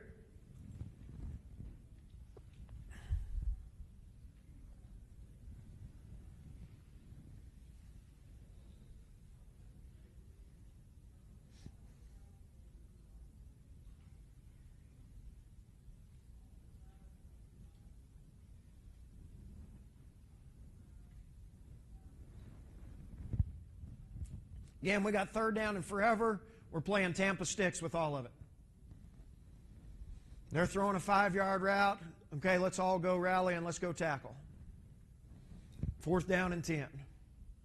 That's really a deal that we use on a third and long type situation with it, or anytime we're really playing the pass. Here we go back to special coverage again. Talking about the strong safety having to keep leverage on any outside route by 2 or 3. Number 2 widens, he's going to widen with it. Weak safety now is vertical at number 3. Linebacker's a wall player. If we were playing a halves concept on the backside, what did number 2 do? Number 2 ran it out. If we were, we'd have a corner that was then sitting there playing it. Weak safety would go look up number 1.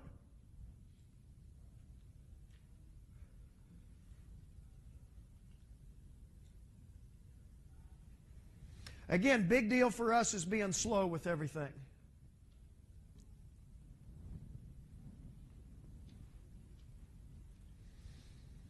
All right. Now, let's talk about this formation for just a second. Let me tell you one more deal that we do teaching-wise and during practice, I think that really helps allow us to get good at playing what we want to do with it. For us, to the read side now, what we're going to do is we've got the strong safety, the read side corner, the free safety, and we're going to work the read side linebacker as a part of this too.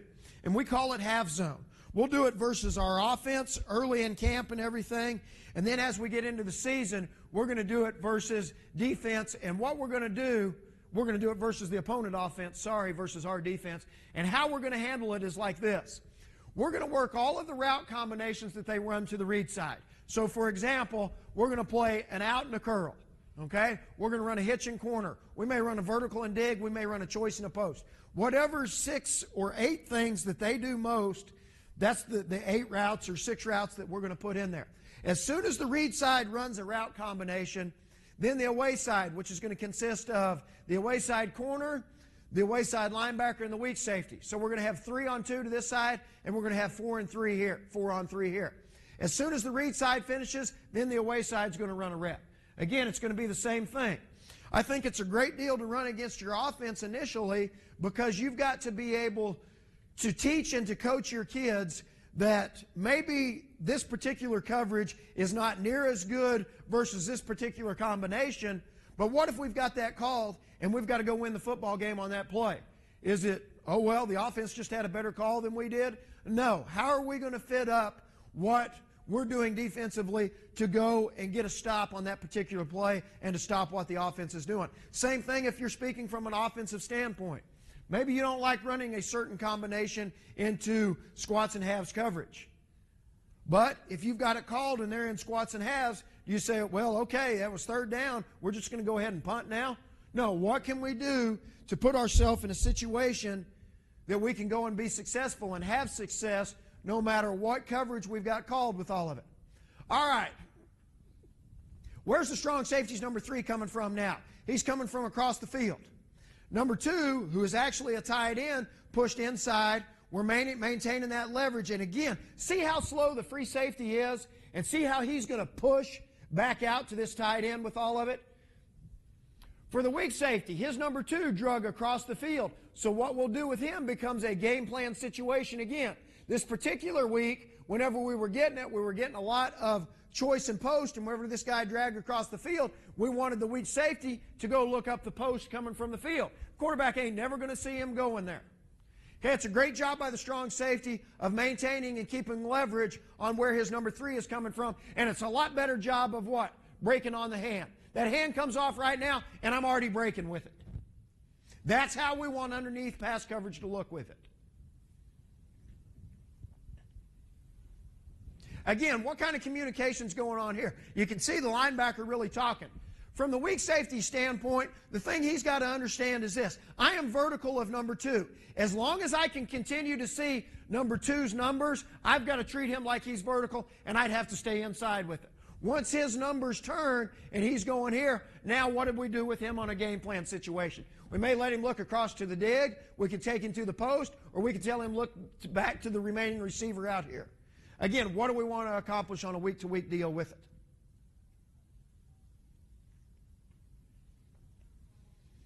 Again, they're in a tight split here. Let's don't go down and play all the way inside of it.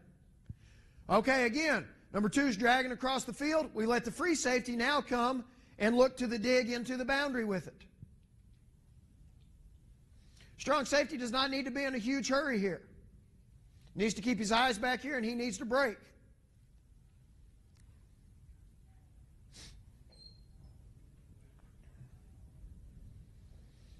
Again, what they're trying to do is they're trying to create 3 guys into the boundary. What's happened, the away side linebacker's got to snap his eyes back, and he'd be the guy that ended up playing number 3 in the flat out here with him.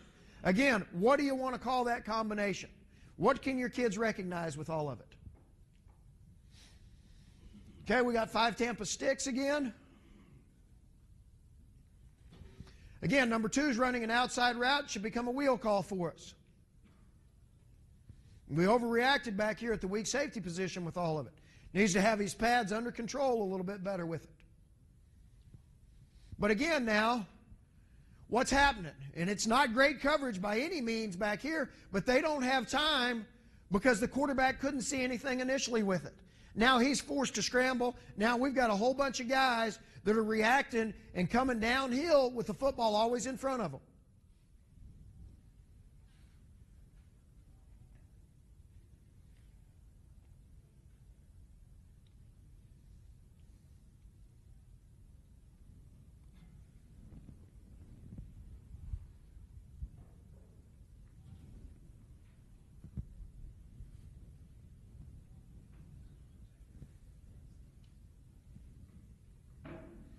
Utah was a big team that they were going to do specific things by whoever was on the line of scrimmage at the number 2 position. Is he on the ball? Is he off the ball with all of it? Okay, again, pass shows, I've opened my hips, he's attacking my inside, I've got to go inside, stay inside where I can play it. This is why we don't play our corner in an outside leverage position. He's got to be able to stay inside where he can play the post with it.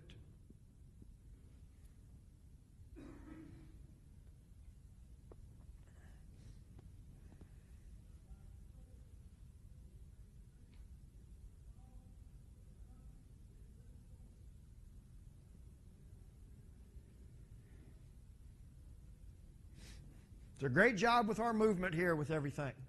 Again, we're playing quarter, and we're playing halves up top. But again, watch what's happening now with the free safety. He's staying slow, he's shuffling, he's staying inside all of it. Again, watch the communication we're getting out here with all of it. We're in a dime 3-man front again because it allows us to play double read sides now. Okay, we can play blue here, we can play cover 2 or robber up top, and now the strong safety is going to get to the flat. It became a what? It became a China call. You can see the corner talking about it. Okay? Strong safety, the S2 in this particular case is going to go look up the China, and now we're going to sink and go play the corner route with all of it. Again, and that is the exact same look our guys have seen 8,000 times in half zone and everything.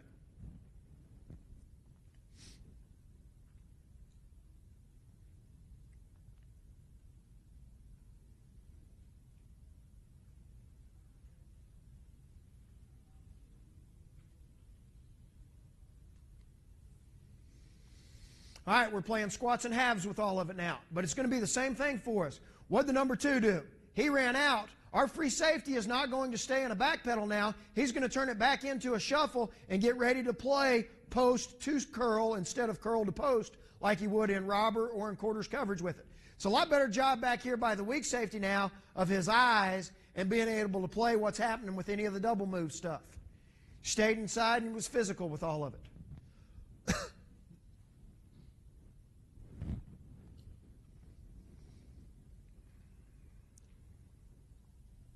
Again, what's happening now? Number 2 is dragging across the field. Let the free safety now take his eyes across the field, look to the dig. A wayside linebacker's got to do what? He's got to get his eyes back inside, looking for number 3 coming back across with all of it. Here he comes, snaps his eyes here, he goes and plays it. It's a lot better patience now by the strong safety than you saw a few snaps ago against when we were playing BYU, I think it was.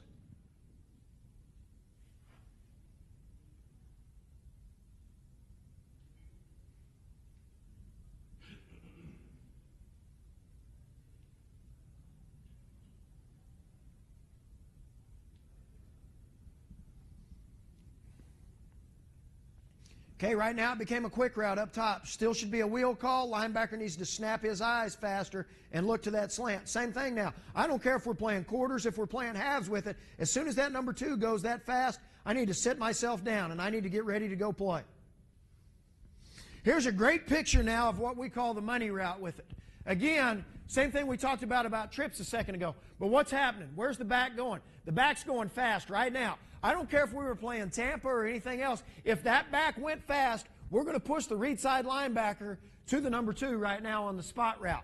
We want the strong safety hanging in quarters coverage until that number 3 widens him.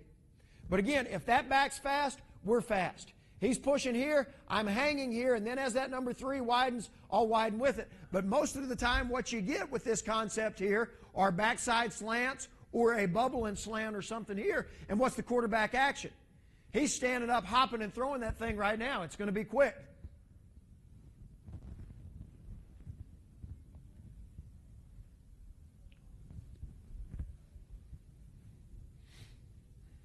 Again, what happens when we get motion back across? Probably some kind of route combination, probably not verticals. We need to anticipate a wheel call and anticipate sitting myself back down with it. We're playing cover 5 here. The strong safety and the linebacker are sink players. Want to be able, again, to read and anticipate where that quarterback's looking. If pass shows, the first thing the strong safety wants to do is take his eyes across the formation and look for a crossing route. Here comes that crossing route. Let's start fitting everything up with it. And the reason we can do that is this. As this guy comes across the field, that safety is going to be ready to sit down, or we're having a Tampa player that's going to work to him.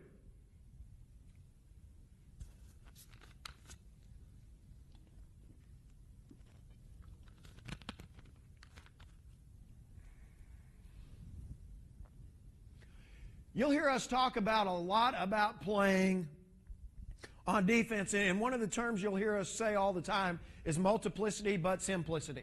What that tells us is this. We want to be really simple and teach a bunch of concepts, but we want those concepts to carry over into everything that we can do where we can get into a ton of multiple looks with it. Okay, again, they started in trips, but then they went back to a balance formation. What did number 2 do? Number 2 is going to end up running an outside route, so it becomes a wheel call. Corner's going to come off and play it. Safety sitting himself down. Up top with it now. Strong safety is going to keep leverage on number 3. The back went fast, so what did the linebacker do? He went fast and pushed to 2. Free safety staying inside because he's still vertical and I can still read his numbers. But again, what did he do? He shuffled and maintained his inside leverage position. The biggest and best thing the linebacker did right now, once his 3 went out, he took his eyes out here and looked up where he could go play that route combination instead of trying to watch the quarterback and then let the guy run by me with everything that happened. Same thing for us. Back went fast, we went fast. Corner needs to slow down and sit himself down.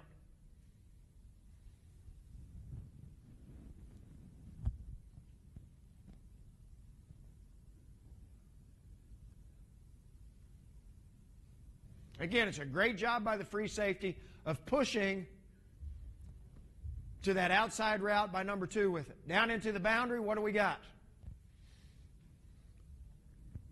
Going to end up having a wheel call. This is a deeper out, so really the linebacker should be undercutting this deal, trying to go take it away. And again, you can see the slower this thing happens, the slower the corner's going to be coming off. We're still getting a wheel call by the weak safety. He's going over the top to look up number 1. And if they threw the out to number 2, then the corner would break on the throw with all of it.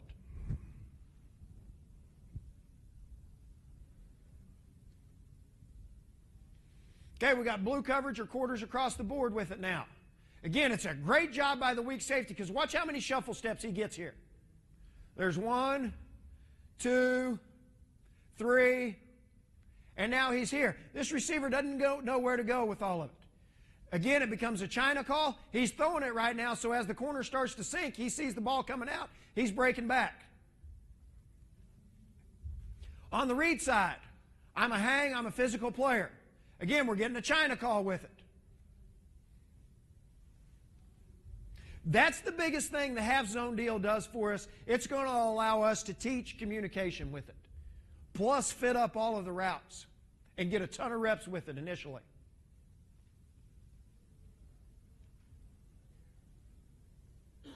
Okay, we're playing quarter halves with it now. Again, we got a shallow crossing route by number 2, letting the free safety go look up the dig coming in from the boundary. Linebacker's got to get his eyes back and end up playing number 3.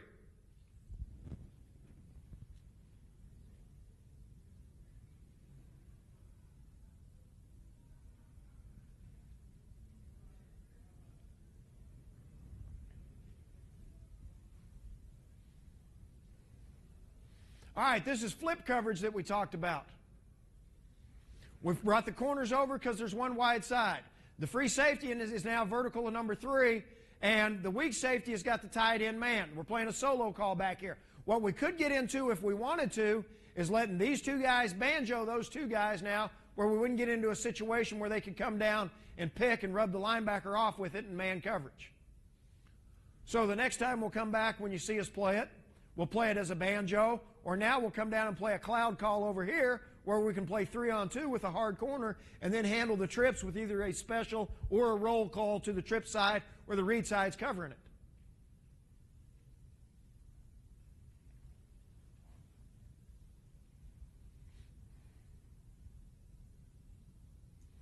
Okay, we got flip again. Still again, we could end up banjoing this thing.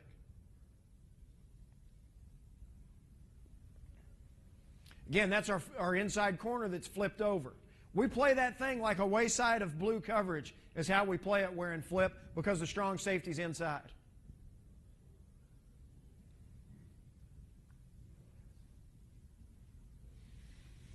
Okay, now we're blitzing it. We're running wide dogs. So we've got the linebacker and safety from the wide side of the field are coming.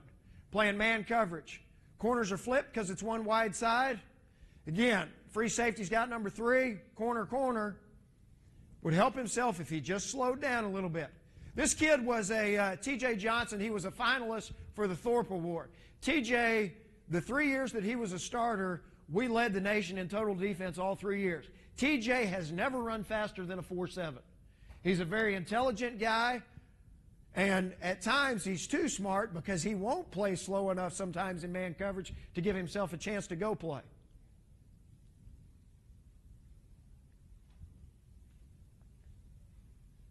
Again, here's an example now of trying to bring that linebacker through everything and him seeing slide protection, and instead of just running into all of it, finding a gap in everything where now I'm running through the door instead of running through the wall.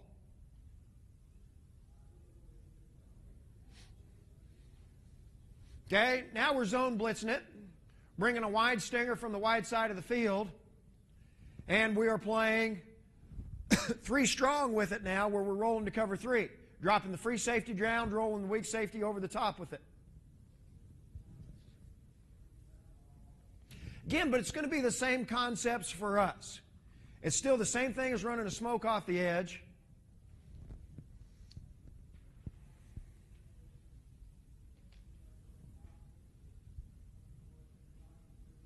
Okay, flip coverage for us again with the solo call on the backside. Now what they do, it makes a lot more sense for us because now we banjoed it. Okay, then the linebacker, because we got an outside release of the back, the linebacker is going to end up playing the tight end. Weak safety is going to play the back. Now here comes the free safety playing vertical of his number 3.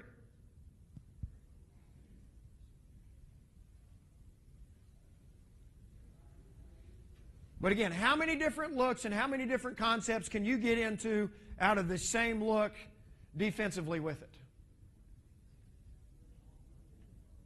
Again, banjoed it back here this time. It was later in the game against UNLV. Now that thing looks a little bit different with all of it. They're throwing a vertical route. We got ourselves in a position where I cut off the route, and it's over and it's done now.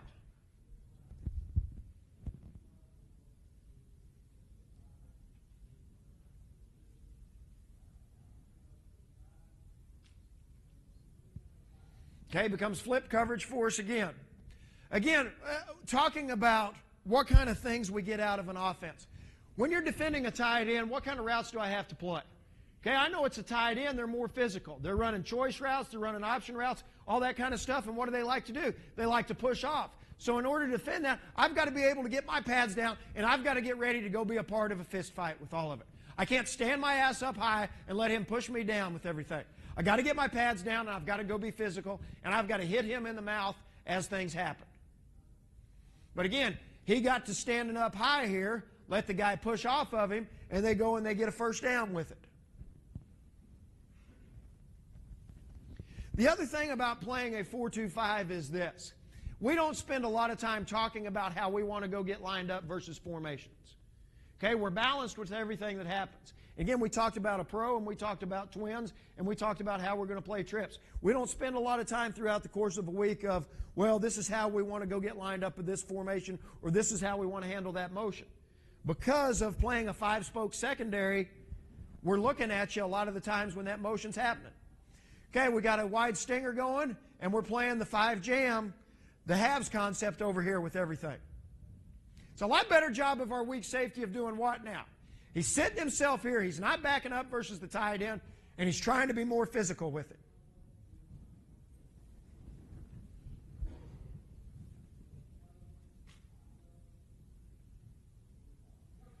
And again, what do I need to anticipate from that guy? Don't get myself in a big hurry with it.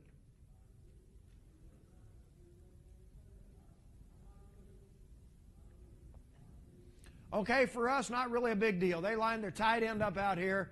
We were going to play blue solo with it. Okay, now they shift those guys out to trips. We've still got whatever call we want to have with it. Right now, we've got a wide stinger, and we are playing halves coverage up top and really kind of a man concept down here.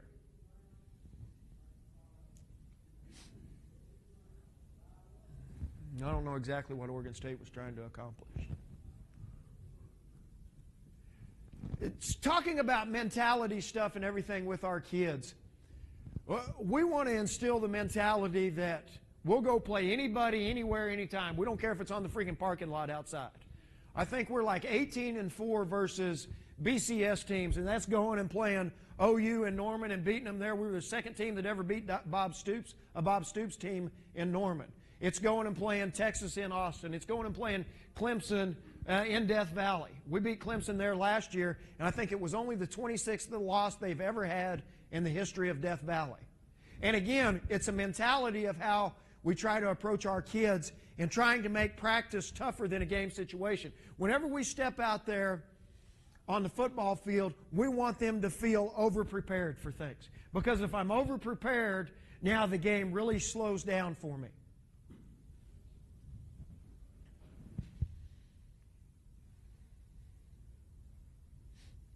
All right, we're playing Tampa sticks again. It's 3rd and 12 here. Trying to throw it underneath. Okay, good. Let's break on it. Let's go tackle.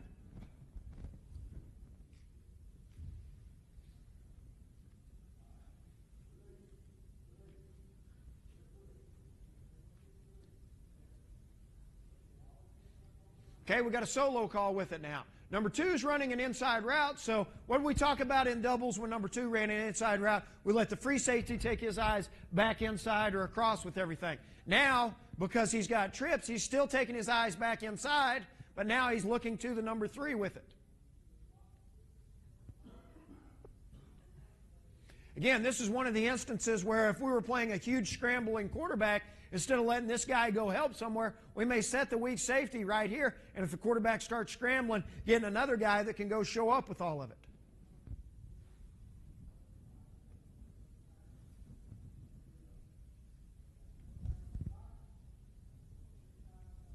Okay, what are they doing now? Guess what? They put a tight end at number 2. Why do you reckon they did that? So they could get a guy out here blocking on the edge with everything. The strong safety does a great job here of pulling his trigger fast and making something happen with it. Now everything's defined. You saw it earlier against Baylor whenever the corner was slower reacting. He reacts a lot faster this time. Okay, and now it's going to give all of us a chance to go show up with it. But again, we want to play downhill with it.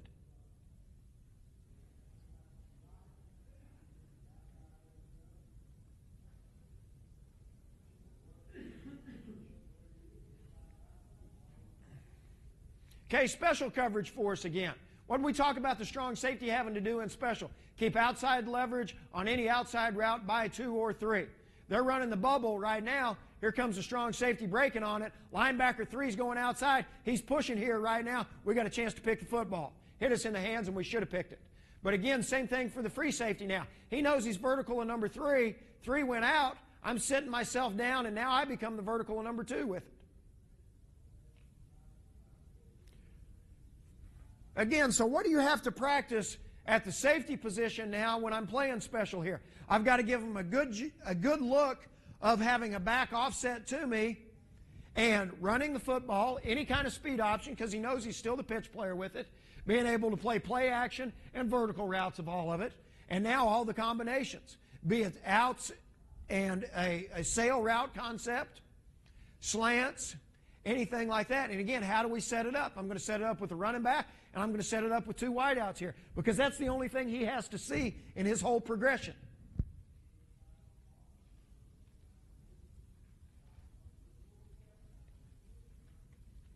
Third and long again, playing sticks with it. And I know y'all think this is about the stupidest looking deal in the world with everything, but we're really defending the sticks. We're not in a hurry with things, and again, the quarterback's going to end up scrambling here with it. And we got a whole bunch of eyes that are seeing it. Half players really need to be slow in sticks. They're not ever deeper than 19 yards. Again, it really allows us to fit things up as they happen down the field.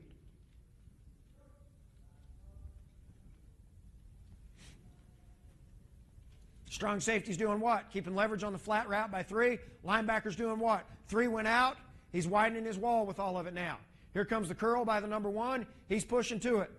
Free safety. Staying inside. Vertical of 2.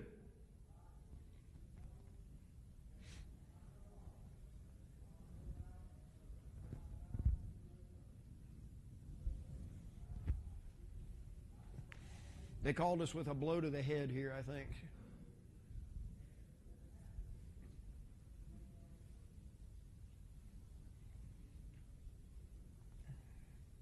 Same thing for us now. Here's a good picture of swing deep at 3. The strong safety is widening, and he's keeping leverage, okay, on that number 3. But the thing we don't want to do is we don't want to go up and jump that guy. Because as soon as I come up and jump him, I'm going to open this window behind me. I want to keep leverage and widen with him. Then if he turns up the field, I want to have myself in a position where I can go then play it. Number 2 is running an outside route. We're playing halves coverage, so it becomes a wheel call. Right now, the corner's going to come off and play the flat. Linebacker's coming to look up 1. Weak safety is not staying in a half anymore. He's sitting himself down. I think another thing that is really a neat part of our package and having the ability to zone blitz, man blitz, and play zone coverage with some stopper calls in it is this. You've got to find out the mentality of your football team. Okay, what do you do best defensively? How you start finding that stuff out is going to happen during spring ball. Okay, we may be a great man blitz team, but as we go out through the course of a season, we want to continue to practice zone blitzing, and we want to continue to practice getting better at just zone coverage where we're going to have more answers. Because offenses are really good these days, and if they know you're in third down, you're going to be a man blitz team, at some point they're going to catch up with you. Okay, so what we want to continue to do throughout the course of a year, it may be week 7, week 8, now we want to be able to have more answers as we zone blitz, as we play zone coverage and those things. Continue to build on your weaknesses as you continue to make your strength stronger. Try to eliminate as many weaknesses as you have. Okay, here's the dime look again where we're bringing 2 guys off the edge with it. Okay, this linebacker's VHing. VH tells him what? I'm vertical of number 2, but I can't let anything back inside of me. So as number 1 starts to push inside, he's coming off and playing it. Now the corner's going to sink. Can play it as a concept back here, as a man concept with the corner, and the defensive end has got the back. Again, as this whole slide was going to us, the inside S2, he could have continued to wrap himself around and found that gap right there with all of it, which would have been better for us.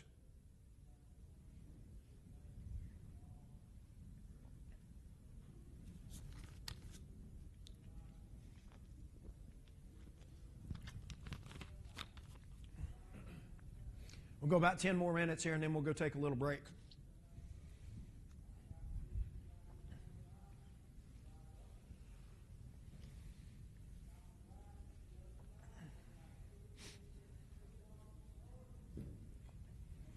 All right, we got the same thing now. We've got double speak going again, which is going to be our 2 safeties off the edge with it. Playing VHs now with the linebackers with everything.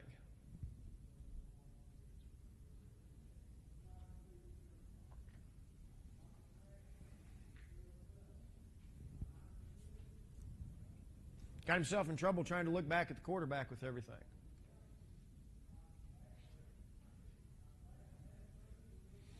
Okay, we got a sticks call again with it.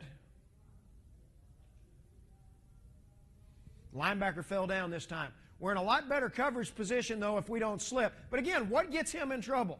That crossover step right there. Understand where my help is at and have some patience with things.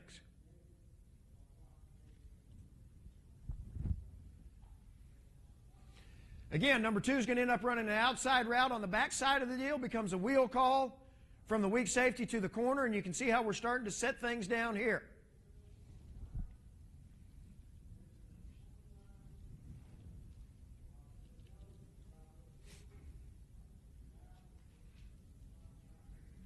Double out combination.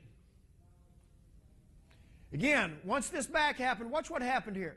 The strong safety started in an outside leverage position because of what? The back was offset to him. He knew he was going to be the pitch player versus the option. That back shifted away. Now I cheated myself to the inside eye. Still a me call for me, so I'm starting to widen with this, but now as that quarterback throws it, I've got to be able to break back on the football. Again, what did the free safety come do? Came and tackled the legs.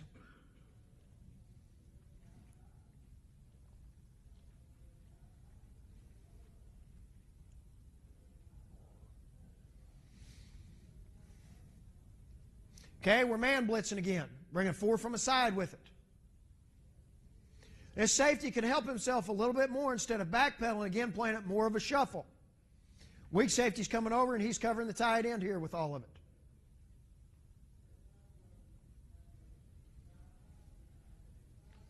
Backside linebacker has got the back in man coverage. If he stayed in and blocked, then we'd go ahead and add with it.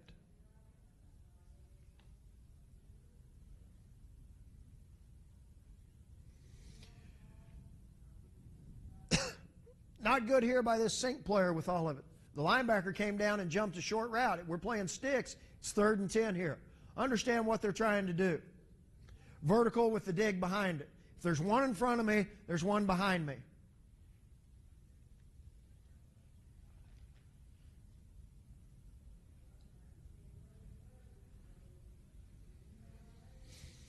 Okay, again, they motioned across to create trips. Strong safety sees 3 coming to him. Linebacker does a great job with 3 outside of pushing his wall with it.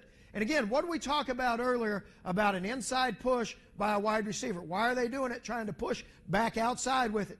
Free safety does a good job of driving here, and it's really a nice job of the strong safety of playing leverage, playing this thing deep to short. Would like to see him keep a little bit better leverage on this number 3 and break a little bit faster with it.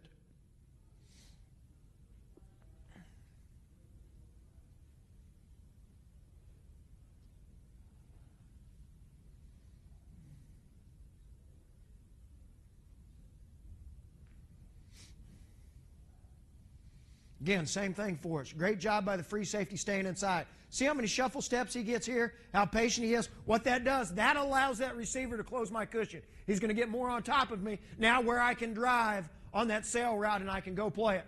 We'd get a lot better help now if the strong safety wouldn't jump this like he's doing here. Like you saw him do before with everything. It's a sprint out. So again, talking football-wise, what kind of routes do we get with sprint out? Most all the time, they're outside routes. So if I can see what the offense is doing, I'm going to have a great idea of knowing and understanding what I'm going to have to play or what routes I've got a great chance of having to defend with all of it.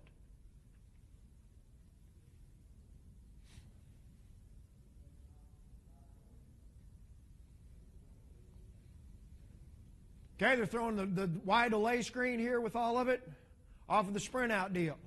Again, this linebacker is in man coverage on the back here. Everybody went strong. He's waiting for one to come back to him. Weak safety ends up seeing the thing too.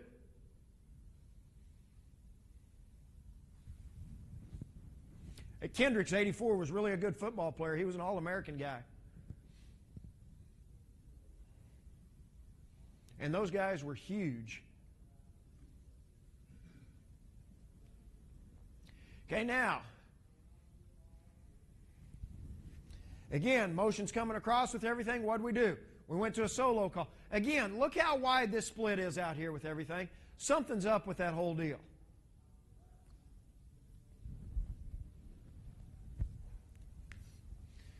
But again, if we'll do a great job of breaking on that hand with things, they complete this route for really no gain. It's 2nd and 10 now.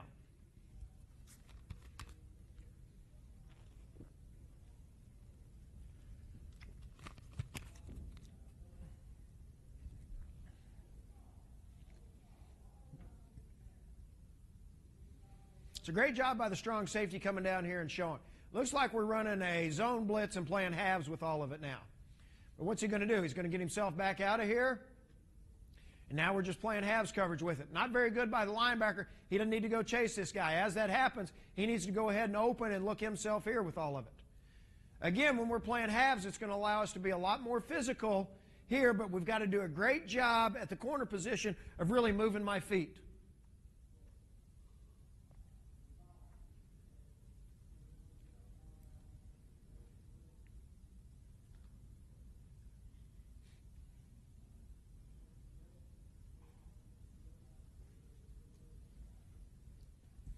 Okay, they get tight, we get wide with everything.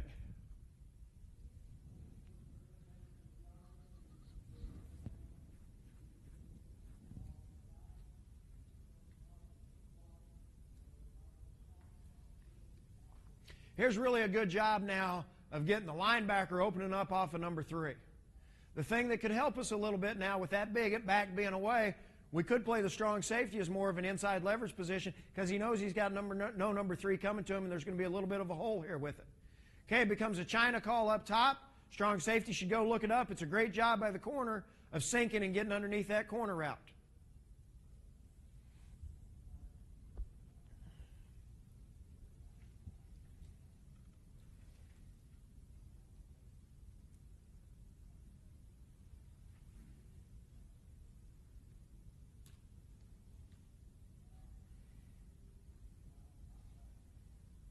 It's really a nice job by the strong safety here of being physical with number 2, taking his eyes across and seeing 3 come to him. Okay, when this happened against Utah, what we ended up doing, instead of letting the weak safety look across, we wanted to look back here and double the dig route. Because what we call it the shelf route, where here's the bottom step of the shelf, here's the top step of the shelf. Okay, again, what the free safety is doing now, pass shows, I got my hips opened up, I'm getting my shuffle step, I see that wide receiver's hips start to settle down. He's running a choice route. Now I'm going to start driving myself back down to all of it.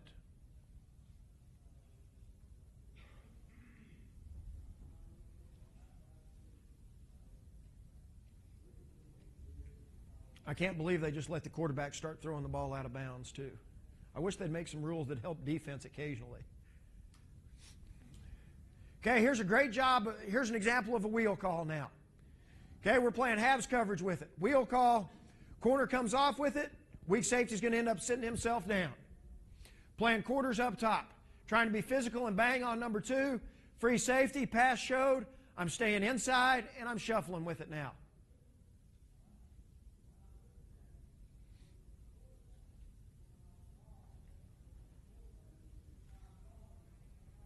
Again, what's our job in underneath pass coverage? Make the quarterback double pump with everything. He took his hand off. Now he pulls it back down, gives the pass rush time to get there with everything. Okay, we're in our 3-man front stuff again. Playing dime, and we've got quarters, and we've got robber down here to this side. Again, it's a great job of a China call. S2 going to look this guy up where now the corner can sink. And playing quarters up top, trying to be physical, disrupt the route by number 2, and go play.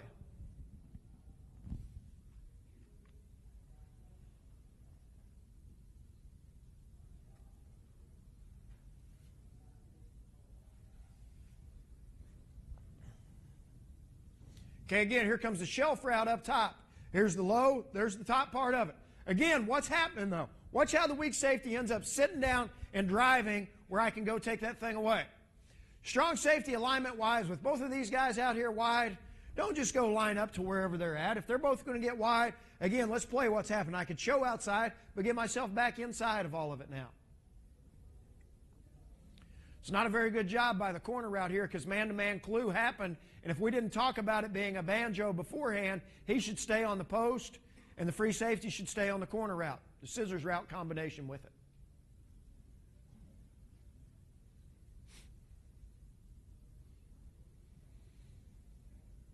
But again, those things, let's take away the 7 to 12-yard throw.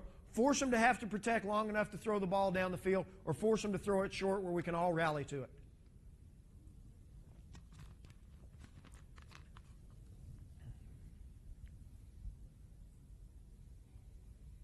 This linebacker needs to push faster with it. It's the inverted money route that we talked about beforehand with everything. Again, corner gave a China call. He starts to sink here, where we can go take it away. We see it thrown, then we'll rally back to everything.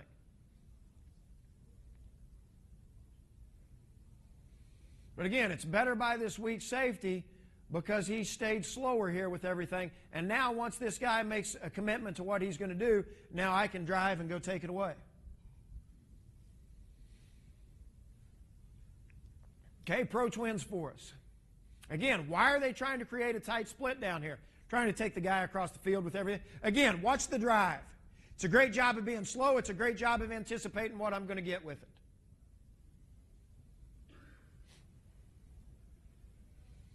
Okay, we're coming from the wide side of the field up here with it, out of the dime look again, and we're playing our VHs with it now. Linebacker can't let this guy come across. He's hard walling it.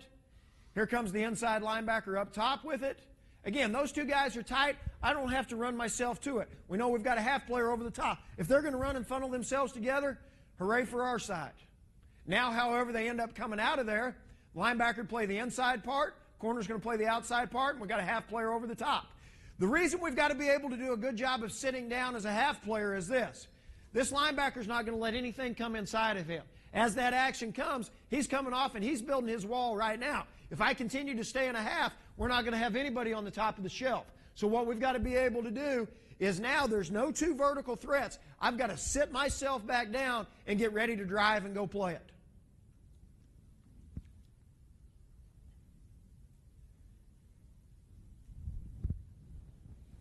Again, how do you finish? Do you stress that during practice? And if you do, how do you go stress it? Okay, sticks again for us. 3rd down and 10 with everything. Again, what are we doing? We're a sink player. I know there's a crossing route. If it's 3rd and 10, I don't want to go jump this deal until the quarterback takes his hand off of it, though. But as soon as he takes his hand off, you can see we've already started breaking and taking steps this way with it. Okay, now we go tackle him. Okay, it's 4th and 5, 4th and 6. Again, what did our half player do up top? He's sitting down. I need to sit down. It's a good job by the linebacker now of being physical. I'm this close where I can touch the guy. Let's be physical and let's bang on him with everything that happens.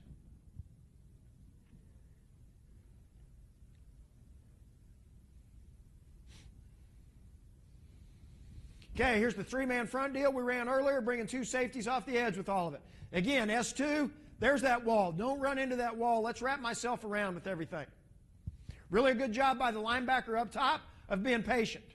Linebacker here is in too big of a hurry because he pushed at the tight end with it right now. Stay yourself another step inside, and again, what do tight ends do? They come and they try to bang and they try to be physical. Get ready for a fist fight with all of it.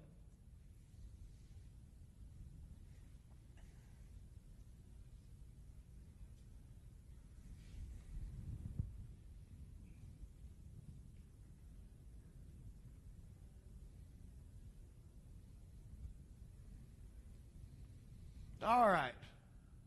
Wyoming deal for us. They started creating quads with it and then motioning back out the backside. Okay, again, what falls, and they'd never done any of this stuff. They completely closed their practices down the week before us, and we had no idea what we were going to get. There was talk that they may try to get in double slot and run the option with everything. Okay, but again, what kind of concepts have we taught? What will carry over with everything that's happening that's going to allow us now, okay, what adjustments do we have to make throughout the course of the game? How do we have to do it? We played it in flip coverage and played it as a solo call on the away side where the weak safety ended up handling that back when he motioned out. Corners were flipped over with it.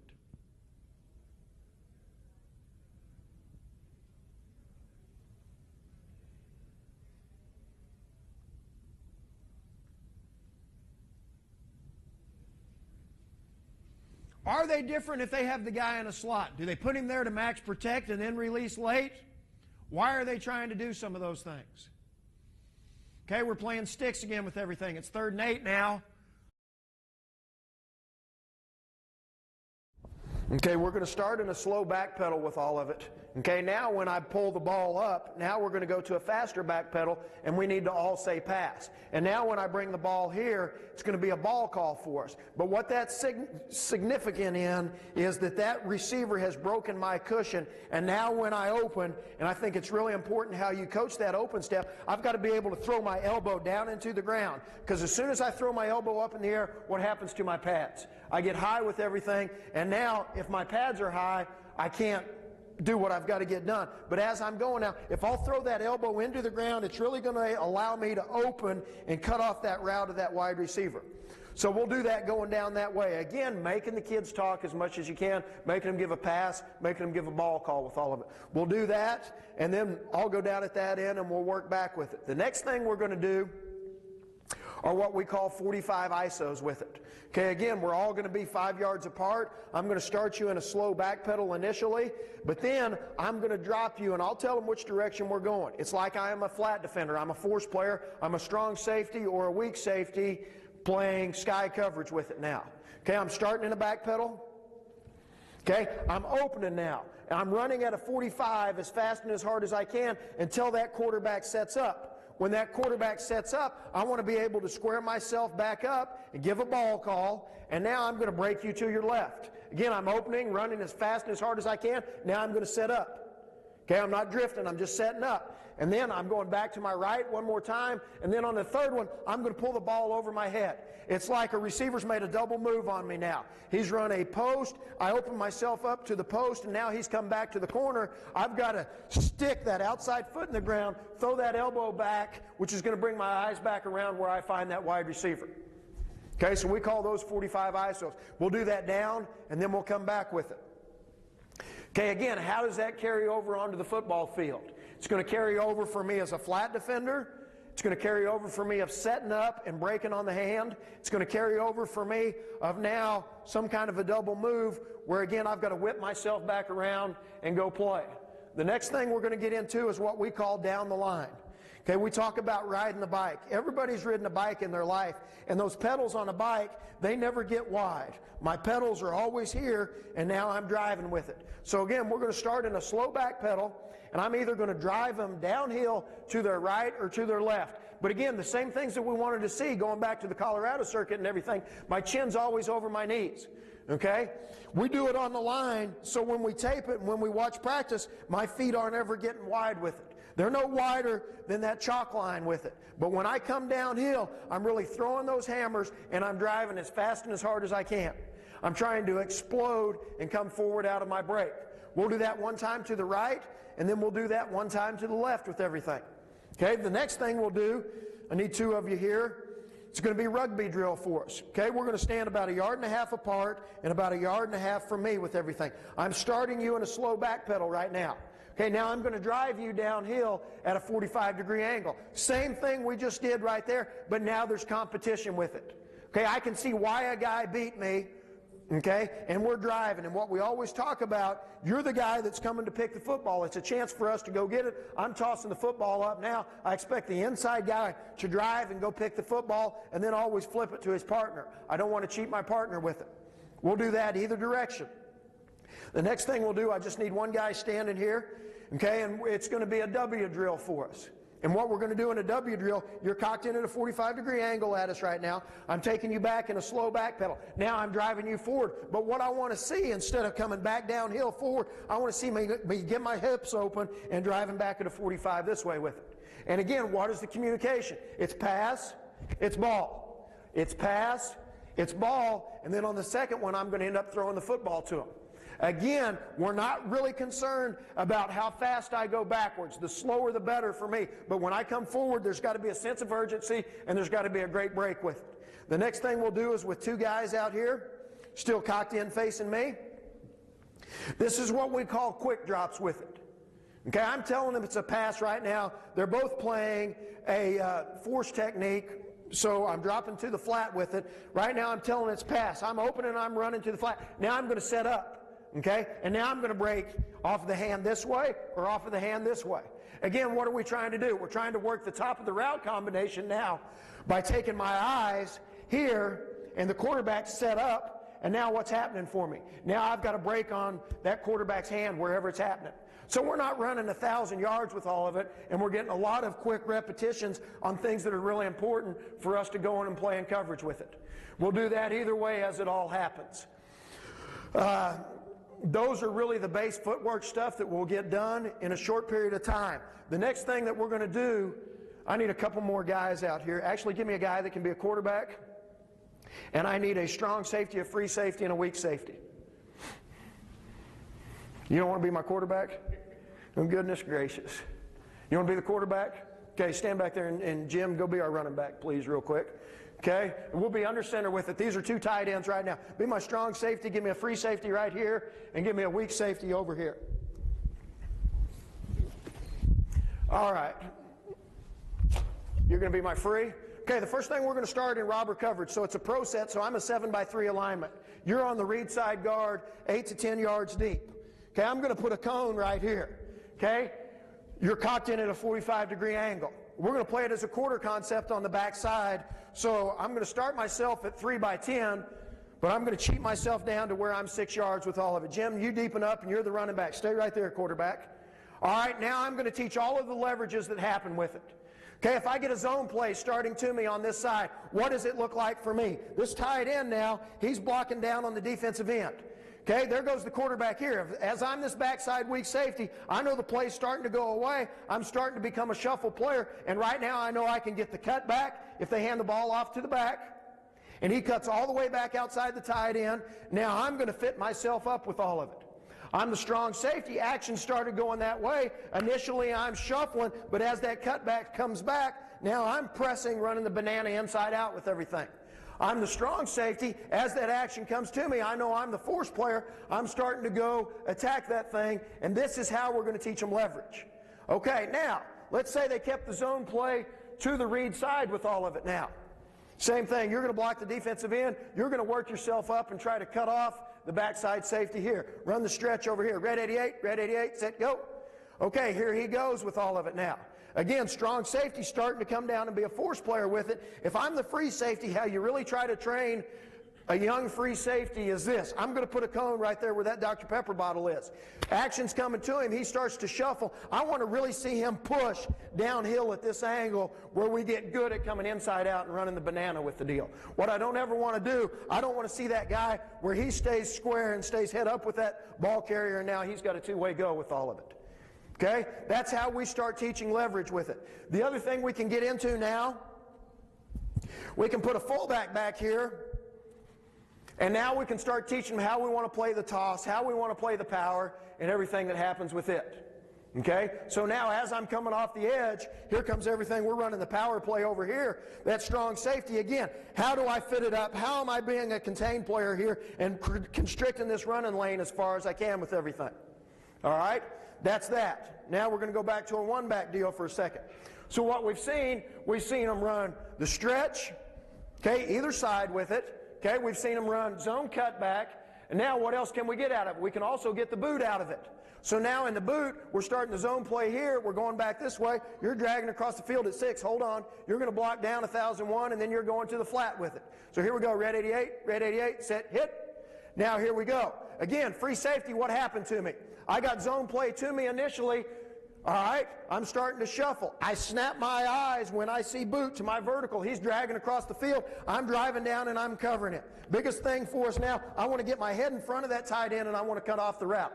Okay, again, I'm the weak safety. As that play went away from me, I started to shuffle. But I know when play goes away, I can get the cutback or I can get the boot coming back out of it. My vertical ran sideways. I'm driving down and I'm covering it. Again, strong safety. Who becomes swing deep in number 3 now? That's what I'm thinking with it. Okay, so we work the boot that way. Now, let's work the boot back this way. We're starting action here, going here. You're coming across at 6. Block down and run to the flat for us this time. Red 88, set, hit. Okay, again, where's my vertical at now? There he went, right? Okay, again, what's the quarterback doing? Play action, running sideways. It's a boot. My vertical's running sideways. I'm driving down and I'm covering it. Okay, free safety, what happened to you? Action started going away from me. I snapped my eyes back to my vertical. He ran out. I know the strong safety's playing it. So what I can do now, I can look back and help with this crossing route coming. Okay? When I can't do that is this. Everybody go back. Go ahead and you drag across now at 6. You go vertical. Still going to run the boot this way. Red 88, red 88, set, hit. Okay, again, where's my vertical at now? I'm the free safety. I took my eyes back to my vertical. He's running down the field vertical. I've got to end up playing it now. Okay? Doesn't matter if that is a tight end or that's a wide receiver with all of it. Okay? That becomes what we can teach out of that. I said we also teach smokes out of that. So now let's say we've got double smoke going. That's the strong safety, and this is the weak safety over here with it. Where's my aiming point on a smoke? My aiming point is 2 yards outside of that deepest back. I want to show a good zone coverage alignment, but I want to cheat down the line of scrimmage, and when that ball snapped, let's say y'all start running the zone play that way and you're going to cut it back. Red 88, set, hit. I'm coming here right now. Okay, I see it going away. I'm going to choke my motor down and I'm going to be patient until I see what's happening with it now. If they hand off the zone and he cuts it back, I'm going to fold and tackle the cutback. If the quarterback keeps it on the boot, I'm going to get myself up the field and go play the boot off the quarterback with it. If I'm on the smoke on that, actually just run it this direction and I'll show you. Red 88, set, hit. That back now step to me on any kind of a zone path, I'm going to go tackle him. And I'm taking it away as we go. Okay? Other things we can get into running the option with it. Okay, now, the next thing we'll do with that, go to shotgun. Back can offset either side. Okay, now how have my aiming points changed? If I'm the safety on that side, I'm still 2 yards outside of the deepest back. If I'm the safety on this side, I'm still 2 yards outside of what is the quarterback now. But I know as I'm coming from this side, I'm the guy that can have the zone fake to me. So if they're running the read zone across, there's my back. No different than him being under center and stepping to me. I've got to end up flattening and tackling him with it. Okay? I know on any kind of zone read, when they're going away from me and I'm coming off the edge, it's going to make me the quarterback player with all of it. Now we can get into sprinting out and again speed option with all of that stuff. But again, by having 4 guys, I can get a great look of exactly everything that's happening for us schematically of what we've got to get a whole bunch of reps of. Let's talk about playing robber coverage for a second. The first thing we're going to do, be my number 2 receiver out here. Stand right there, quarterback. Back, come to this side for a second. Widen out your wide out here with it now. Okay, we talked about our alignment versus twins, being I'm going to split the difference between the offensive tackle and the number 2 receiver. That's my alignment. What's my stance? My shoulders are square with my outside foot back. What's my key? I'm a ball key. Okay, a couple of things are going to happen for us. Everything I do, I'm going to put a play action with right now, because that's the hardest thing to train your eyes to do is go play action. So every time the quarterback is faking it, sometimes I'll tell him to give it, okay, or sometimes I'll tell him to fake it, and we're running the number 2 vertical with it right now. Okay? So as it's happening, I'm sitting here and it's don't go until you know. Back steps down, he hands the football off to him, I now am showing myself up with it. Okay? If pass shows, soon as pass shows, I'm opening my hips and taking my eyes to number 2. If he runs an outside route underneath 8 yards, I'm giving a wheel call, rob him curl to post of 1. If he pushes to 8 yards, now I'm driving and I'm playing it. And again, the biggest coaching point in that technique is making sure once I get my hips open, I'm getting my shuffle steps in. Can't be a crossover. Because a crossover, again, what's that guy going to do? He's going to attack my butt with all of it. If I'll get my shuffle steps in and I'll be able to see his hips, I can play everything I've got to play. If he starts running a dig route now, I'm sticking and I'm driving and I'm cutting that route back off. Again, take away those routes between 7 and 12 to 14 yards with all of it. Okay? That's really robber drill with it. And then we'll get into all of the half zone stuff and everything that we talked about that way with it. As far as teaching man coverage, I'm going to start 5 yards off of him. My outside foot's always going to be back and I'm playing on his inside eye. It's going to be the same thing we worked on that open step. If this guy's running a vertical route, I'm slow. If he pushes away from me, I've got to continue to widen to him to maintain my leverage. Okay? But as he's here, once he breaks my cushion, it's going to be that same open step, and I've got to open and be able to cut off his route with it. Okay? If he pushes inside leverage at me, I'm staying inside with all of it. Okay? Again, anticipating some kind of an outside route coming back out of it. Again, patience and hard focus are going to be those words that we talk about with everything there. Then we'll get into setting up 2 receiver routes, or now we can start playing combination routes with all of it. But that's really pretty much what we do from a... does everybody remember X drill?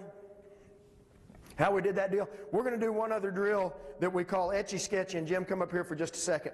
It's going to be one guy at a time, and what we're going to do, we're going to get our feet going. Okay? We're going to be in a back pedal. We're driving forward. Okay? We're going to be in a back pedal. We're here. Now I'm going to open you at a 45, but what do I do when I change directions? I touch the ground, don't I? Okay? I'm touching the ground and I'm running at a 45. Okay? I'm sticking and I'm coming straight forward. Yep. Here. Touch the ground. There you go. I'm here. I'm back. I'm forward. This becomes really a big conditioning deal for us. And again, what are we trying to do? We're trying to get our hips down.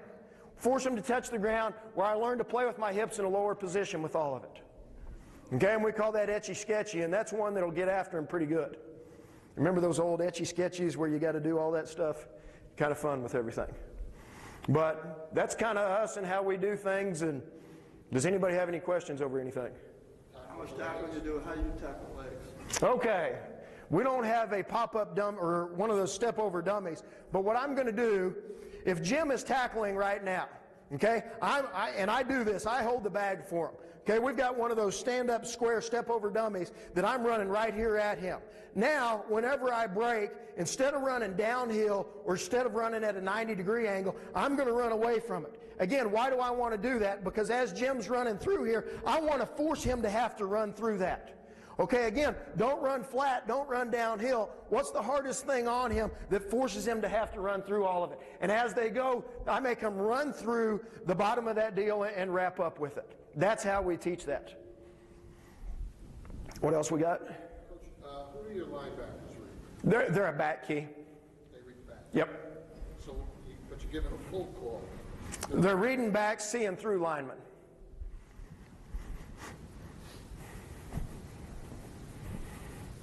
How far do they slant your front people? We are slanting a technique as a general rule. Are they reading the down lineman as they're slanting? Yes. I'm reading the adjacent lineman as it's all coming to me. And I've got to do a good job of being able to redirect if I'm slanting and everybody's zoning this way, of sinking myself and getting back in that gap where I don't get too gapped with it. On the leg tackle, you want them to keep their head up? Oh, yeah. Yep, and I want to run through it. I don't want to stop, and I don't want to just dive at them. I want to be able to go run through their ankles with it. Yep. Because, again, if my feet stop when I dive, there's always a chance that he can push off of me and continue to go. But if I'm here and I've got my eyes up and I'm running through his ankles right now. What's the angle for? His freaking ankles.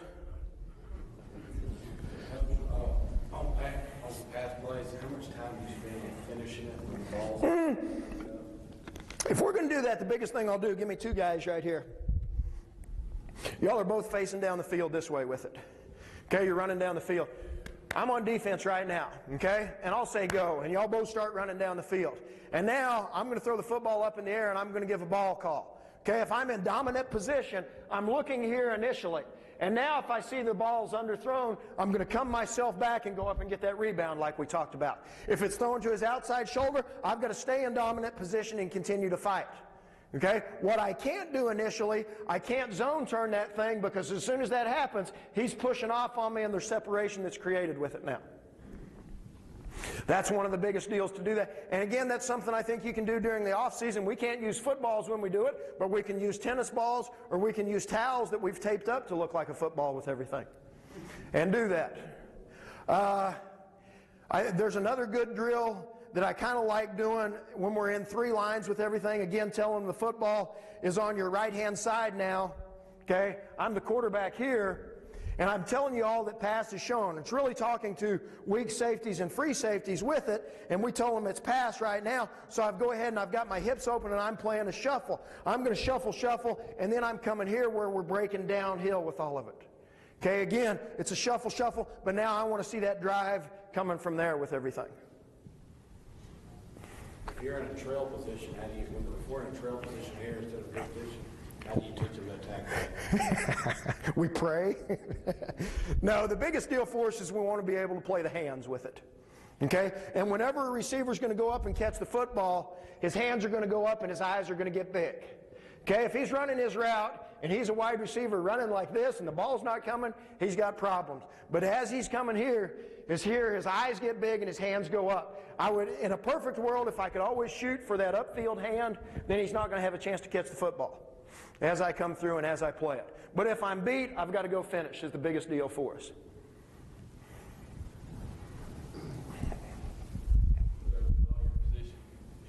Defensive line linebackers do that same drill, that cut tackle you're talking about. They do that same type of drill. For the most part, yeah. Maybe a little variation of it. Yeah, but it's all, we do it more as a safety deal just because we're in that space more than anything. What do you do on the goal line? Depending on what personnel groupings they're in. If they're getting in big personnel groupings, we'll basically play a double eagle and take both corners out. Bring in another strong safety with it. One of the biggest deals we're going to do down on the goal line in the red zone, you heard me talk about on Thursdays, we're going to go down there and practice. The other thing we're going to do on Wednesday is we're going to take their 12 to 15 best plays and we're going to go down there and we're going to run them during practice. Again, so much of what we do down there is going to be recognition for our guys and what we have to stop with everything from that standpoint. And again, trying to get them where they understand what the offense is trying to do. We're not ever going to line up in the end zone down there. I think that's one of our biggest coaching points with it. How about coverage? Depends, you know. I mean, are we better at playing man coverage? Are we better playing zone coverage? Are we better playing sticks? Or what do we have to do to stop what they're doing? Where are we at in the game, you know? I mean, what's the... Do we have to have something that goes and stops them right now or whatever it is? How much do we want to try to hold them to a field goal with it? It's more than 3rd and 10. More than 3rd and 10. You're playing stick coverage. How deep is your deep coverage? They're never deeper than 10 yards.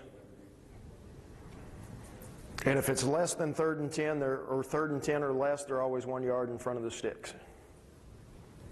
And we deepen those half players up. So they are between 12 and 14 regularly. They're 17 to 19 in sticks, and they're not in a hurry to go anywhere.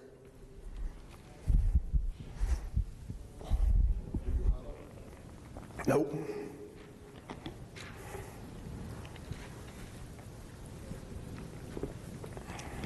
Anybody else got anything? All right. Well, thank you guys again. We appreciate it. And if we can do anything. Again, what they've done is they put a wide out back here in the back field, and they're going to end up motioning him out. Does not mean anything different to us, and we're going to end up line up just like they came out in approach winds look once that motion happens. But again, you can see what's happening from the strong safety position here a little bit. They started out, and everybody's talking, hey, there's a freaking wide receiver in the backfield back here. D linemen are telling the linebackers, safeties are seeing it. Again, it becomes a communication deal. Okay, once this guy motioned out, now the strong safety did what? I deepened myself up a little bit, and now I got myself back inside with all of it. Again, there is one gap, or one back, one ball. I'm a one gap. We're now a gap scheme with everything that happens with all of it. Okay, again, most of the time when we're in 11 personnel, we're going to play our 3 technique to the tight end side with it. Okay, and again, you can see kind of the leverage that we're going to play with our nose in the gap, with the nose guard and the 3 technique. Again, you can see how balanced our stance is with our 6 technique too. And again, he's going to read that tackle. That tackle blocks down. I'm now stepping myself in to that C gap with all of it.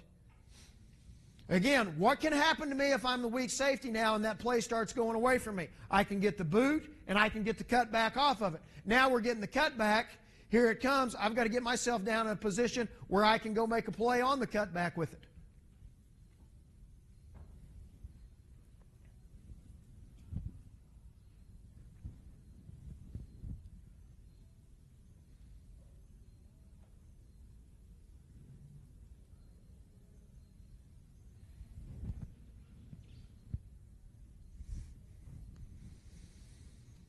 All right, here's a good look of them trying to arc release the tight end and get out of there. The same thing for our defensive end, though.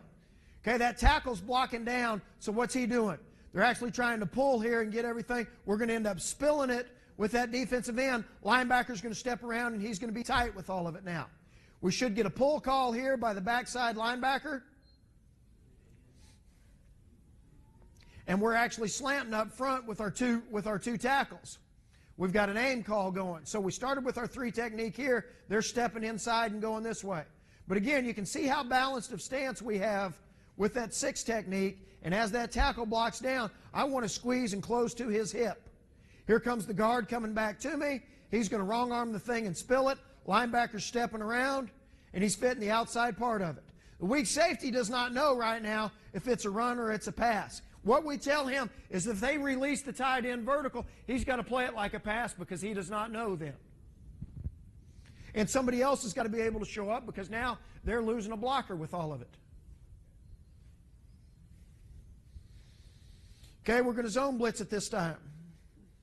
Actually, we didn't.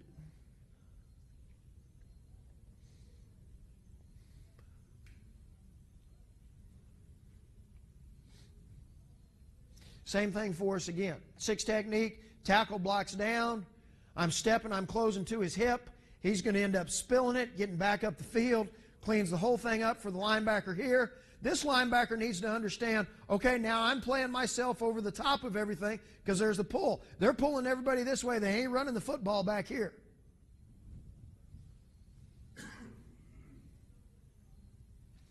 Okay, they're under center now. What they've done is they've created an overshifted tight end set with everything. What we've done now is we've slid our linebackers like we were talking about versus a 2-back formation.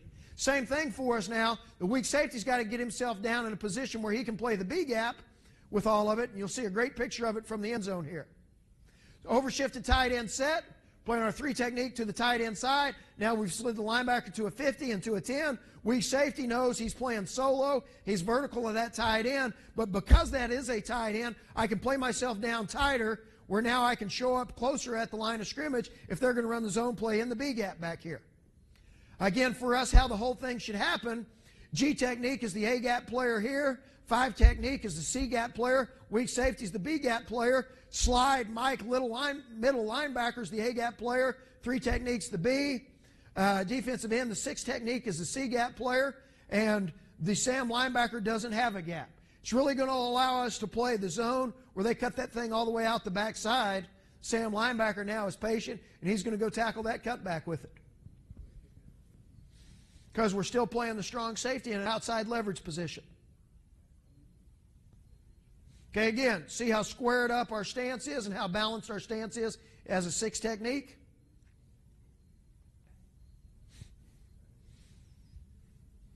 Okay, again, weak safety now. Got myself in position where I can go play the B gap. We talked about this guy being able to show up at the line of scrimmage versus the run. The only thing I would have liked to have seen him do here is go tackle his legs. If we'd have done that, we would have been in perfect shape. Okay, again, we slid because it's an overshifted tight end set. Got to get myself in position where I can defend the B gap, and if pass showed, tight end's my vertical.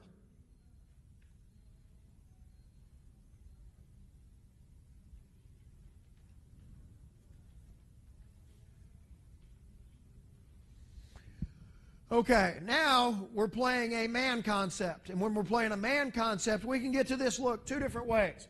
We can do it by playing man free, letting the strong safety handle number 2 and the free safety come down and handle the tight end and keeping a free player here. What that allows us to do with our linebackers, now we're not going to slide them. He's going to stay as a B gap linebacker. He's going to stay as an A gap linebacker with all of it. Who do we want playing that B gap back there? Do we need a bigger, more physical body with all of it? Or how do we want to play the cutback coming back to the tight end side? Those are the questions we've got to answer ourselves with everything.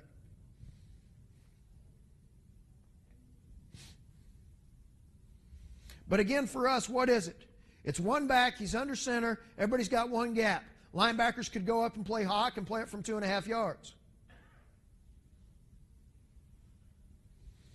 Okay, again, they're shifting 8,000 guys and everybody's kind of surrounding all of it. Here we go. Okay, it becomes an overshifted set. Now here comes the cutback with all of it. We're actually in a dime, a 3-man front here with everything. And you can see this guy as a quarter safety, again, where he's showing up, plus the backside weak safety of being able to come down.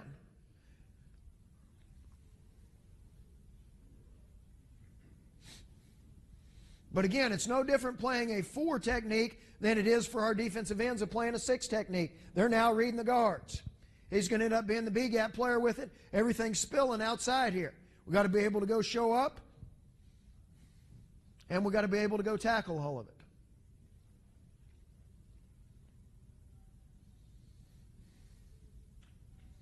Okay, here's why you need to play slide versus 11 personnel when it becomes an overshifted tight end set. We didn't slide here, so the linebacker, he's got a gap inside with all of it, and we don't have a guy in a great position to go play the cutback with it. One thing as you set out practicing versus your offense, I think it's really smart that the kids know the mentality and the reason why you're doing a drill. For us, whenever we're in middle drill is about a mentality, okay? It's about getting good at playing blocks, it's about being able to get off of blocks, and it's about playing leverage. We don't slant in middle drill as a general rule, okay? Now, at the same time, when you get to a team situation where maybe it's first downs, okay, now this is going to be a competitive drill. If the offense gets more than 3 yards, they win that snap. And if we're doing 3 snaps, there's always going to be a winner and there's going to be a loser during each segment that we go with it. And when it's one of those competitive deals, what do I have to do now for us as a unit defensively to go win that drill? Okay, but understanding when it's time to go practice together, like take Skelly, for example. Don't go kill one of your own wide receivers in skeleton. If you both get there at the same time, okay, let's go make a play with it. But if the receiver's caught the ball and taken 3 or 4 steps, don't go take a cheap shot on your own guy with it. Again, we've got to learn to practice together and make each other as good as we can with all of it. But again, you can see how if we would be on slide now and get the linebacker over to a 50 and the Mike linebacker to a 10, and here, now we're going to have a better job of playing the cutback coming out the backside of all of it.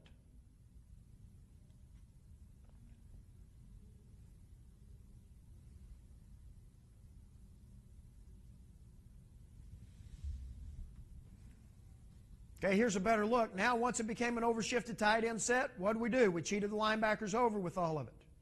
Again, defensive end, that tackle did what? He blocked down. He needs to get his eyes there, and he needs to continue to close off of his hip and go spill this deal. We're both standing here right behind each other with all of it. Get underneath and go spill it.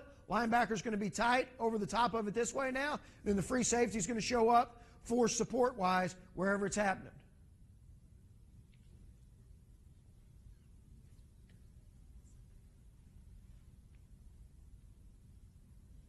It's a good job by the linebacker of stepping down tight, go ahead and then spilling that thing, and now we've got to be able to show up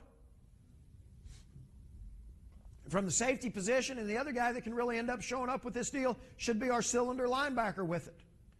Doesn't need to run myself up here and block myself. I understand everybody's pulling with all of it. Stay alive over the top, and let's go. What we didn't do now, the free safety did what? I came in here and I tried to tackle the guy high. We don't tackle high, go tackle his legs.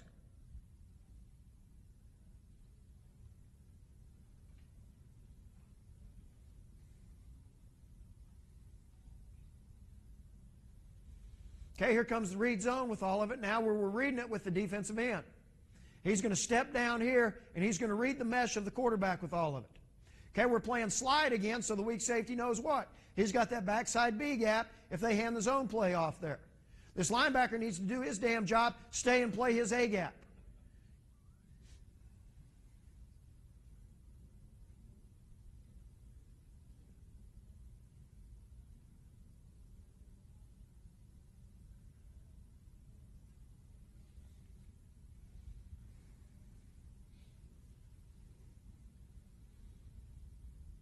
Okay, again, 5 techniques needs to stay outside here. We got a whole bunch of folks inside that are going to be able to play everything that's happening. They're coming down trying to crack the weak safety, but he did a good job of getting himself to the line of scrimmage with all of it now where they shouldn't be able to block him. If the 5 technique would just stay outside and do his job and we tackle, now they don't have anything.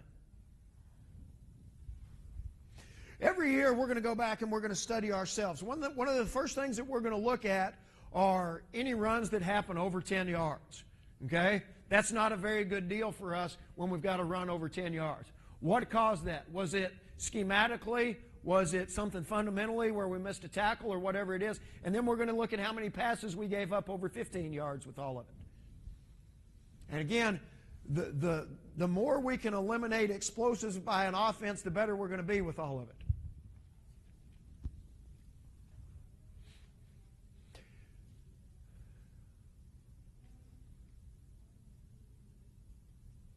Show you a better look at this.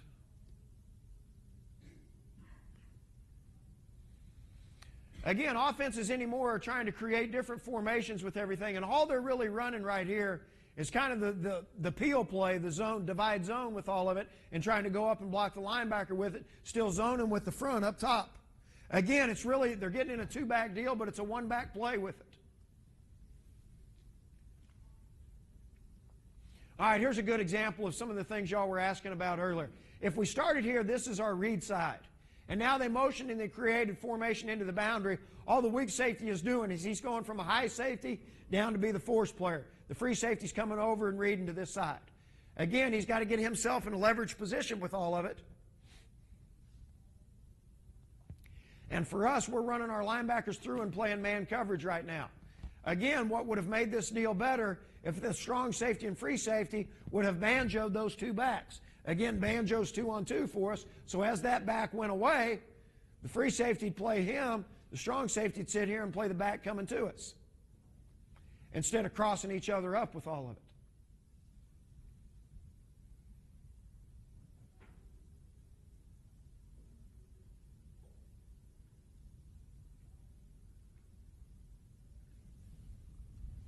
Get out of some of this Wyoming stuff for us here.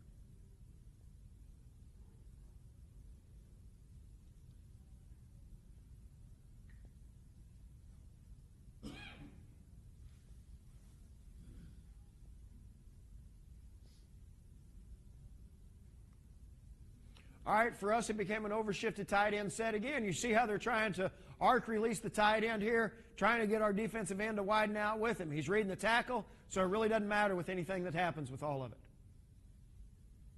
We're just playing read with it now. Quarterback keeps it. We end up gaining the defensive end back out with all of it. And because we slid our linebackers now, because it was an overshifted set, we've got two guys that are standing out here with really nothing to do. And again, I think the older you get as a football team, if I would go ahead and show in my gaps here and go ahead and then slide late with everything, now it's really going to mess with them offensively. Don't go line up in exactly what it's going to be.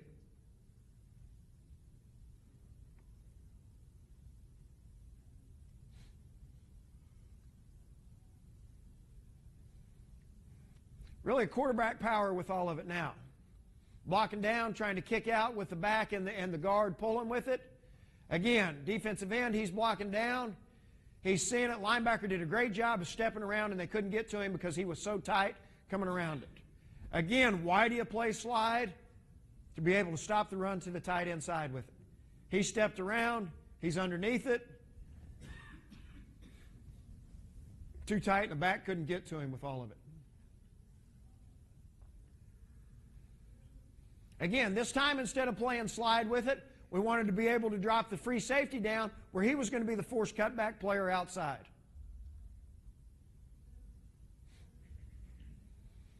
Now again, because we didn't slide the linebackers, here's the B-gap linebacker. Don't go run down the middle of a fat guy. Go play my gap.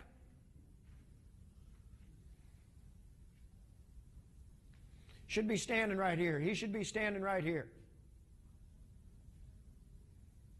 Tackle the legs.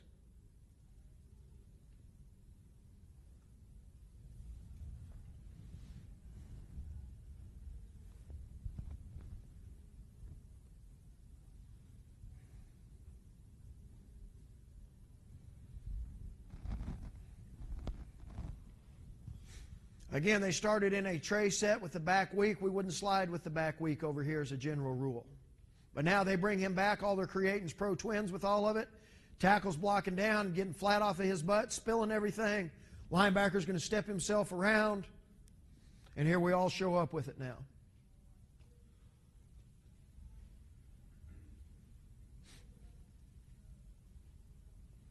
Again, what kind of ways can you give your kids to be successful? Are they a team that's going to run it anytime that tight end motions back across? Is he always going to take you to where the play is? If he is, okay, do we want to slant to that deal? How can we set up something where we can gain a numbers advantage to what they're trying to do with everything?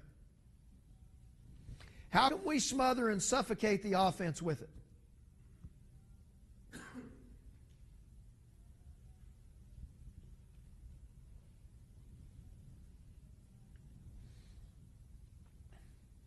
Okay, here's that deal when we're playing a solo call back here. Don't go until you know. Would like to see him pull his trigger a lot faster with all of it. Our defensive end did a great job of getting up the field and then coming back down on the zone play once that was the only spot the football had to go with everything. It's not very good by the weak safety. That's his B gap back here with all of it because we're in slide. Let's go. I can't lose my gap.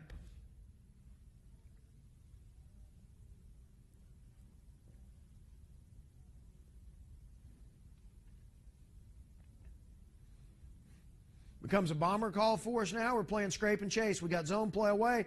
Defensive end's going to play the zone right now. Linebacker stepping around. Beat the block.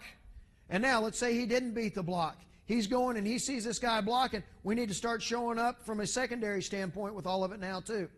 Again, what's our force player doing? I don't like that he's going and messing around and dancing with this guy. I'm the force player. It doesn't do me any good to go do this. Let's get myself up the field and let's go be physical with all of it now and let's go set the edge with it. We know we got plenty of guys that are inside running with everything.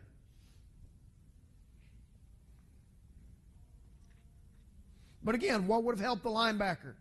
What did he try to do? Tried to tackle the guy high. Go tackle his legs right now. And I promise he'll go down.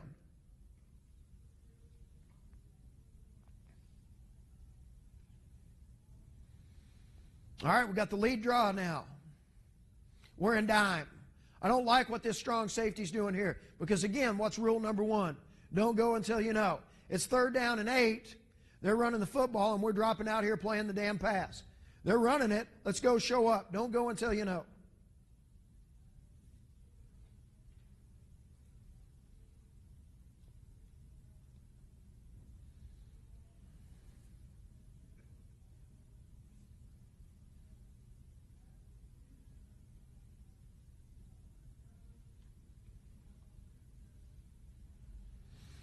Now, because our linebacker didn't do a very good job, and there's really a couple of reasons why this happened. 3 technique has really cheated himself too much where he can slant to get to where he's going. And the linebacker never threatened that B gap.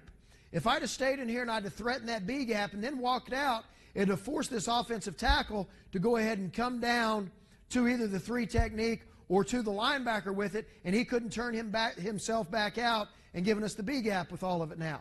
And again, the other guy that ought to be able to show up versus this deal now is going to be this linebacker that's still here in the middle. He is a track linebacker for us. It's a much better job by the weak safety now of once he sees it, of being able to go make a play and fit where I'm needed to fit with all of it. But again, because we didn't do a good job of threatening that B gap with our initial alignment, it's going to allow this offensive tackle to get into playing games with all of it.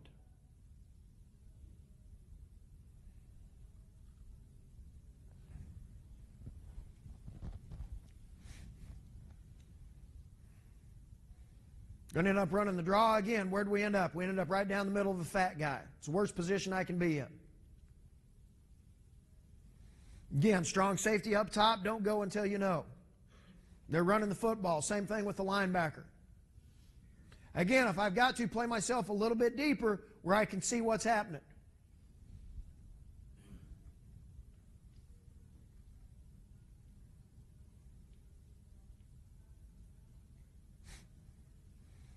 Okay, we're playing squats and halves out here with all of it now. Again, what did he come do? Came and tackled his legs with it.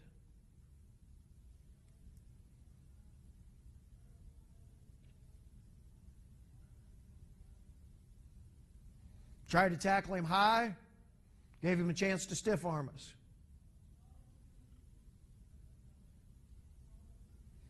All right, he's motioning across. We're getting back to a leverage position with the strong safety now. becomes a solo call for us. Again, what's happening on the backside of this deal? Don't go until you know. I'm patient. Quarterback keeps it here, gives us another chance to have a guy that's coming here. If I'll go make the play, we're going to make it as a, where's the ball at? 22-yard line? If he'd have gone and made the play, he could have made it for about a 2-yard gain here. But instead of going up and taking my best shot and trying to tackle his legs, I broke down and I stopped, and I'm going to allow the quarterback to outrun me with everything now.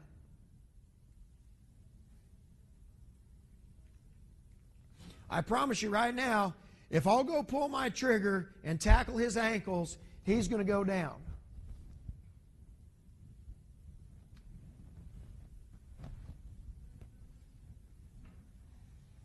Okay, again, it's a nice job by the weak safety of coming down and showing in the box as a linebacker and then getting myself back out of all of it.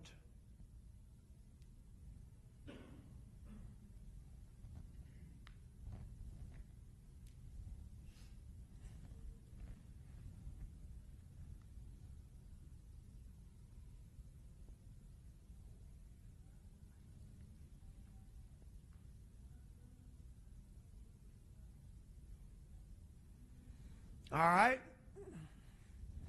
Now we're getting basically the lead play with it. Same peel play we saw earlier with everything.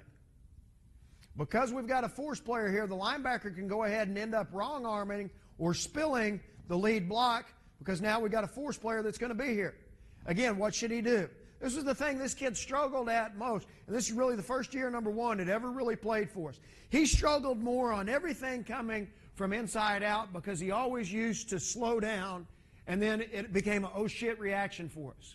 Okay? How do I get him in a position now where he becomes more comfortable of going and taking my best shot with things?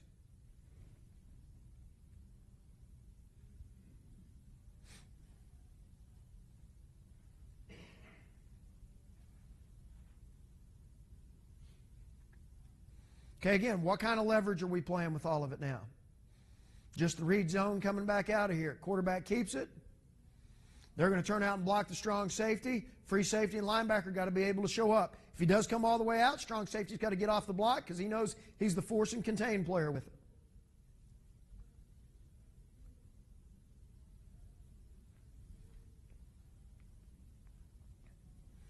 Okay, here we go. Zone blitzing the deal again.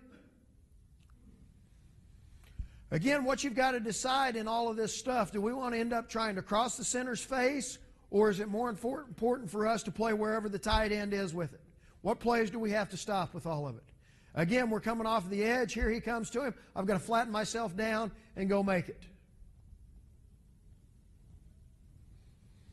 And what, again, it's allowing us to do, now we're zone blitzing and we're playing halves. We're creating extra guys inside to go play the run with everything, or different numbers of guys coming from different positions and still being able to play a half on top of it. Okay, we're in our three-man front again with it. Again, don't go until you know if I'm in the secondary with all of it. Okay, let's surround everything. 3rd and 10, they get 5 yards, let's go. Again, same thing for us now as a 4 technique. Reading the guard with it.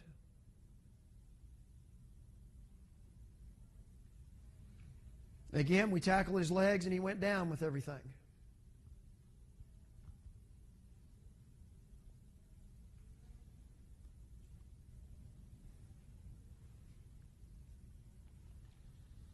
Okay, 10 personnel look, getting the draw out of all of it. Again, we're playing our gaps with everything that happens. Again, if they're a big draw team, we'll do a lot of twisting or slanting up front, trying to cancel and exchange gaps with it.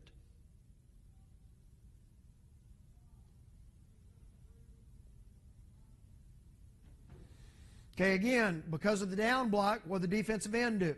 He closed and he was tight. Linebacker stepped around, went and made the play.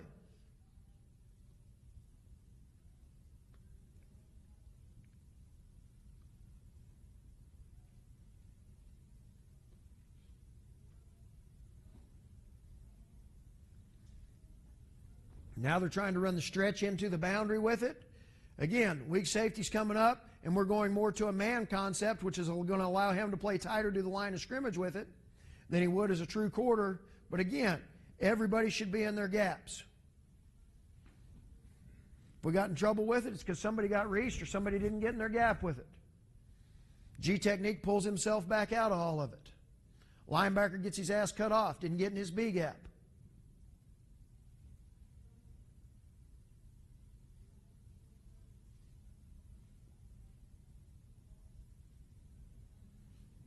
Running the draw with all of it here. But that's basically 11 personnel, and run game wise, 11 personnel really becomes pretty simple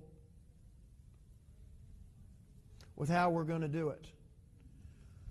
Show you a little bit of 12 personnel here, 1 tight end, 2 backs with all of it, and kind of how we're going to surround what we're getting when we're getting an overshifted tight end set and everything. Right now it's balanced for us, so we're playing robber coverage, and we're playing a man concept back here. Again, where are our linebackers at? We're a lot tighter now. 1 back, we're under center with it. Defensive end got turned out on. He needs to stay in there and be that C-gap player, but the weak safety made him right because of the position we were coming from with all of it. Again, we're playing a tight, or could conceivably be a field call with it. There's the 3 technique, A-gap linebacker, B-gap linebacker. But again, by playing right here, they can't step out and double team that 6 or 7 technique and then try to come to the linebacker. Because if he does, we've run through and we've made the play.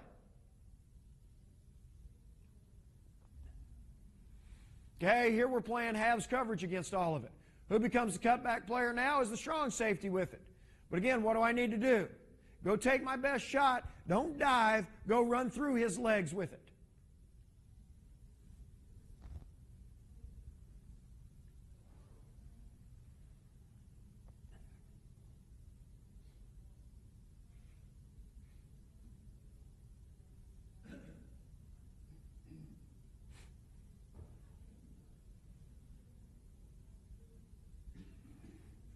Okay, now we're blitzing it from the field. Linebacker and safety from the field. Free safety's got that tied in.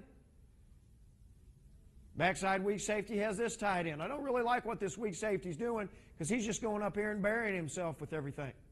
Stay alive now, where now I can go show up.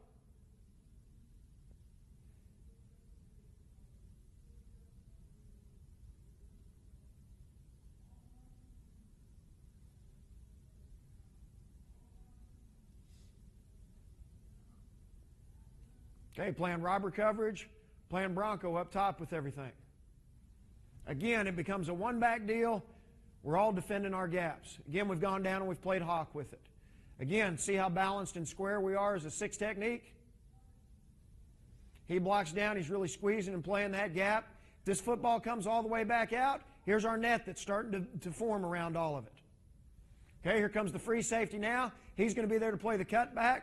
The weak safety squeezing it down. He knows he can get the cutback or he can get the boot with it. Those are the plays I've got to defend.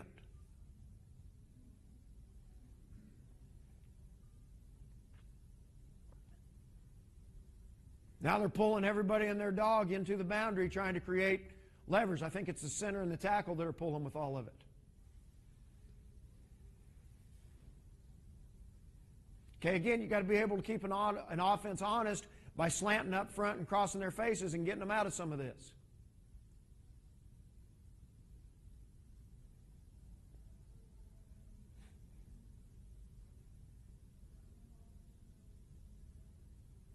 Okay, it's a great job now of this weak safety, of everything coming to him, of going up and being physical and not waiting on this big guy to come out and block me, of me really forcing the issue and going and creating an edge to our defense right now.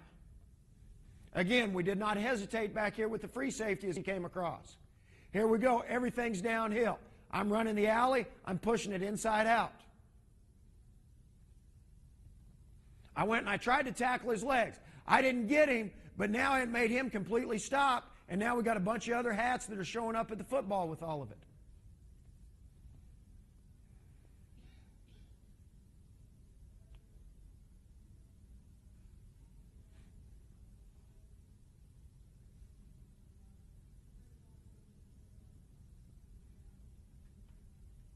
Blitzing from the wide side of the field again with the linebacker and the strong safety, playing man coverage. Again, the free safety has got 84 in man. As he goes back across, he now becomes the extra guy that's going to show back up with all of it.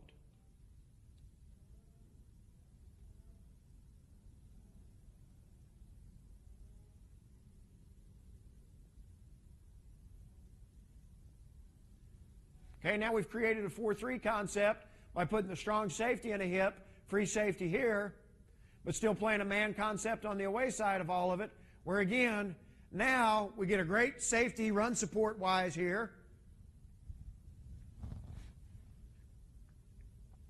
And they're trying to freaking pull everybody in back block, and we're getting everybody across the whole deal.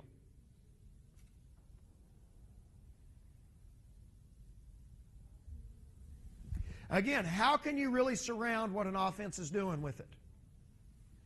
Okay, robber, man concept on the backside. Trying to run the one-back power out of all of it. As we get a down block here, nose guard's going to end up trying to cross the center's face. He's working across with all of it. Now we gain both linebackers. We get the backside linebacker who keeps himself alive because of the pull call, and he can show up with it. Okay, again, a 4-3 look by bringing the strong safety down to a hip with it. He knows he's the force player. He can't get himself caught up messing around with this guy in here. Becomes a read for us up front. Defensive end's got a read. And the thing that we really look at as a read technique is we want to try to be able to see the quarterback's hands with all of it. Again, how can you tell the kids about talking at it on film and studying film? What does that thing look like? We didn't get our linebacker shoved over here. He should be standing right here on the inside eye of that tight end.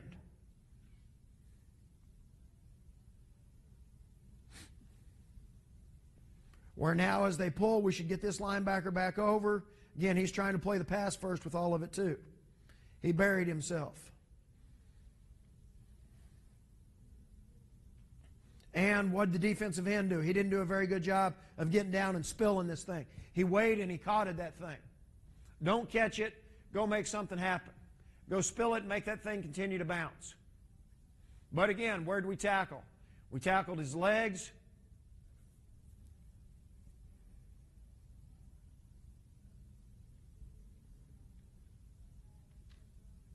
It's a lot better look with it now of the same play.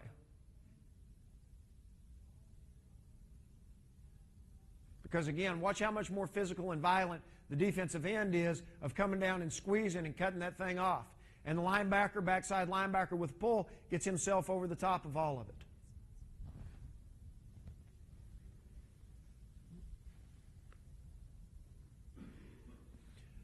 Okay, with this being an overshifted tight end set, if we wanted to go ahead and scoot or slide that, we would have initially. And then as they came back, then we'd go back to it. But right now, we talk about the strong safety being a force player. I think this is really a nice job of him of understanding the leverage of being a force player. So many times a kid will come out here and he say, well, Coach, I was a force player just because he thinks the football went back inside of him. As I am that strong safety and I'm coming down to take on that block right now, I want to hit him in the mouth, but what I want to do is I've got to be able to anchor myself up. I don't want to run myself up the field 4 or 5 yards where I'm going to create a big seam in the defense this way where he's got more area to do things. I'm coming down and I'm constricting that hole right now. Okay, again, it's a great job by the defensive end. There's the down block. He's squeezing, getting himself back under, spilling everything. The linebacker's fitting it tight. He's using the block of the pulling backside guard. Boom. Now here comes our free safety.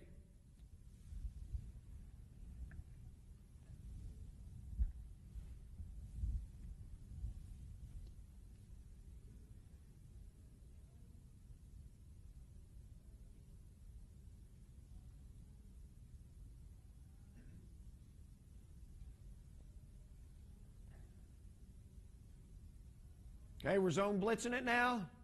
Coming off the edge with it. Again, what kind of different ways and what kind of different answers do you have to play different formations? That call sheet that we talked about, okay, how do we want to play base defense? What base defenses do we want to play? How do we want to get into zone blitzing it? Do we want to man blitz it? And again, so many a times on first down stuff, we want to create a second long. How do we go about doing that? If an offense is going to run the power play and get 4 yards, we're going to have a big-time problem because 2nd and 6 is a lot harder to play with everything.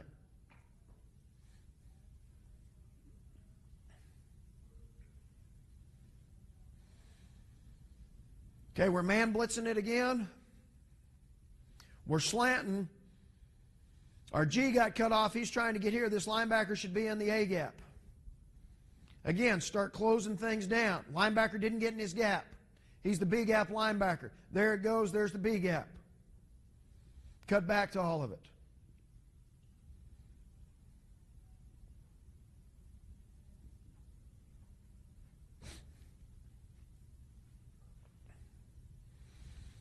Okay, again, weak safety as the solo player. Got to be able to go show up with it now.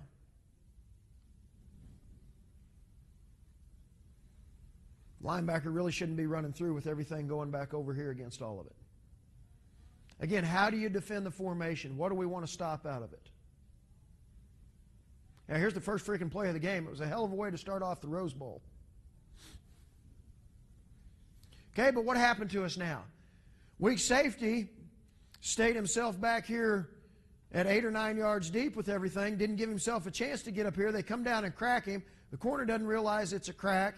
He blocks two guys by himself, and their first play they rush for about 50 yards. But again, what have we done? We slid the linebackers. So now how do we combat that? Next time, we may not slide the linebackers. We may leave him back in the B gap where we get a bigger, more physical guy here that's playing a little bit tighter than that weak safety is. So now which way do we want to try to slant the front where we can overplay if we're going to leave the guys back here with it? Or do we want to go ahead and stay in that and slant our G technique to where he's a 3 and force that to be an A gap play instead of a B gap play with all of it now?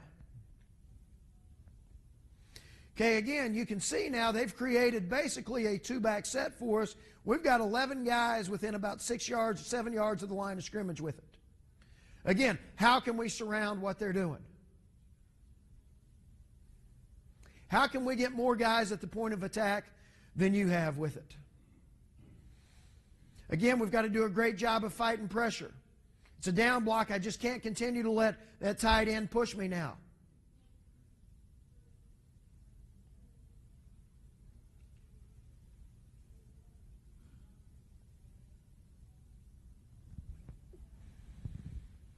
Here's a man blitz with it.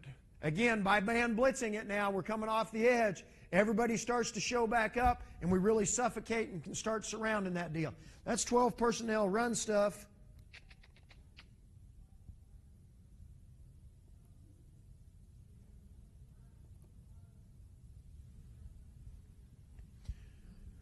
Show you a little bit of pass here with it now.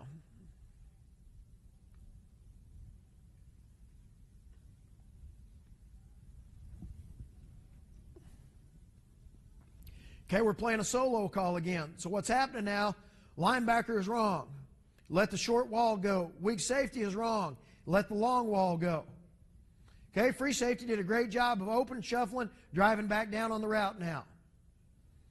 Okay, strong safety did a nice job of widening with number 3, but then understanding what I've got and being able to sit myself back down where I can go play all of it too. And again, what did he do? He finished.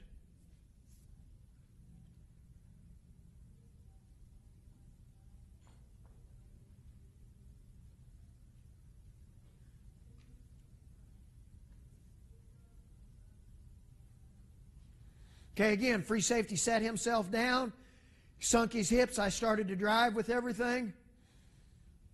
Went and he stripped the football. But again, once pass shows, he's going to open his hips up and he's taking his eyes to this guy, and this is where he's looking with it right now.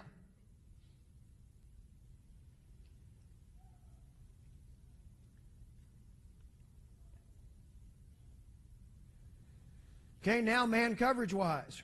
We're coming off the edge. Shouldn't come underneath this deal. I ought to go play over the top. Again, not very smart with the corner being in press coverage. Don't get yourself picked with it. Okay, my guy stayed in and blocked, so okay, now let's be a smart football player and let's go help with everything.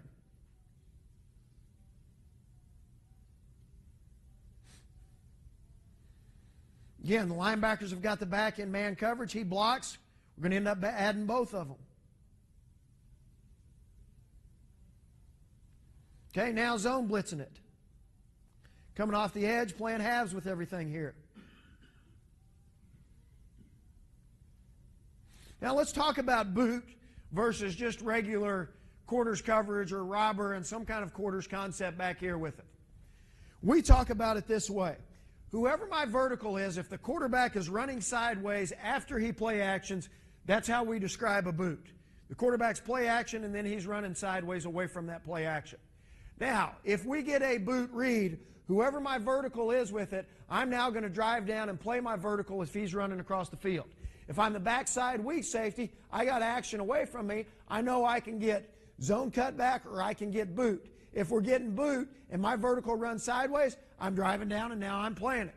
So if we were in zone coverage, the weak safety would drive down and play this one. Free safety would play the front side tight end dragging across the field.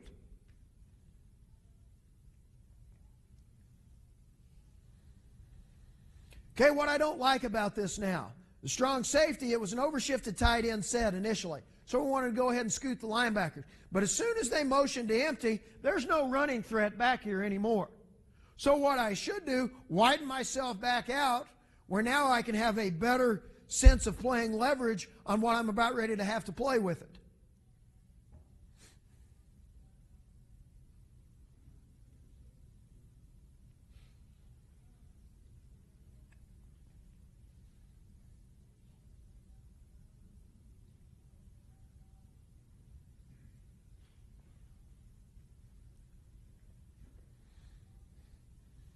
Okay, again, motioning out to empty with it.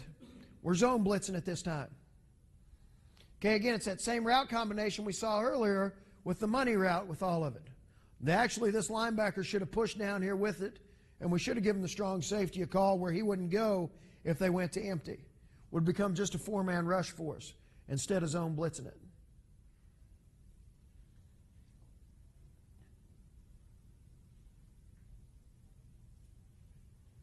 All right, we're playing robber coverage down here, playing a man concept up top. Again, the field corner's got to be able to run. I'm going to play myself far enough inside where I can play the post. Force him to throw this ball all the way out here. Now, again, when did he get beat? He got beat in transition with it. Okay, I've got to do a great job. And how can you work with this kid throughout the offseason and everything to where I get my hips open and I'm bursting really coming out of my drive with it?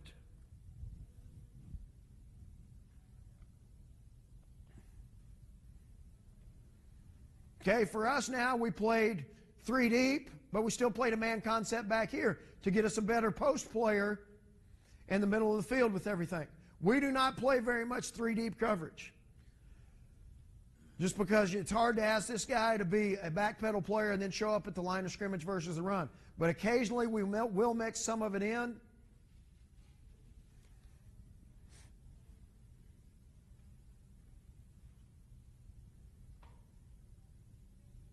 Bad by the away side linebacker and bad by the weak safety. As number 2 goes out, he should come look this one up.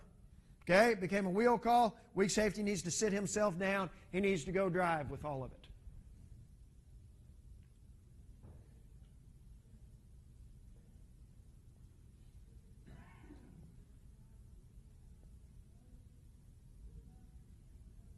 Zone blitzing it.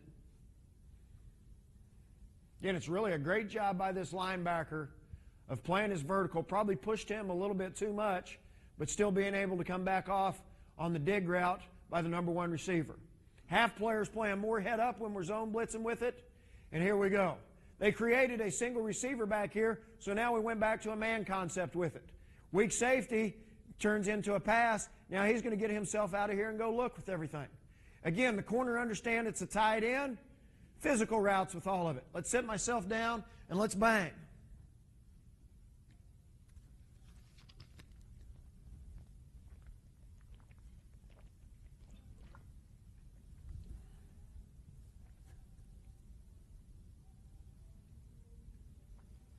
Okay?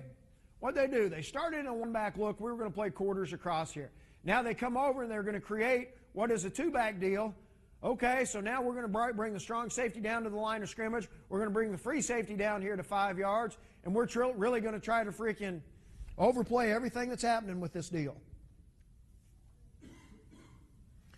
Again, everything happened away from the weak safety. He's going to be slow, looking for something coming back across with all of it.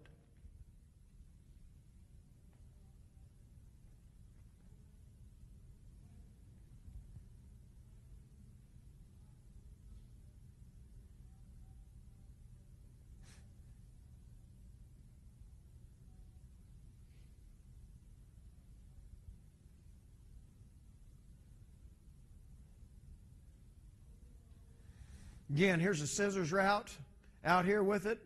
When we're playing halves coverage, linebacker's going to come off on the inside one. Corner's going to stay and he's going to play the outside one.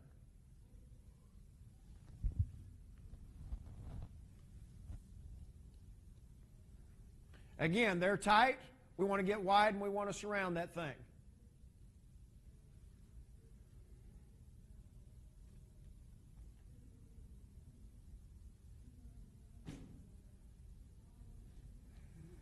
Okay, it becomes a max protection play action deal where they're trying to drive these guys across the field with everything. We're going to end up getting the weak safety out of here to help look to this one. He gets underneath that deal just enough. We end up getting a pick on it.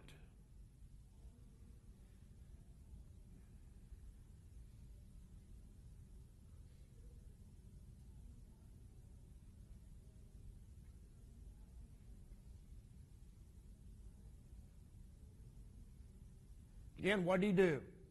Went and tackled his legs again with all of it. Okay, that's some 12 personnel pass stuff. Let me...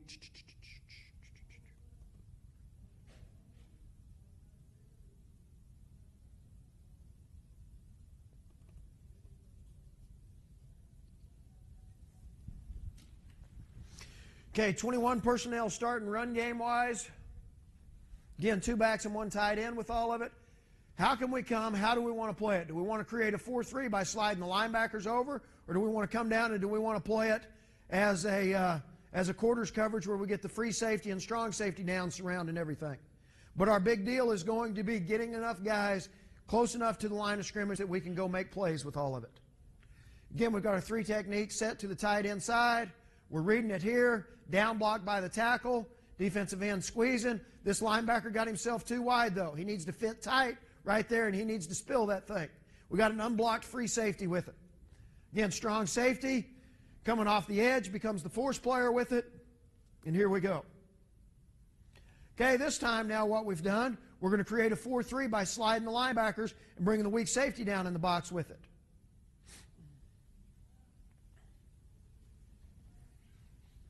Again, Sam linebacker should be in a 50 alignment now. As this all happens, he's stepping around, and he needs to be tight, and he needs to get going with this whole deal.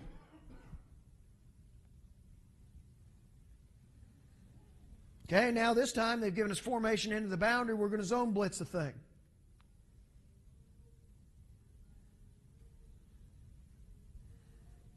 Crossing the center's face, coming all the way to the A-gap, coming off the edge with it.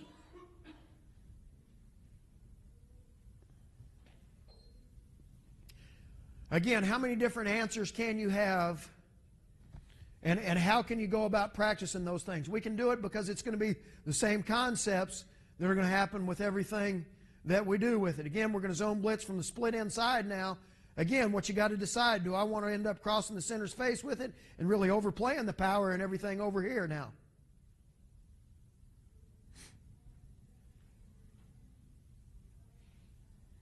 Okay, sliding our linebackers again. Did a good job of sliding them late. Again, now we've got to be able to go show up and we've got to make it. Our nose guard killed us here with everything because he fell down. Again, you can see how wide we're playing with our 3 technique with it. We'll have a chance if our nose guard just doesn't freaking fall down here with everything. Again, it became a 2-back set, so this weak safety needs to get himself down a little tighter with everything.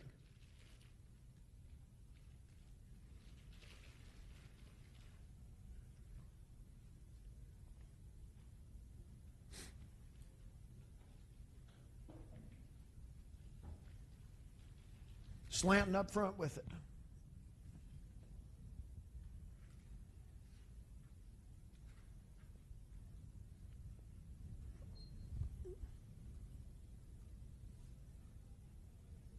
Okay, now we're running man coverage against it, coming from the field with everything.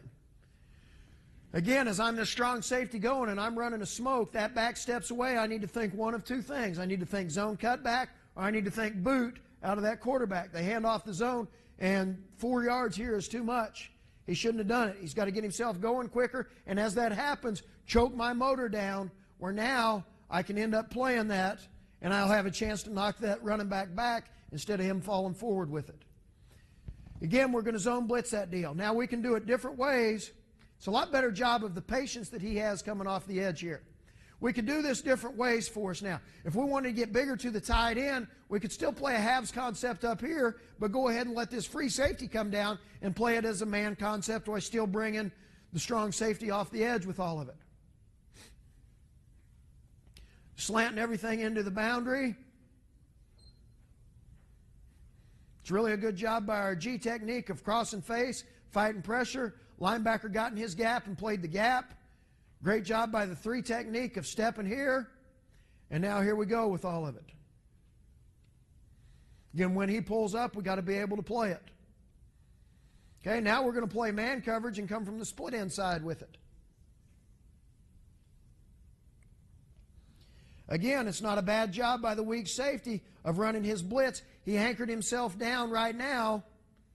Linebackers are in man coverage on the backs. We step up and we go play it. Should be a little bit wider here as this linebacker. He knows everything that's happening is getting caved down here. But again, what did he do? Went and tackled his legs. This linebacker is about 203 pounds.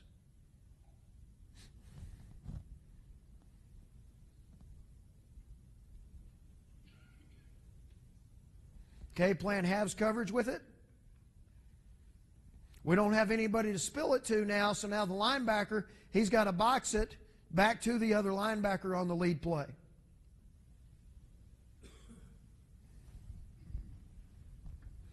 That's a little bit of 21 personnel versus the run. Let me show you a few pass things here.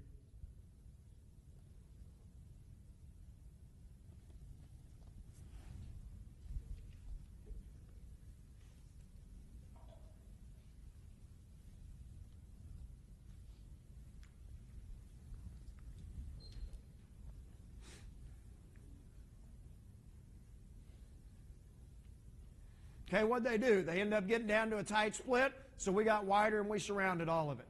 Free safety still vertical at number 2. Depending on how we wanted to play this, we could play this as a man concept back here and let the linebacker handle the back out, and now we could do whatever we wanted to with the weak safety because there is no 3 vertical. We could play it in halves where it became a wheel call, where the corner would come off, and now I get myself over the top.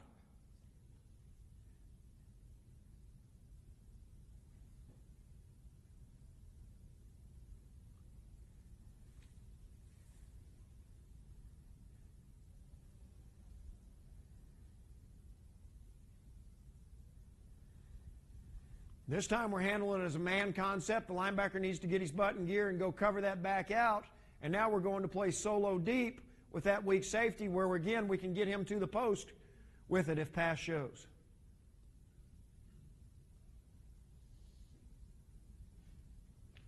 Strong safety needs to be physical and he needs to engage this guy. We don't know if it's run or if it's pass. But again, everybody went away from him. Going to allow me to take myself and go play.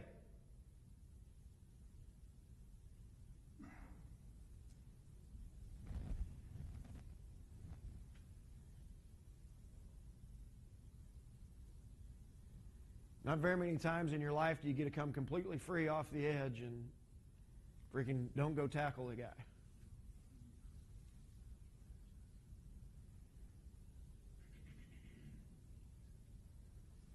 But again, instead of trying to tackle the guy's legs, what did he do? He went up here and he tried to reach for him.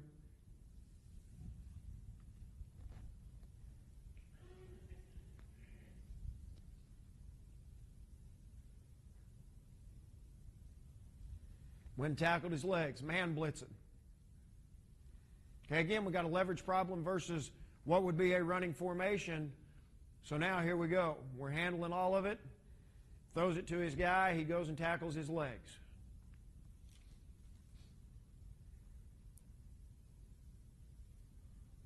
Okay, again, here's the boot with it now. Strong safety, action went away. I know I get the zone cutback, or I know I get the boot. Quarterback keeps it on the boot. Here we go. Great job driving down and covering my guy in man coverage.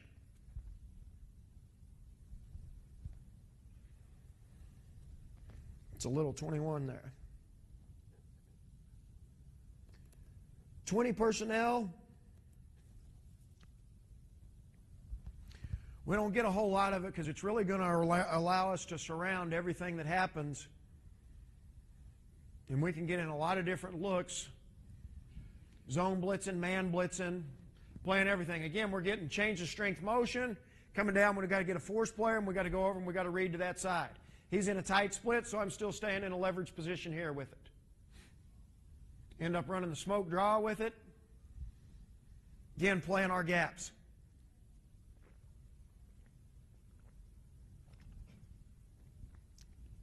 Kind of our philosophy we want to have defensively is this. If we go into a game that's got 60 plays in it, we want to have 30 calls that are better by call than what the offense has. Now we've eliminated half of their plays. Okay?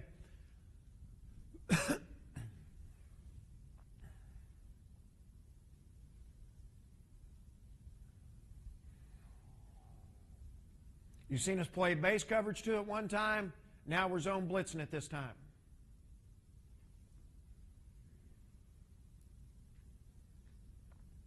Okay, again, it's a change of strength motion. Got to get where we've got a force player with it. Again, they're creating really a one-back deal out of a two-back formation. Trying to run the linebacker peel with it.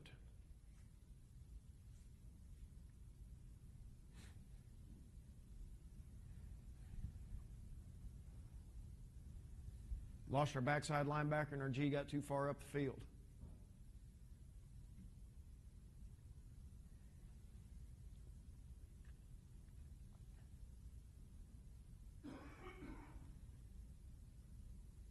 Okay, again, linebacker should not be wrong-arming it now because he didn't get a bonus call. There's nobody here for him to spill it to. He needs to stay outside, needs to go and attack it and turn it back to the unblocked linebacker. But again, talking about don't go until you know, what's the free safety doing? He's sitting there, he's reading everything. Run shows, pulls his trigger, and here we go with it.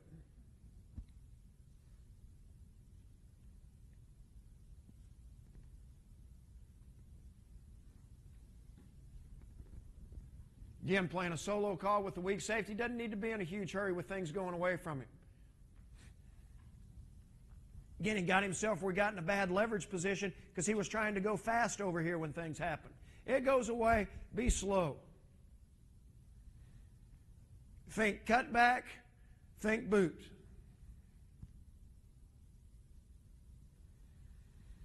Here we go, running the read zone with the option of all of it. It's a great job by our strong safety now of being a leverage and being a force player and getting myself up the field now where I can go be the pitch player and I can't get myself blocked. Free safety now is going to show up as the alley player. And it should be awful hard for them to run any of this read zone stuff without having a tight end in there with it because now we've got the defensive end. However, we're going to end up playing it, or we've got the linebacker that's stepping around. There's really a good job. It's an overshifted tight end set. This is just the big fullback they put out here. We went ahead and we slid it. Weak safety's got to be in position now where I can come down and I can go play that B gap. And it's really a good job by the G technique of using both of these blocks with it.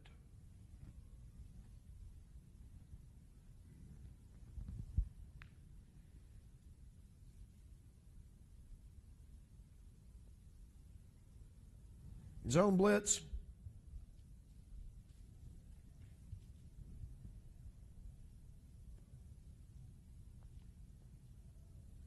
Let me get you to a couple of the bigger groupings here real quick.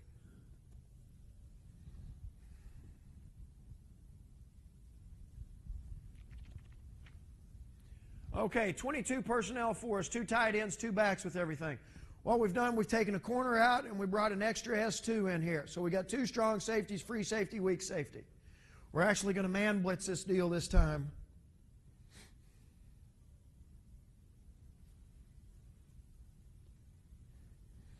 Again, bringing the linebacker and the safety from the wide side of the field. Again, it's a good job of understanding and playing leverage with that strong safety as I blitz. I'm not just running myself up the field or getting myself in a position where I'm getting kicked out with all of it. I want to constrict that running gap right there with all of it.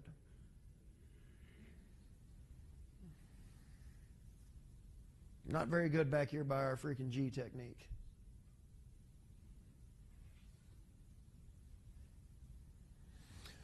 Again, see the difference in now of how the strong safety's coming here? I don't like this because now the seam that we're creating here is too big of a seam.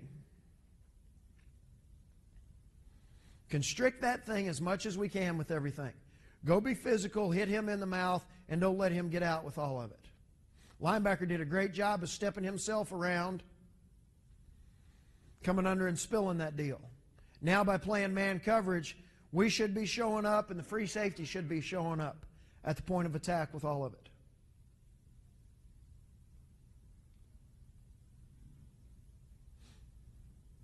Again, it's a much better job by the strong safety now of the leverage that we're playing with it. Again, you can see how we're really starting to surround this deal now in man coverage with it. Being able to get enough guys down where you can go play everything. Okay, this is one where we didn't substitution it and we left the corner back in here with everything.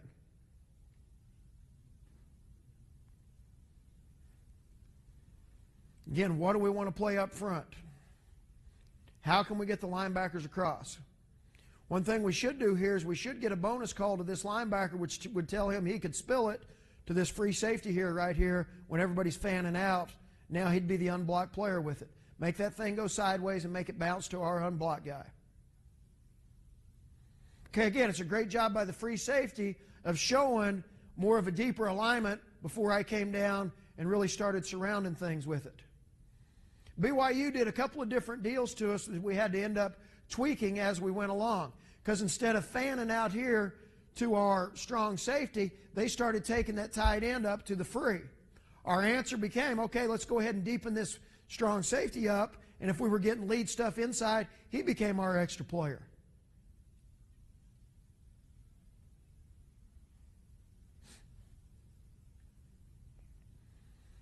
Again, we got a chance to tackle him. We tried to tackle him high, and we didn't get it done.